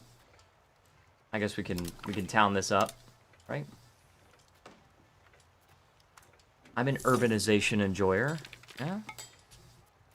Commence. Goal. Yeah. Let's urbanize this one too. Did it do it? I think I'm doing it. And it doesn't require tools, so I'm doing it. By the way, AI probably built it for you, but make sure you have temples everywhere. Okay. Oh, the third literati purge. This is a unique thing. Let me see. Kind of like that foreigner TV show in Japan. I don't know about that. Although there's no time travel in that one. Yeah, I actually ended up getting it published earlier this year, and it's called The Foreigner, which is, like, obvious, but temples give plus 5% control. I'll check for it in a second. But yeah, that was, I really like how that book turned out. It was really expensive to have edited, because I hired an editor that used to work at Penguin, so... Anyway, so this is a unique event. Zhou Guangzhou, a Neo-Confucian reformer, has been attempting to shape the government according to Confucian ideals. His initial successes in reformation appear, however, to have backfired after he went too far in attacking the old order, the Yangban, weakening their hold on power by securing the preponderance of Neo-Confucians in the government and enraging them through proposed land confiscations. TV show called Shogun. It's pretty good. Nice. Are you like a writer in general? I would say so. It's definitely not a one-off. My first book was a memoir that I published in 2021. And then I got The Foreigner published earlier this year. But I also have a first draft of a book called Eagle's Ascent. And it hasn't been edited. It just is so expensive to edit, and I just don't have the money. But that book is about two friends in the Roman Empire that end up inventing an airplane. And it was inspired for, like, the stupidest reason. But anyway, I liked how the story turned out. And then, also, I finished the first draft of another book this year called Midnight Sea, which is actually the first in a planned duology of... It's like a Lost World adventure kind of book, because I'm kind of fascinated by the concept of the lost continent of Mu, which is like the Pacific version of Atlantis. And so it's about Mu. The second book will be called The Lost Empire. The first one's called Midnight Sea. And if you understand the reference behind that title, bonus points. Anyway, if I can do The Reforms Must Continue, I think I'm going to do that. Even though it makes the clergy lose satisfaction, I'm going to do it. I tried writing some sci-fi short stories a couple years back, but it's too hard. Writing is definitely hard. I definitely can understand that. Do not feel bad. Like, there's a famous quote. Lord, you'll get over it. I know, right? There's a famous quote that I really like. And, is that cost of the court? Is that what that's... Yeah, it's all those expensive educations. Anyway, so there's a famous quote that I really, really relate to, and that is, every writer I know has trouble with writing. It's so true. Every writer has trouble with writing. Oh, good. That colony's done, finally. Fine a frickin' Lee. See how our maritime presence is doing. Oh, that sucks. Well, we do have that money. Every writer is their own worst critic. Yeah. Yeah, that's definitely true. That is 100% true. No lies detected.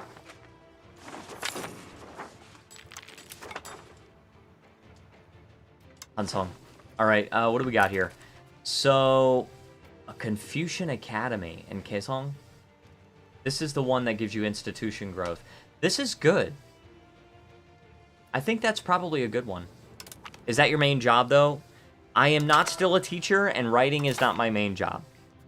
I don't want to, like, give away too much about where I work, but I will say I work in retail. I'm a manager in retail. I don't know a single writer that doesn't lambaste themselves and compare their writings against others. Yeah, I definitely am constantly feeling like, oh man, like I did a terrible job at this book.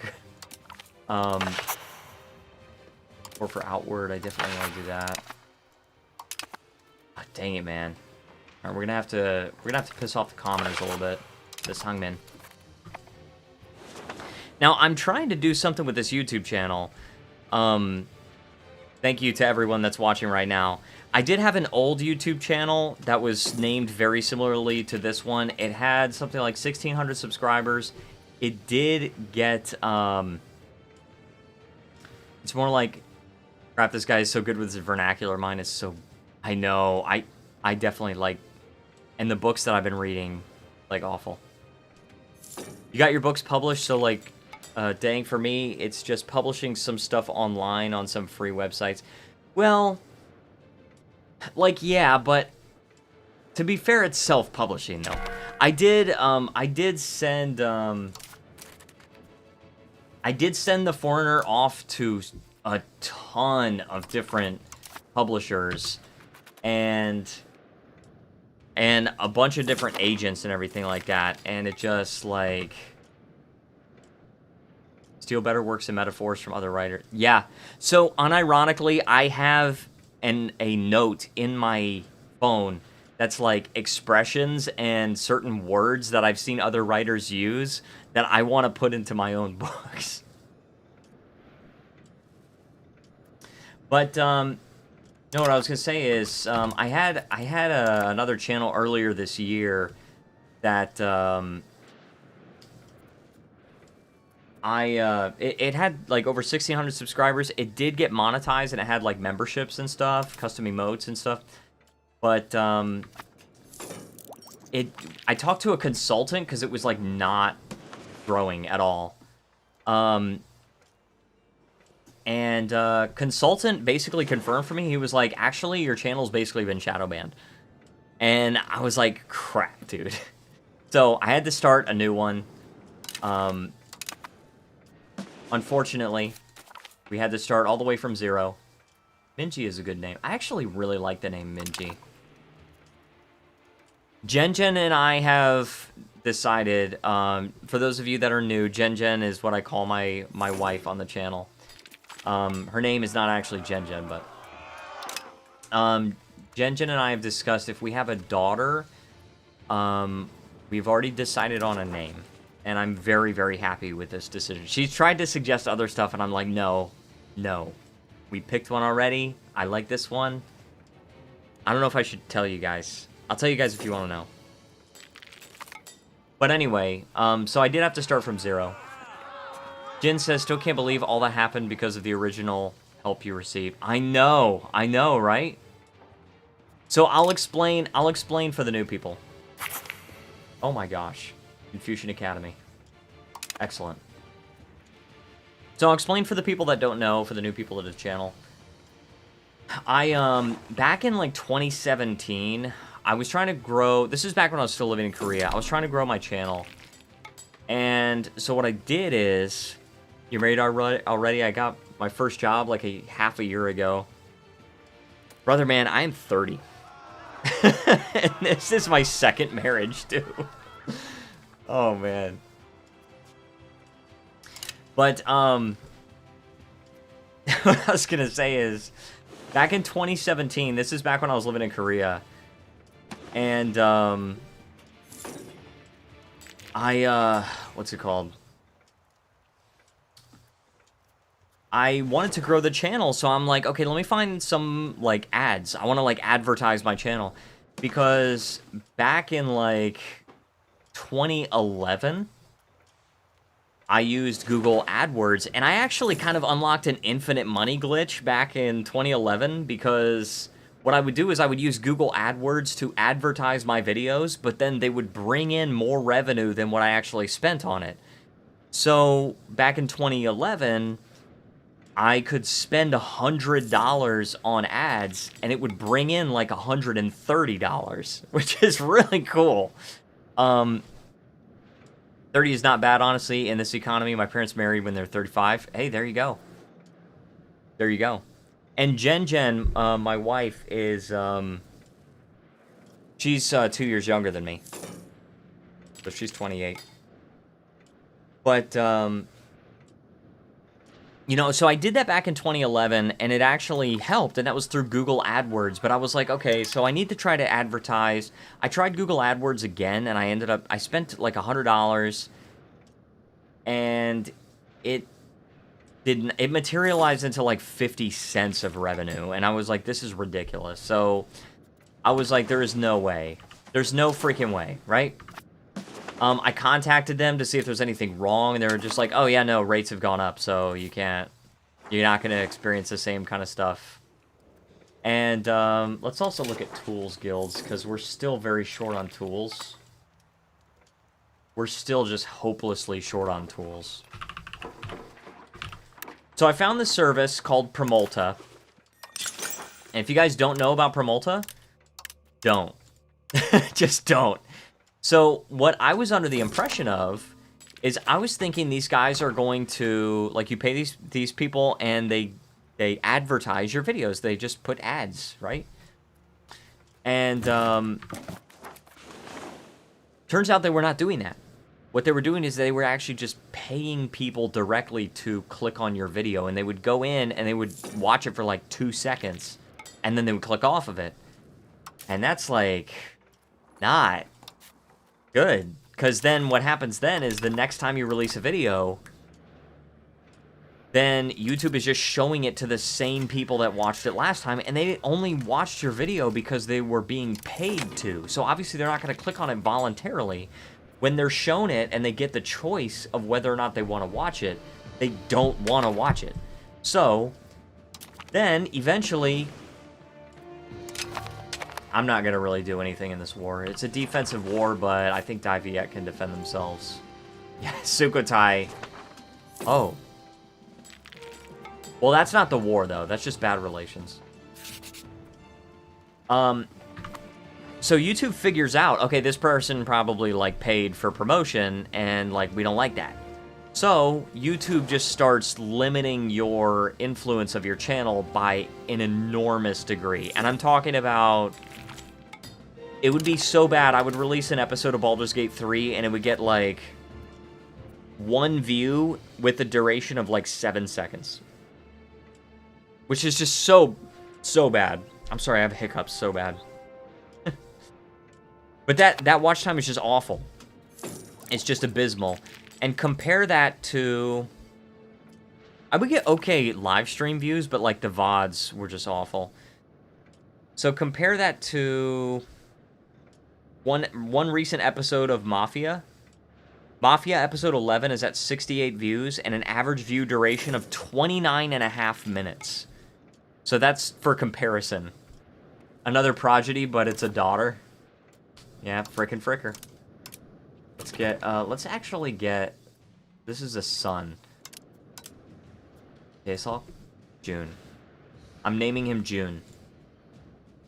You know what? I can name him in Korean. June.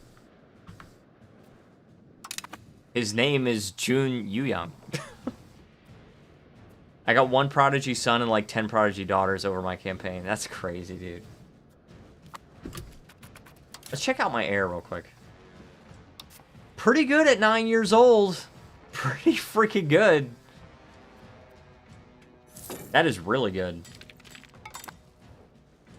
Anyway, so, yeah, because of that, they were limiting my influence on my channel for years and years and years. And then it even came down to the point where, like, I would release new music on YouTube. And for the record, I do have music on Spotify. I have an instrumentals album that came out just, was it last month? Yeah, just last month. And I'm working on the album with vocals right now. It's not there yet. Still working on it.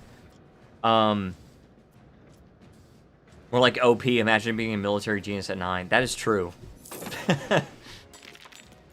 But I would come out with new music, and I would post it, and I had the official artist channel and everything, and it would just, like, nobody would watch it. And it's just because it was being shadow banned. So, that's when I hired a consultant, and I was like, I need some help. And he dug deeper, he was drilling down into it, and I can't fight Ming, dude. I can't fight them. 2,500 tax base. You know what? That's not that bad. But still, I can't fight Ming right now. I'm building up my tax base for sure, but I'm not there yet. So anyway. So the consultant was like, I know you're gonna hate this, but you're gonna have to make a new channel. You're gonna just have to start it over and, you know, import all the same art and everything. And that's why we got the channel graphics and all that. That's why we got the Be Right Back, right? Be Right Back, we got starting soon, and we got ending. All those custom graphics. And I still have the custom emoticons that we can use if we get this channel partially monetized. But, that's why we had to start over. Oh, crap, I'm typing in Korean. Alright, let's build this up. Incheon became a city, so we can build that up more. You might not be doing enough trade. Try building, like, 20 to 30 marketplaces. Okay, that's a good idea. Marketplace. Let's see. I have 123. So that you're saying that's not enough. Trade advantage, trade capacity to owner +1. Okay. And how expensive is it? Not that much, comparatively.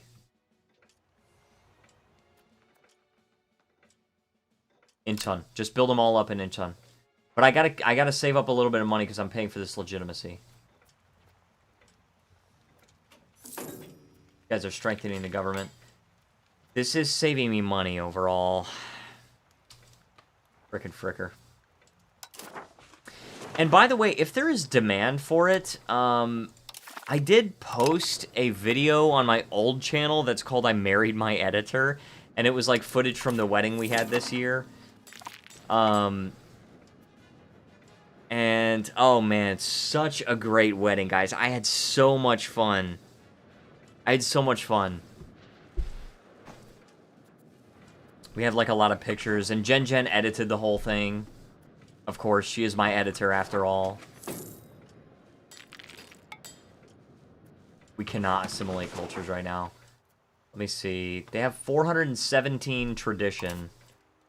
And our influence is 272.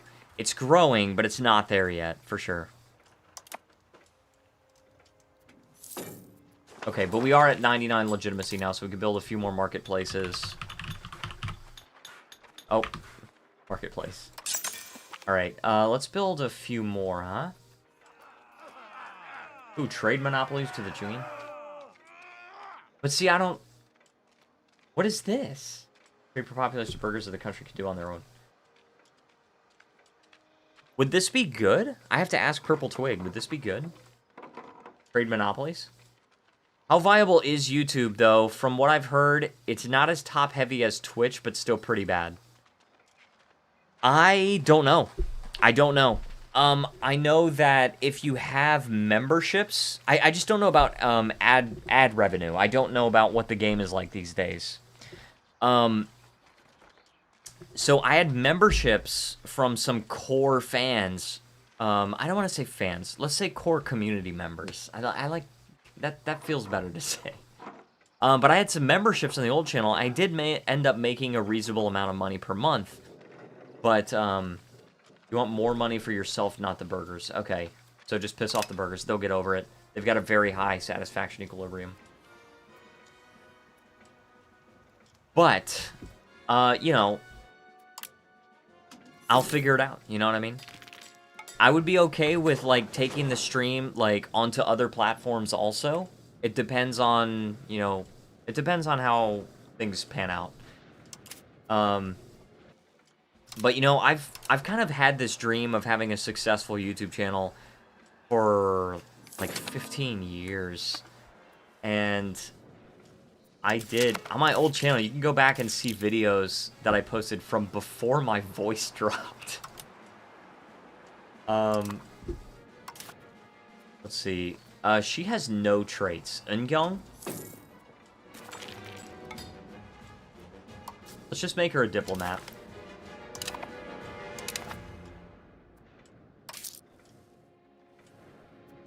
But I would be okay with, like, I don't know, dual streaming on YouTube. And I've heard Kick is good. I don't know anything about it, though.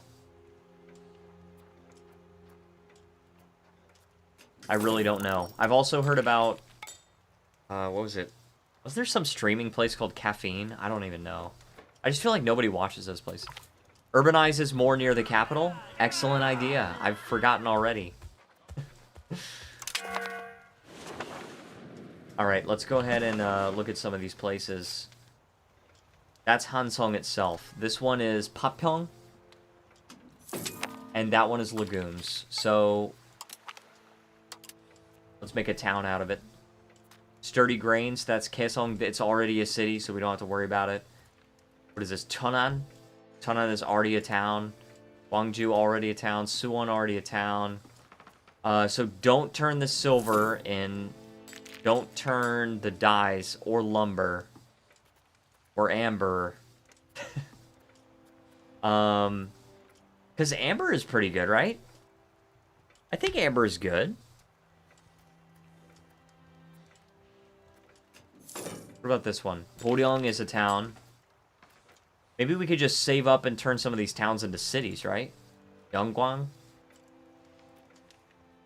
That one's a rural one. Silver dyes, lumber, amber, pearls. Silver dyes, lumber, amber, pearls. You're saying don't urbanize those. Don't touch them, at least for now. Okay. Gotcha. Cities are good. Yeah, okay. Good. So let's go and let's check out Gwangju. Got this Confucian Academy. And Confucian School. Very good. But you need 30,000 pops. Okay. Well, this one has it. I don't have enough money for it, though. Urbanize all coastal fish if you can. Okay. That we can do. Incheon is already a city. Ekcheon is not even a town. All right, I'm making this into a town. Snake across the coast to maintain high control, build up capital economy there, and you'll be rich. Okay. You're very smart. I don't know if anybody's told you that, but you are very smart. I'm learning so much. So beeswax, I don't know if we want to urbanize beeswax, right?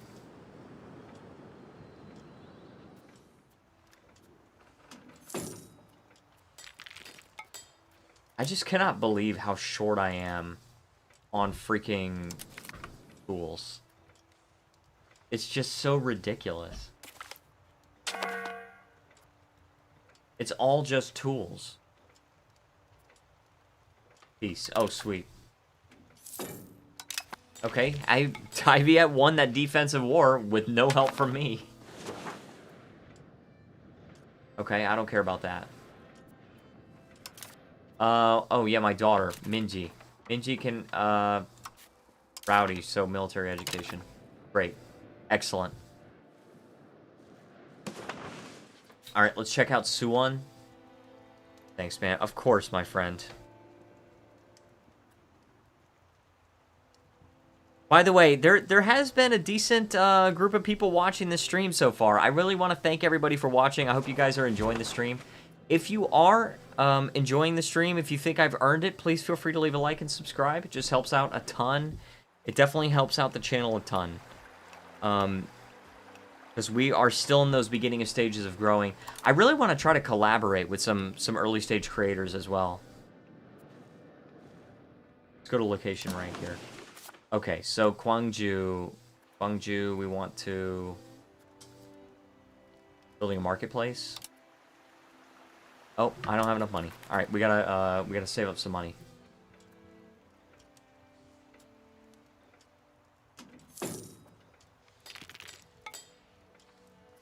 Be interesting if they. I'm not gonna say it's good, but it'd be interesting if debt worked the same way as it did in Vicky 3.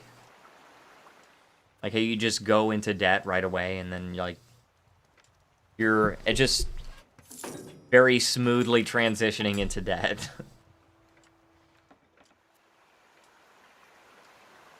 You need lumber. We need lumber to build a city. We got good masonry costs, but lumber. Once we start turning this into a city, let's see if we can build lumber mills. Right?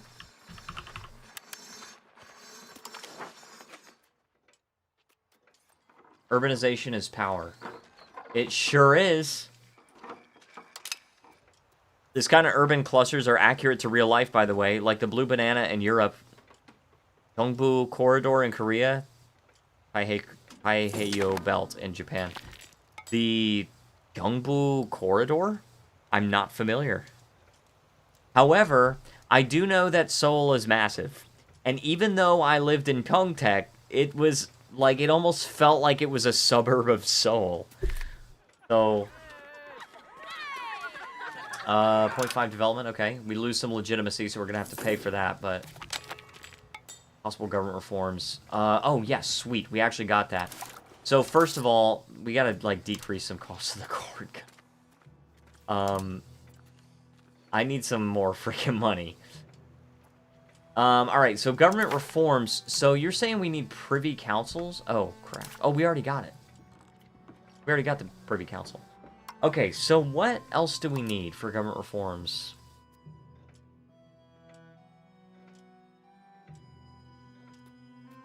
Black chambers, we got, that seems good, but... Oh, Seoul Busan Corridor? Okay, very valid, because... Yeah, it's like... I mean, it's not city the whole way there, because when I took the train there, it's like, you can see, vast stretches of rural landscapes, but...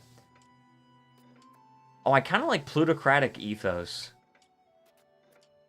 Colonial expansion looks good for, my purposes, but...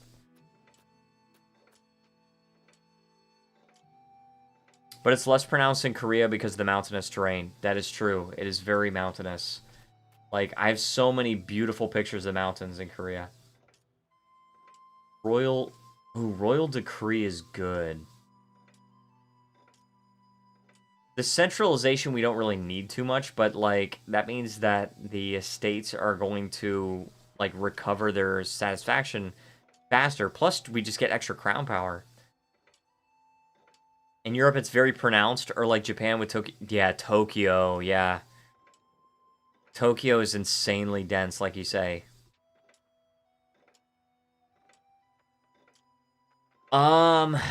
Yeah, I kind of want the royal decree. I'm gonna do that.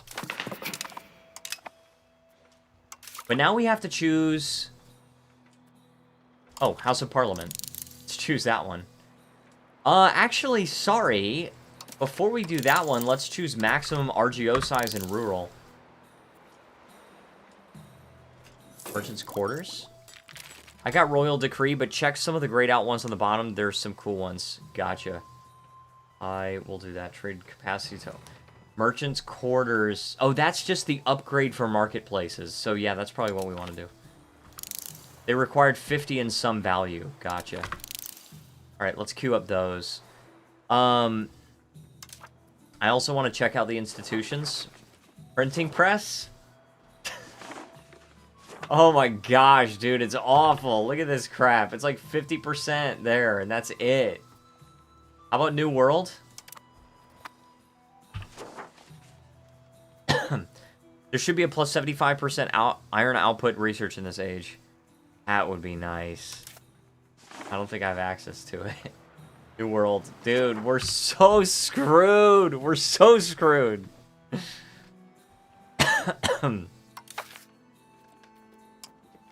So unlucky. I know, right? Alright, let's see what we got. So, religious tolerance is one of these. I don't want... Well, I did kind of want to go to humanist.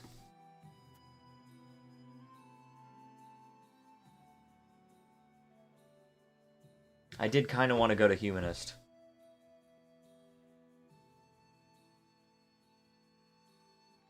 National Assemblies. Request issue support. I don't know what that is. This modifies the amount of parliament support needed to request and lost when a specific...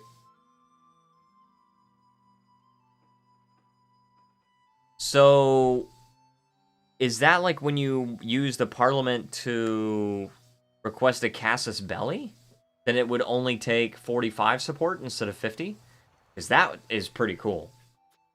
This is exchange of ideas. Oh, that's really good. We just need 50 innovative and humanist. Bank ledgers, that's capital economies. Trade maintenance and monthly inflation's really good.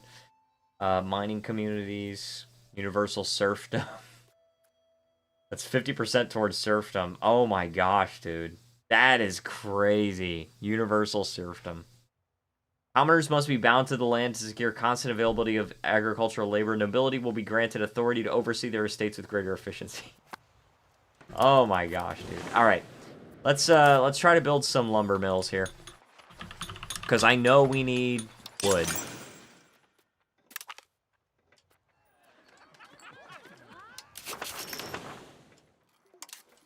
Make sure he never recovers. Ah, this one's an easy one.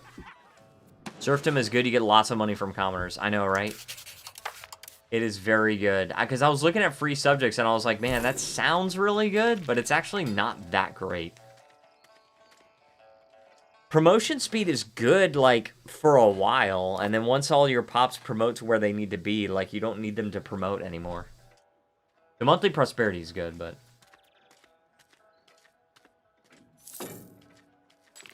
Yeah, darn. Oh, jeez.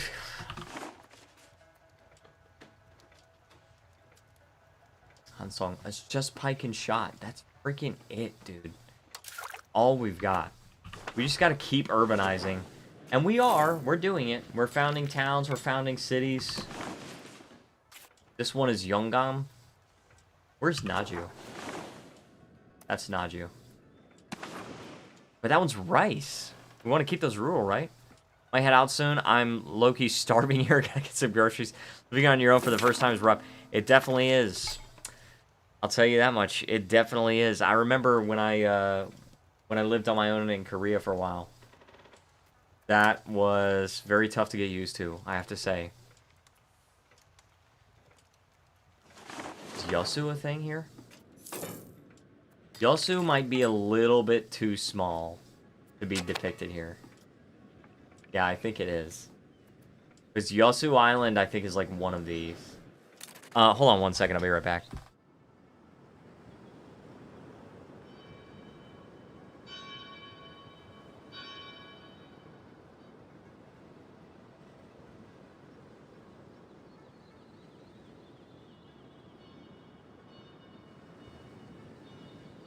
Okay. I am back.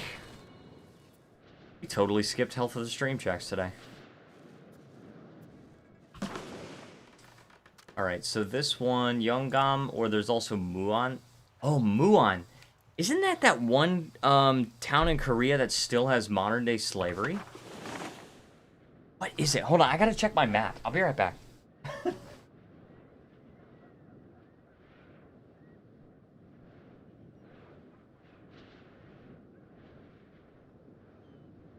Okay, I think it's Shinan. I think that's the name of the town in Korea that still has slavery. I think it's Shinan. I don't think it's Muan. I know which place you're talking about. I know, right? And they make this. I'm smiling, but this is not at all funny. I just smile all the time, no matter what. They make the slaves all wear the same color, so it's like when they're seaweed. I think it's a seaweed slavery, yeah. So, like, if they're trying to escape, then you know that it's like a slave trying to escape, right? Because they're all wearing the same color.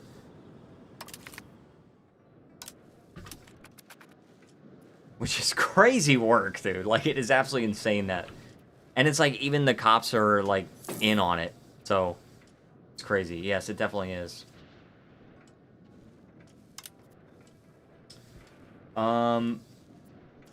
This Pound Lock Canal. Is this even mine? And of course, it's lack of access to the tools. It seems like I do have some store of lumber. But not tools.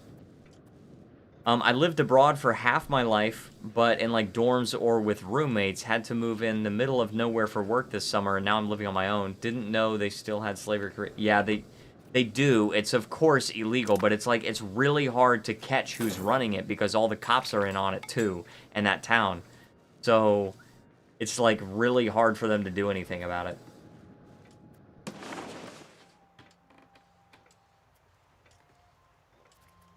Okay, I'm seeing like the growth of control on these coastal locations.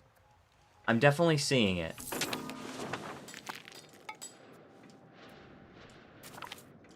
Go perpetually short. Yeah. I mean that's kind of a cool name, but Insu Shion I like.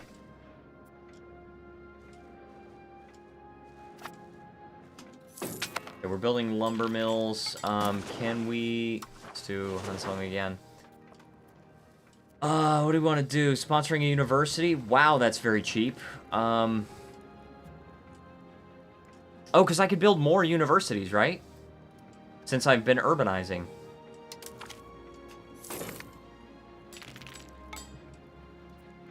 Might as well. Reduce opinion. I don't care about that one. Let's go for it. Go for that one. I mean, from what I know, there are tens of millions of slaves in the world right now. Most of them are invited for some illegal work without visa. Then their passports are... Yeah. Yep. That definitely exists. This is a really good debate. Yeah, I know, right? It's just a university. Oh, man. I hate this privilege. Like, I hate it because it's such a hard decision if you want to take it. Like...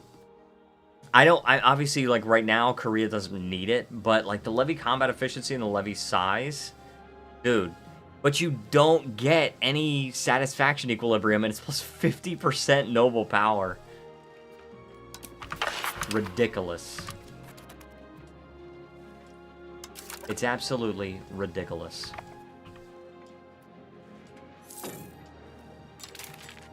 You know, I just have been totally neglecting the fact that we could drill our armies. One. No. Ushik Akbol Yun. Did you change your parliament type?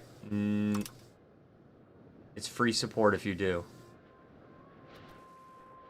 Really? I think it's an assembly. I can't remember, I gotta choose a good name. I gotta choose only Korean name. G1. That's Jen Jen's name. But Jen Jen is a unisex name. But it's funny because G1 is a unisex name, but I've only known 2 G1s in my life, and they've both been women. So, wait for it to end. Yeah, we have to look at it after that. We just choose a name. I've always liked the name Minhyuk. I like the name Minhyuk. That is my Korean name. To be fair, I chose it. Assembly is bad. It definitely can be. Dude, I also want to play a campaign as Samoa. I really want to play a campaign in Samoa.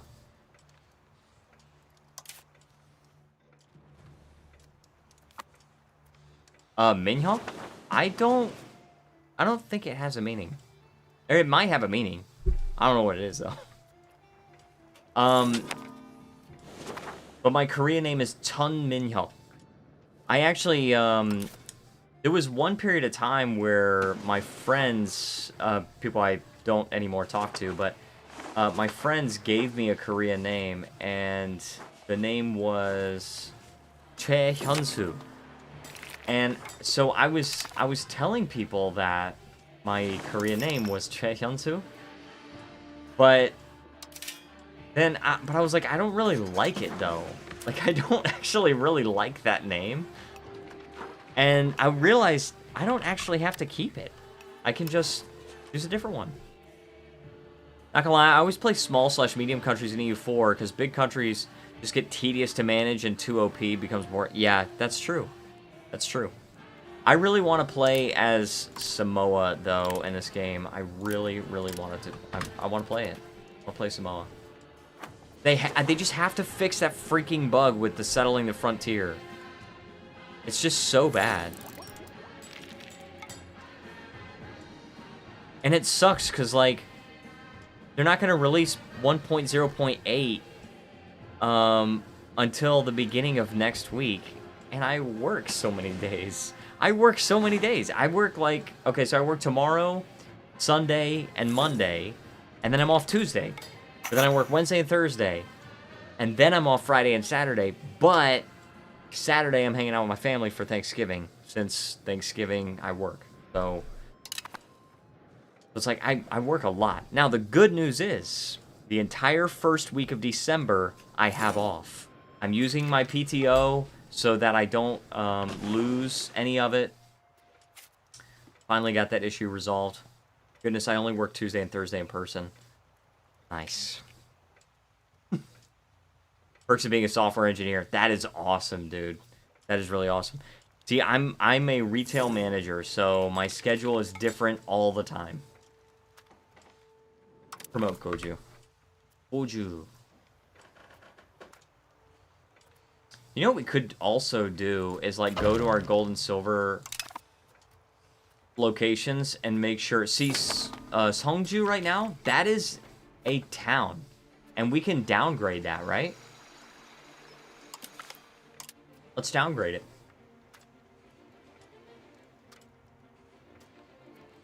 Let me just go and do all these things.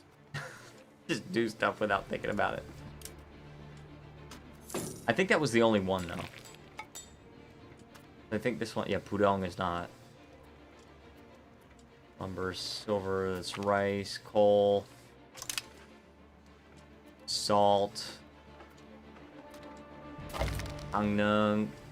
We can't upgrade that until we get, what, to 30,000? Yeah, 30,000 pops. To be fair, I work at random times of the day. Sometimes it's a 9 to 5, and of course, if it's in person... But for example, today I've been working, like, in the middle of the night. Yeah, I would not want to do that. I did go through a time, like, in order to get promotion... where I am now, I had to go through a period of time working overnight, and I did not like it. I definitely hated that. It was just awful for my health, physical and mental.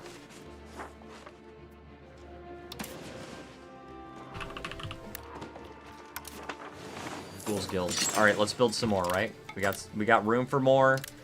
We're gonna build some more. Gwangju just got promoted. Yeah, I had to go through a period where I was working overnight, and that was just so bad. Nowadays, I mostly work second shift, which is typically like 1 to 10. Some days, like tomorrow and Sunday, I'm going to be working 1 to 11. And then today, I had a really weird shift because it was 8 to 5. No, it's just because my schedule is bad. I sometimes go to sleep at, like, midnight, sometimes at 7 a.m. Oh, yeah. Since I'm mostly remote, I just work my hours whenever. Gotcha. I don't think I could work remote. I really I love the idea behind it, but I just really feel like I need to go to a physical location to go to work. Like, I just need it. It's a terrible idea.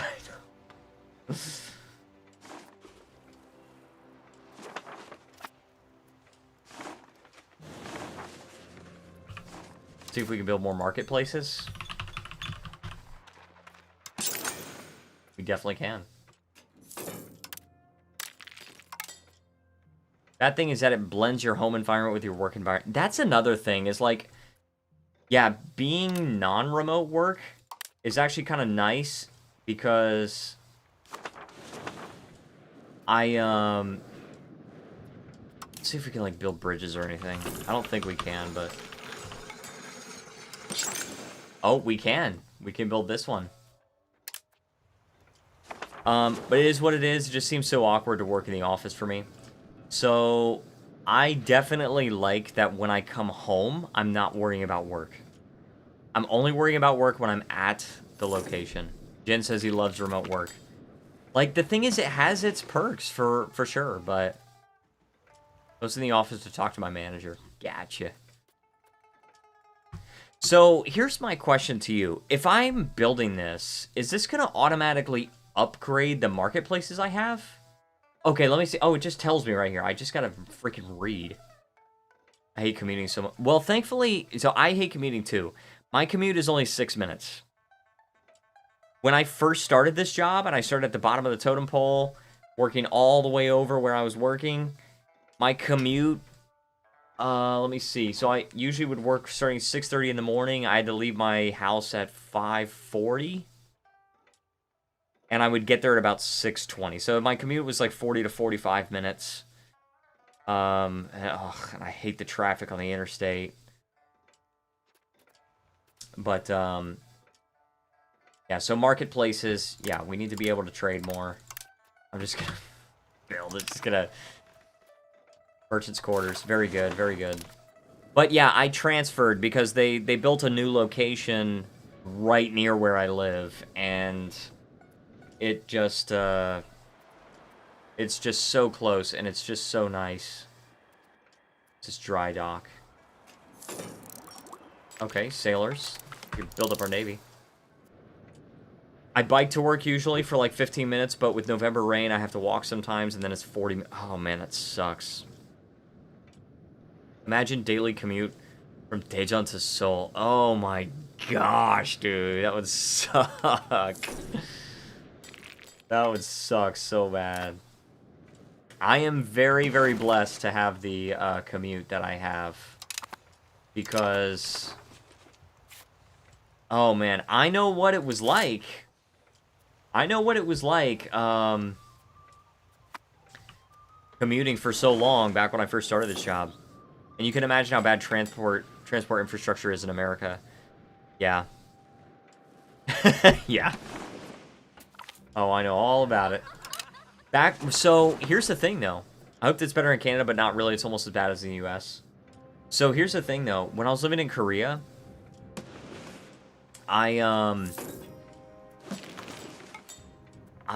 for the majority of my time in Korea, I had a job where my commute was an hour and a half. And that was a long commute. But I didn't really mind it. And the reason I didn't mind it is, it was on the subway.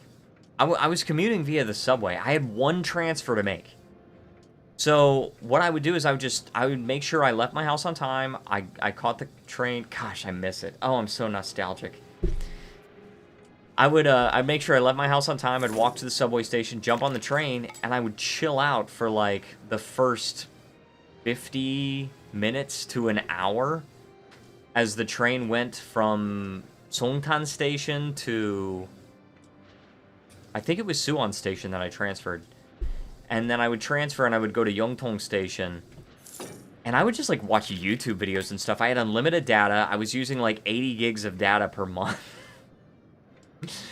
And then, here's the other thing. I only worked for 3 hours. Sometimes I would have 6-hour days. But I only got 15 hours a week. And I was getting paid at such a rate that I could cover my monthly expenses and save a reasonable amount working 15 hours a week.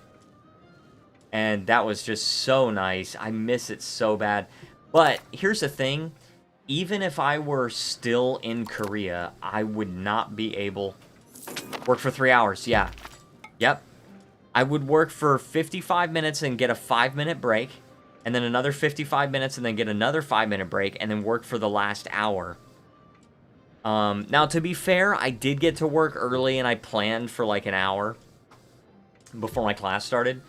But, yeah, just 3 hours was actually what I was getting paid for. And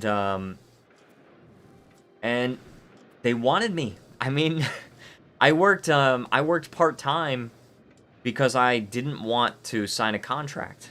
And I wanted to choose where I lived. What job, if it's not a secret, because that seems unimaginable in the current economy. So that was when I was an English teacher. And I was working there from 2018. Gosh, oh no, when did I actually get that job, though? So I started work at that job, I think, in late 2017, and then I eventually had to transition to just substitute work, which was basically the end of my time working there in 2019. And it was at an academy chain known as Cheongdam 어학원. Cheongdam Academy. Sorry, Cheongdam Institute. I actually still have my ID card. I'm about to show you guys. I still have my ID card. Yongtong Cheongdam Ahagwon. I look like I'm so out of it. Is real estate cost reasonable in Korea? No, it is not. So, I was still in middle school. No, the real estate cost in Korea is absolutely out of this world. I somehow got away with it because I think it's because I was living in Songtan. And I'm going to build my house of parliament, by the way. Permanent parliament and plus 20% crown power? Yes, I will take it. We're building it. It's a lot of money, but that's okay. And so my rent, this was at, oh, not Richville. It was at, oh, what was it? Something, Sinyeongville. Yeah, Sinyeongville. And my rent was about, if you convert it to US dollars, it was like $350 a month. To be fair, rent is a lot more affordable than Canada. Yeah, absolutely. Except you need that special deposit. So that's if you're doing jeonse, right? I did, what was it, 보증금? So I deposited like $1,000 or $2,000. I think it was like $1,000, and my rent was like $350 a month. Then plus electricity was anywhere from like $20 to $80 a month, depending on the season. I'm so pissed I missed out on the tech COVID boom. When I was first year in uni, I knew some people at my uni who, without even finishing their degree, got 6-figure remote jobs. I know, that was like the golden age of remote work, right? Outside of Seoul, price ain't bad. Problem is, everyone is leaving to go to Seoul. Yeah, and I actually tried to go to Seoul. I tried. But I couldn't afford anything in Seoul unless it was like living in a closet. Like, I couldn't do it. I'm paying 50 to 60% of my salary to rent, and I got a good deal. Yeah, I paid, what was mine? On a good month, because I did get paid by the hour, whereas the other teachers got paid salary.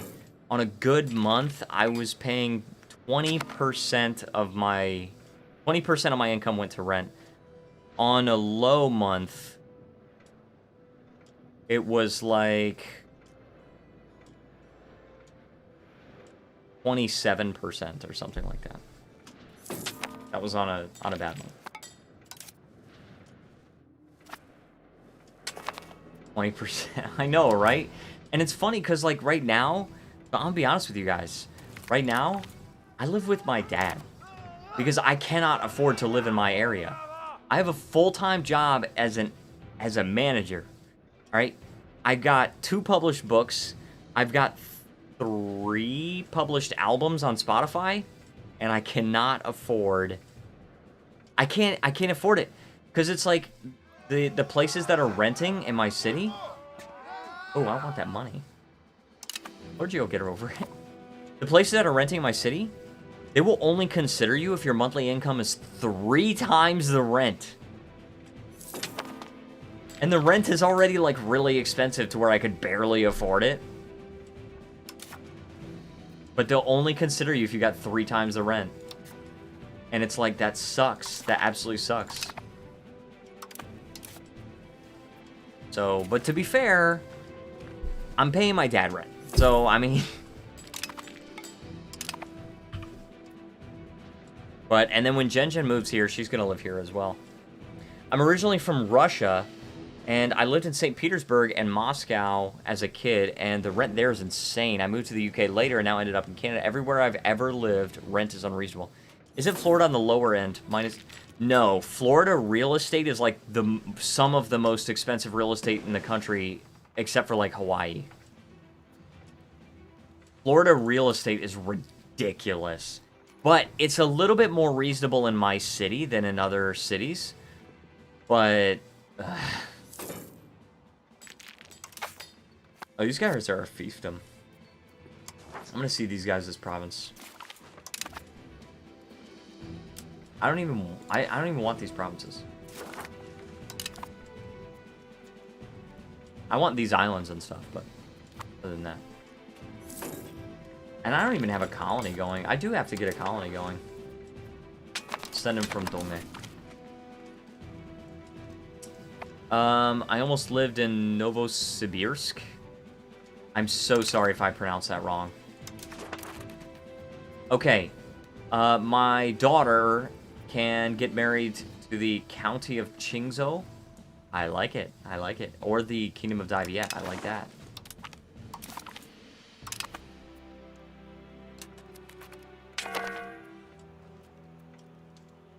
It's like the 3rd or 4th largest city in Russia, I think. Very cool.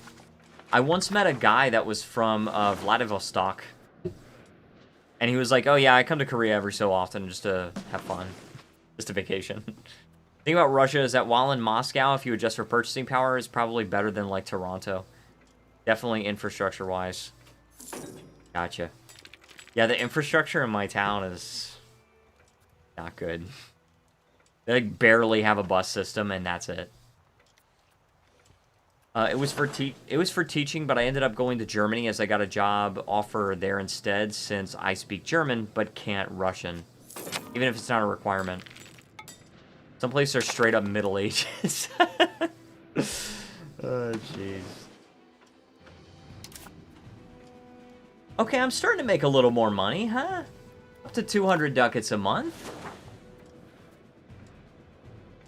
Not as good as it could be, but we're making progress.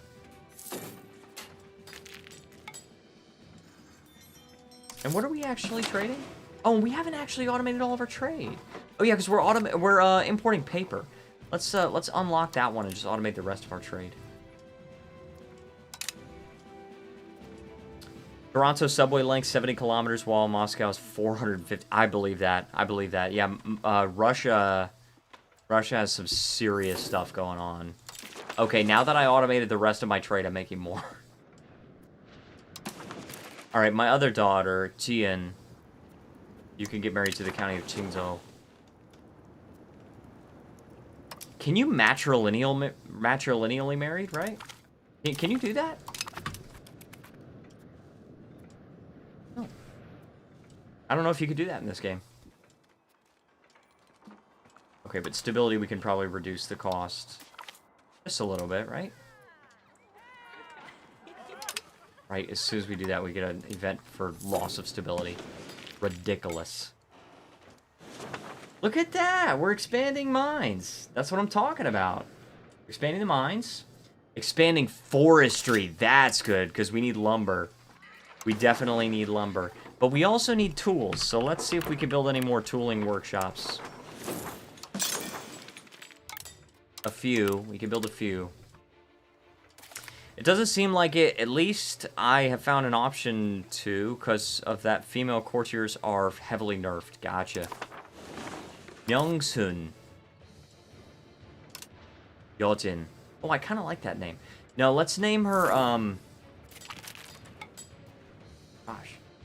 Let's name her, Hasan.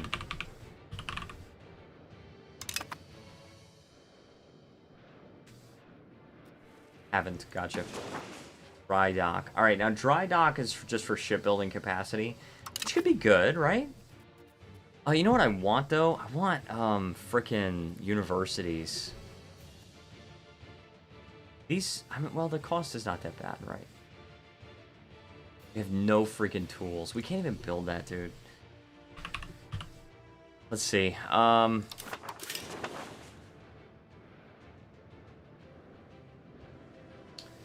Harbor capacity is good as well. Better control. Okay, okay, that is good.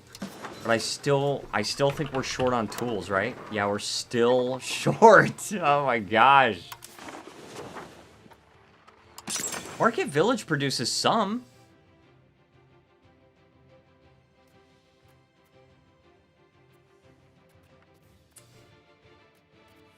Doesn't produce a lot. And it uses iron, just like Rush universities, you really want cultural hegemon. Alright, alright. Let's rush universities then. We can build a lot more now that we urbanize, right? I'm paying for these. 300 ducats. Alright, now we're out of money. Books, glass, beeswax. Okay. Can you check Cacao Talk for a second? Yes, Jen, thank you. That's Jen. She hides out on my stream and just doesn't say anything. Let me see. It's okay.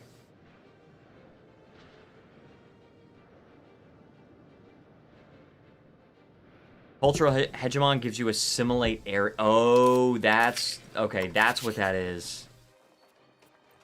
Diplomatic cultural.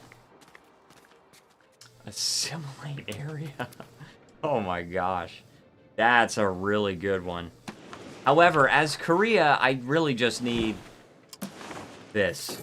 Oh no, sorry. Yeah, that's an area. So I really just need that. How's our cultural influence going? 333? We're at 356.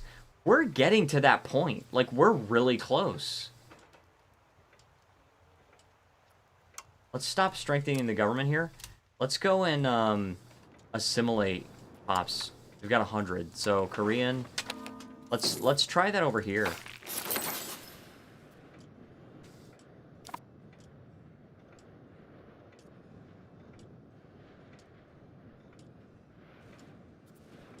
Let me see. You could conquer west into China and get high control. There's a lot of pops and resources there across the sea. Oh, you're talking about like the you talk about this peninsula here? Because Ming controls this. 174 levies, 6,600 regulars is not really a big deal. But I do also have to overcome their navy of 151 ships. I don't think I could beat Ming. Unfortunately, I don't.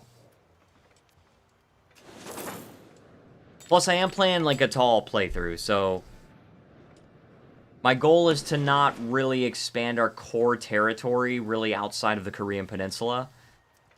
I'm okay with doing so through subjects. Like, I have a colonial subject, but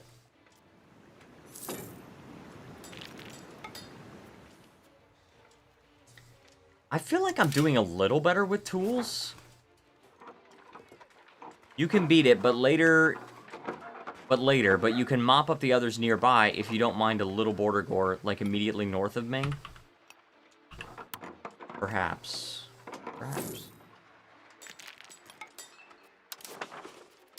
Let me see. Yeah, we're still building a lot of those. Oh my gosh, yeah, there's a lot of border gore.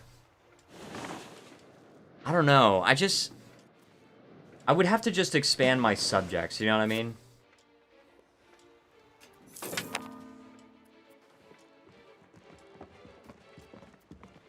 Jurchen Confederation? Oh, okay. I'm not really worried about that. I kind of do want to take out Manchu, though. I do actually want to take out Manchu. I could give their territory to my vassals. Well, my vassal and my fiefdom.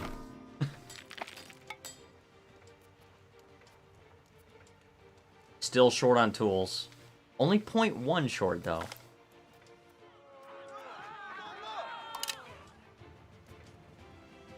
Only 0.1.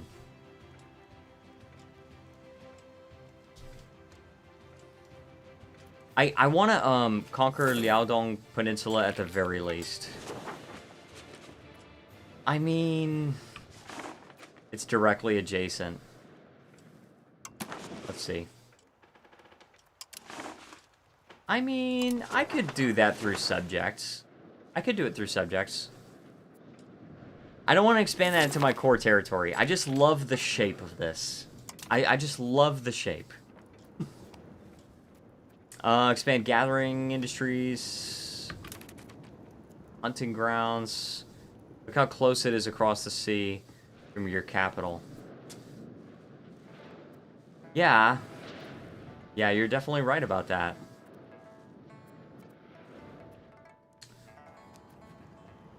Let me see. I think it's okay to do it via subjects, though. Because, like, subjects you could get a lot of benefit out of. Let's go to that one. And then, oh, Burger Mansion complaints. I like that one. So we gotta do inward look. I don't like that, because I like the colonization, but... I love how we completely ignored the health of the stream checks. It's a nice shape, especially in terms of defense. Yeah, seriously. So, in the winter, literally the only place that they can enter the core part of my territory is through here, and I have a fort here.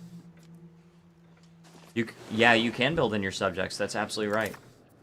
That is absolutely right.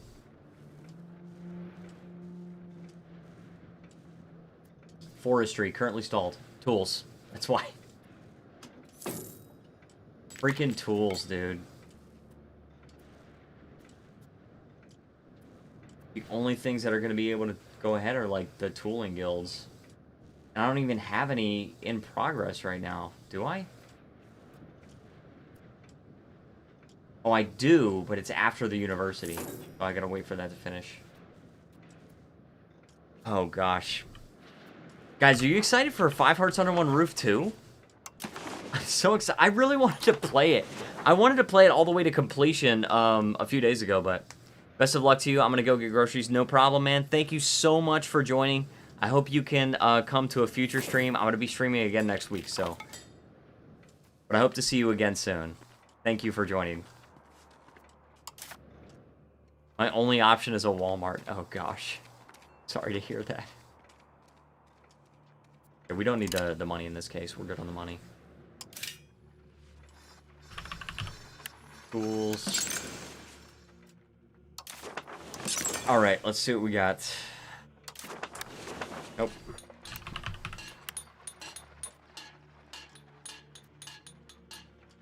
So... Market warehouse, marketplace. Okay, we got the Carrick ship. Training fields is good. Training fields will be good. Okay, well, let's go to province rank. Let's see if we can turn... Yeah, let's turn Suwon into a city. Let's just start doing this. And then let's turn Papyong into... Oh, okay, I can't. Oh, there's not enough people. Cheonan I can turn into a city.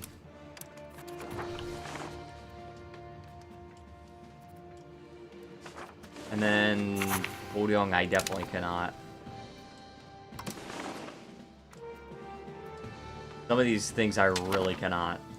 Jinju is a city. Suncheon I probably could, but what does it produce? Rice. See, I'm trying to get lots of rice. I'm trying to be able to produce a lot. Andong probably could become a city. It's livestock, though.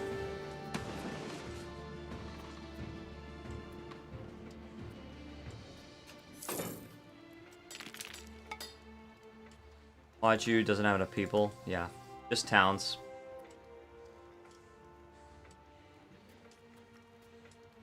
going over all of these and, like, trying to see if I could do anything here. Heju has 30,000 people. I could do it. I'm doing it. Hecton cannot be promoted.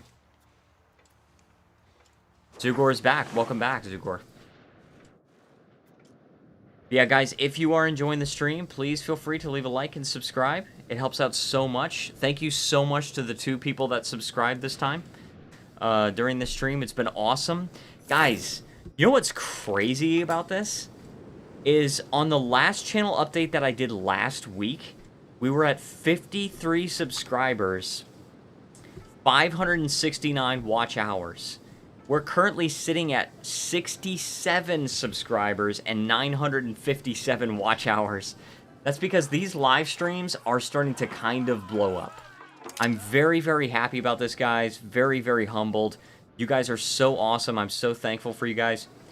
And just for watching and hanging out, you know what I mean? We're just having a good time. And it's just amazing that we're able to make so much progress. You know, just doing what we're doing. I'm out of tools. Again. The great tool shortage. Awful. Awful, awful. I do love that I can name my capital Hansung in Korean. That's very cool.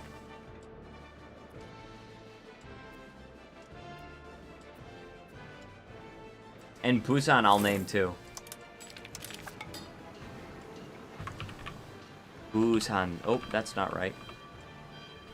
Busan. Yes, and I love how they have a font for it too. Bosong, I want to rename. I have a special place in my heart for Bosong, guys.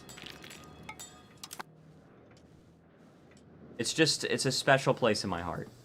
I love how Daegu is rural. What do you produce? Oh, crap. Copper? I'm not really using it right now, but... oh well. We'll leave it as is. Jeonju, I can rename. I hope you guys don't mind this, guys. Suwon, we can rename. I just feel so happy renaming these. Incheon.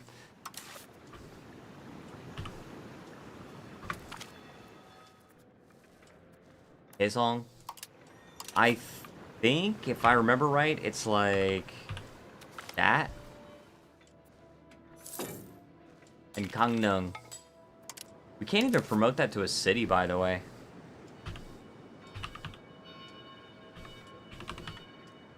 Gangneung.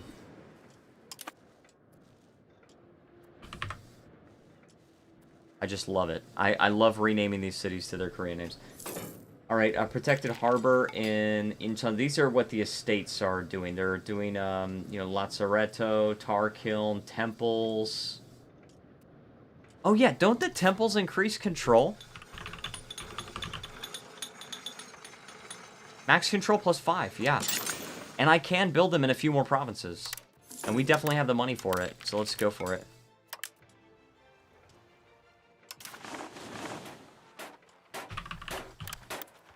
I have to double check this every once in a while, because I just, like, need the tools.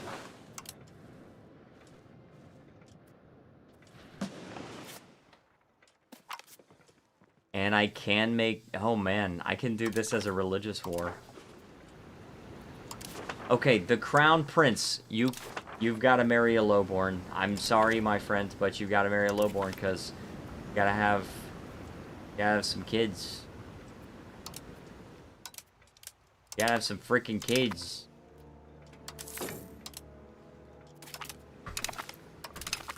Four lowborn wives. Wonjong Yuna. It's quite quiet in here right now. I know, because Purple Twig left. He was just blowing up the chat. Amtan. Oh, this is my son. Alright, you can marry a lowborn. It's gonna cost me all of my freaking legitimacy, but you can marry a lovelorn.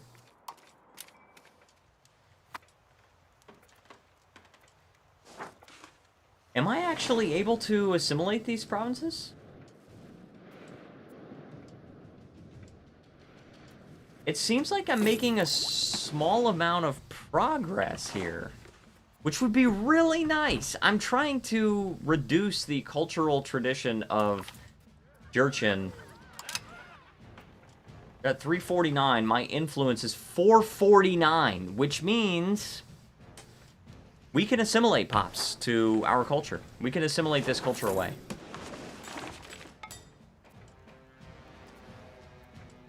And our cultural tradition...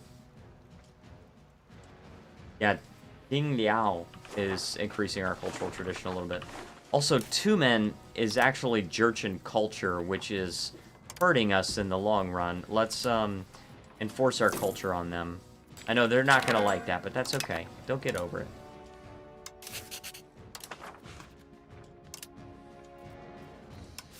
Manage subjects. Two Men, yeah. Oh my gosh. Loyalty is 0, 100 liberty desire. Oh my goodness gracious.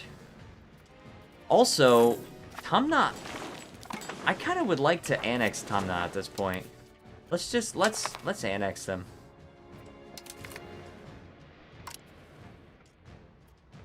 Like, how would a country like that rebel? How would they rebel? It's the same ruler as my king. Literally, it's just the same guy.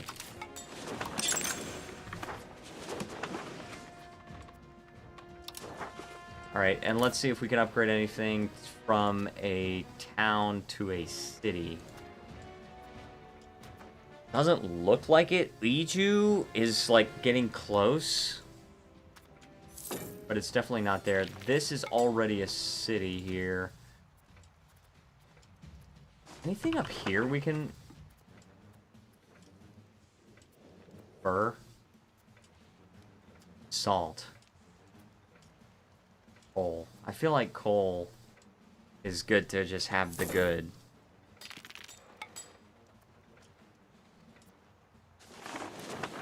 Wait, this is legumes. Oh, this is legumes, dude. We gotta upgrade this. It's only gonna make it into a town, but something. Alright, Andong. Andong we can turn into a city. I like it. Let's do it. Urju produces iron. We probably want to keep it. Gyeongju is a city and they produce iron. And for some reason that's not at maximum capacity. Oh gosh, here we go. Iron. Okay. Our geo builder. Oh yeah, that was the only one we could actually build up. No problem. Gosh, dude, when are we gonna be good on freaking tools?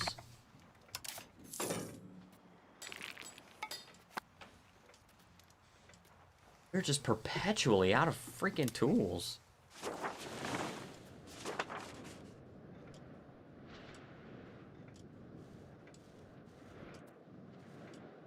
And we are granting these city rights, so... Apparently we can build slave markets here. Monthly enslavement.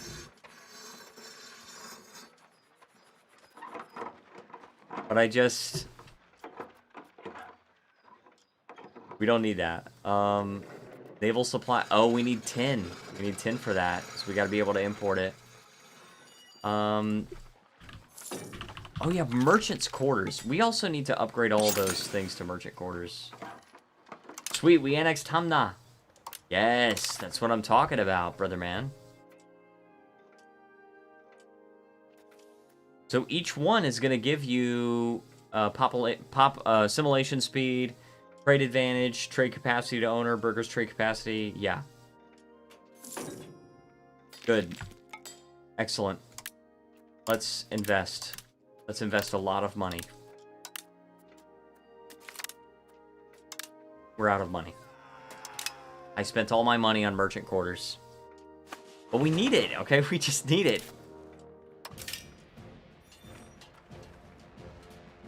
Oh, we got... Oh, sweet. Foreign cultural law. Oh, we don't have any money.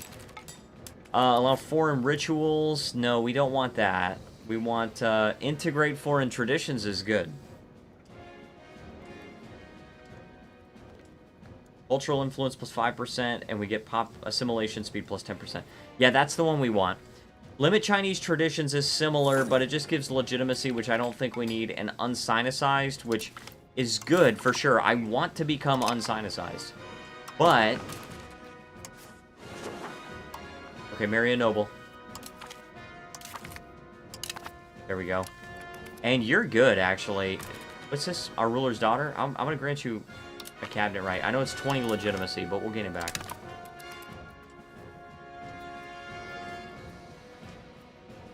We'll gain it back. And I don't need to put her anywhere right now, but... Alright, that one is encouraging unsinicized, but it's gone as far as it can. Let's go to, you know what? This city right here, Biju, is close. I could encourage... You know what? No. Let's just assimilate pops to our culture. They're really, really skilled with that. Let's do it with there.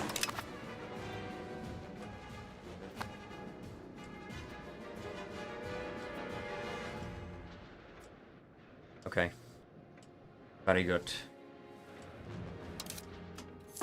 Base taxes, only 1,324, so it hasn't grown a whole lot, but our trade income is much better than when we started, right? We are gaining a lot of money, even with max cost of the court. You know, we're not even at 100 legitimacy. And also, we've got a colony going, which is, like, really nothing. Diplomatic spending we could actually bring up a little bit. Not a whole lot, but I do want to be able to interact diplomatically. We're investing a lot in stability. I want to invest more. Okay, let's bring that diplomatic spending a little more down. Oh, but I gotta bring it up to, like, make my subjects loyal, though. Yeah, that's too much.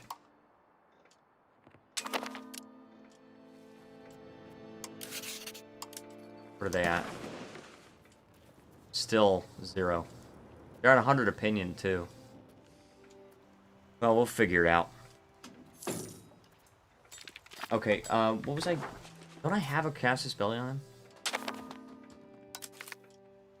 I don't know how I... Oh, I had to choose a location. Let's go there. This is where their capital is, Hetu Allah. How do you have control? You don't have control of these locations.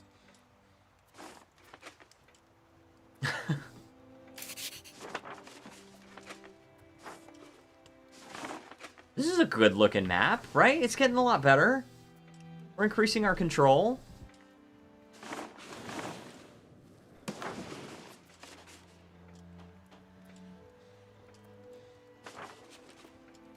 There's all these really good coastal things, coastal locations.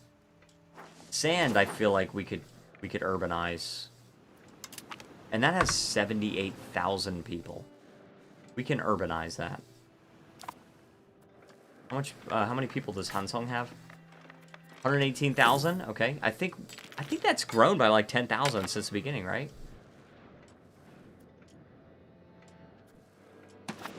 We've definitely been making, like, solid progress since the start of this stream.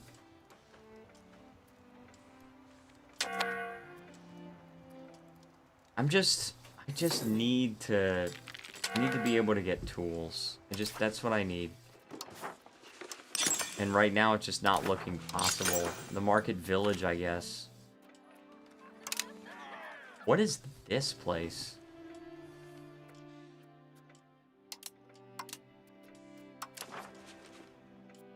No. Show me where the Paramushiru? Where is that? Oh, it's here? Shoot, build it. Build it up, fam. Awesome.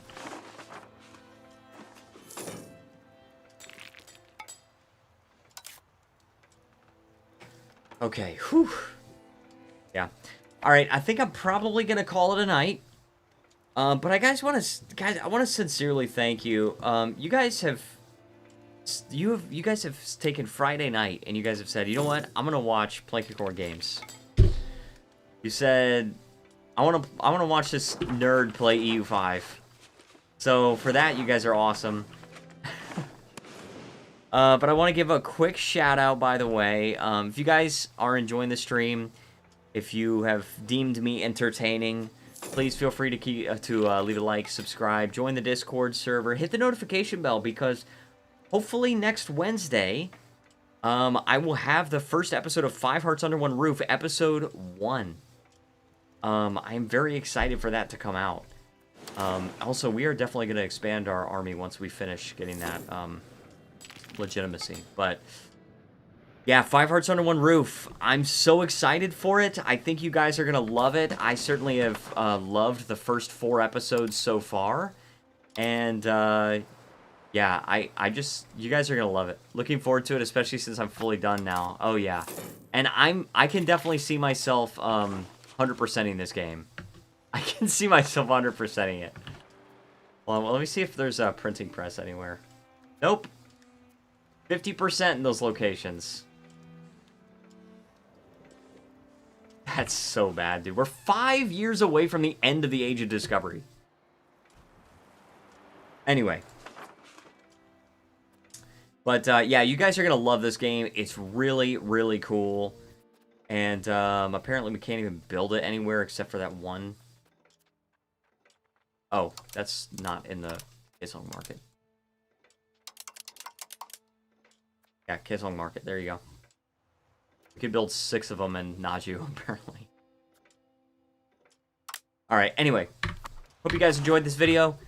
Thank you so much for watching. I will be back next either Tuesday or Friday for EU5. Probably next Friday is going to be EU5. Tuesday will probably be Baldur's Gate 3. No streaming on Thanksgiving. On Saturday, I'm hanging out with my family, so I won't be able to do it then. But that's all I got for you guys. Thank you so much for watching. I will see you next time. And you need to relax. And have a good weekend, guys.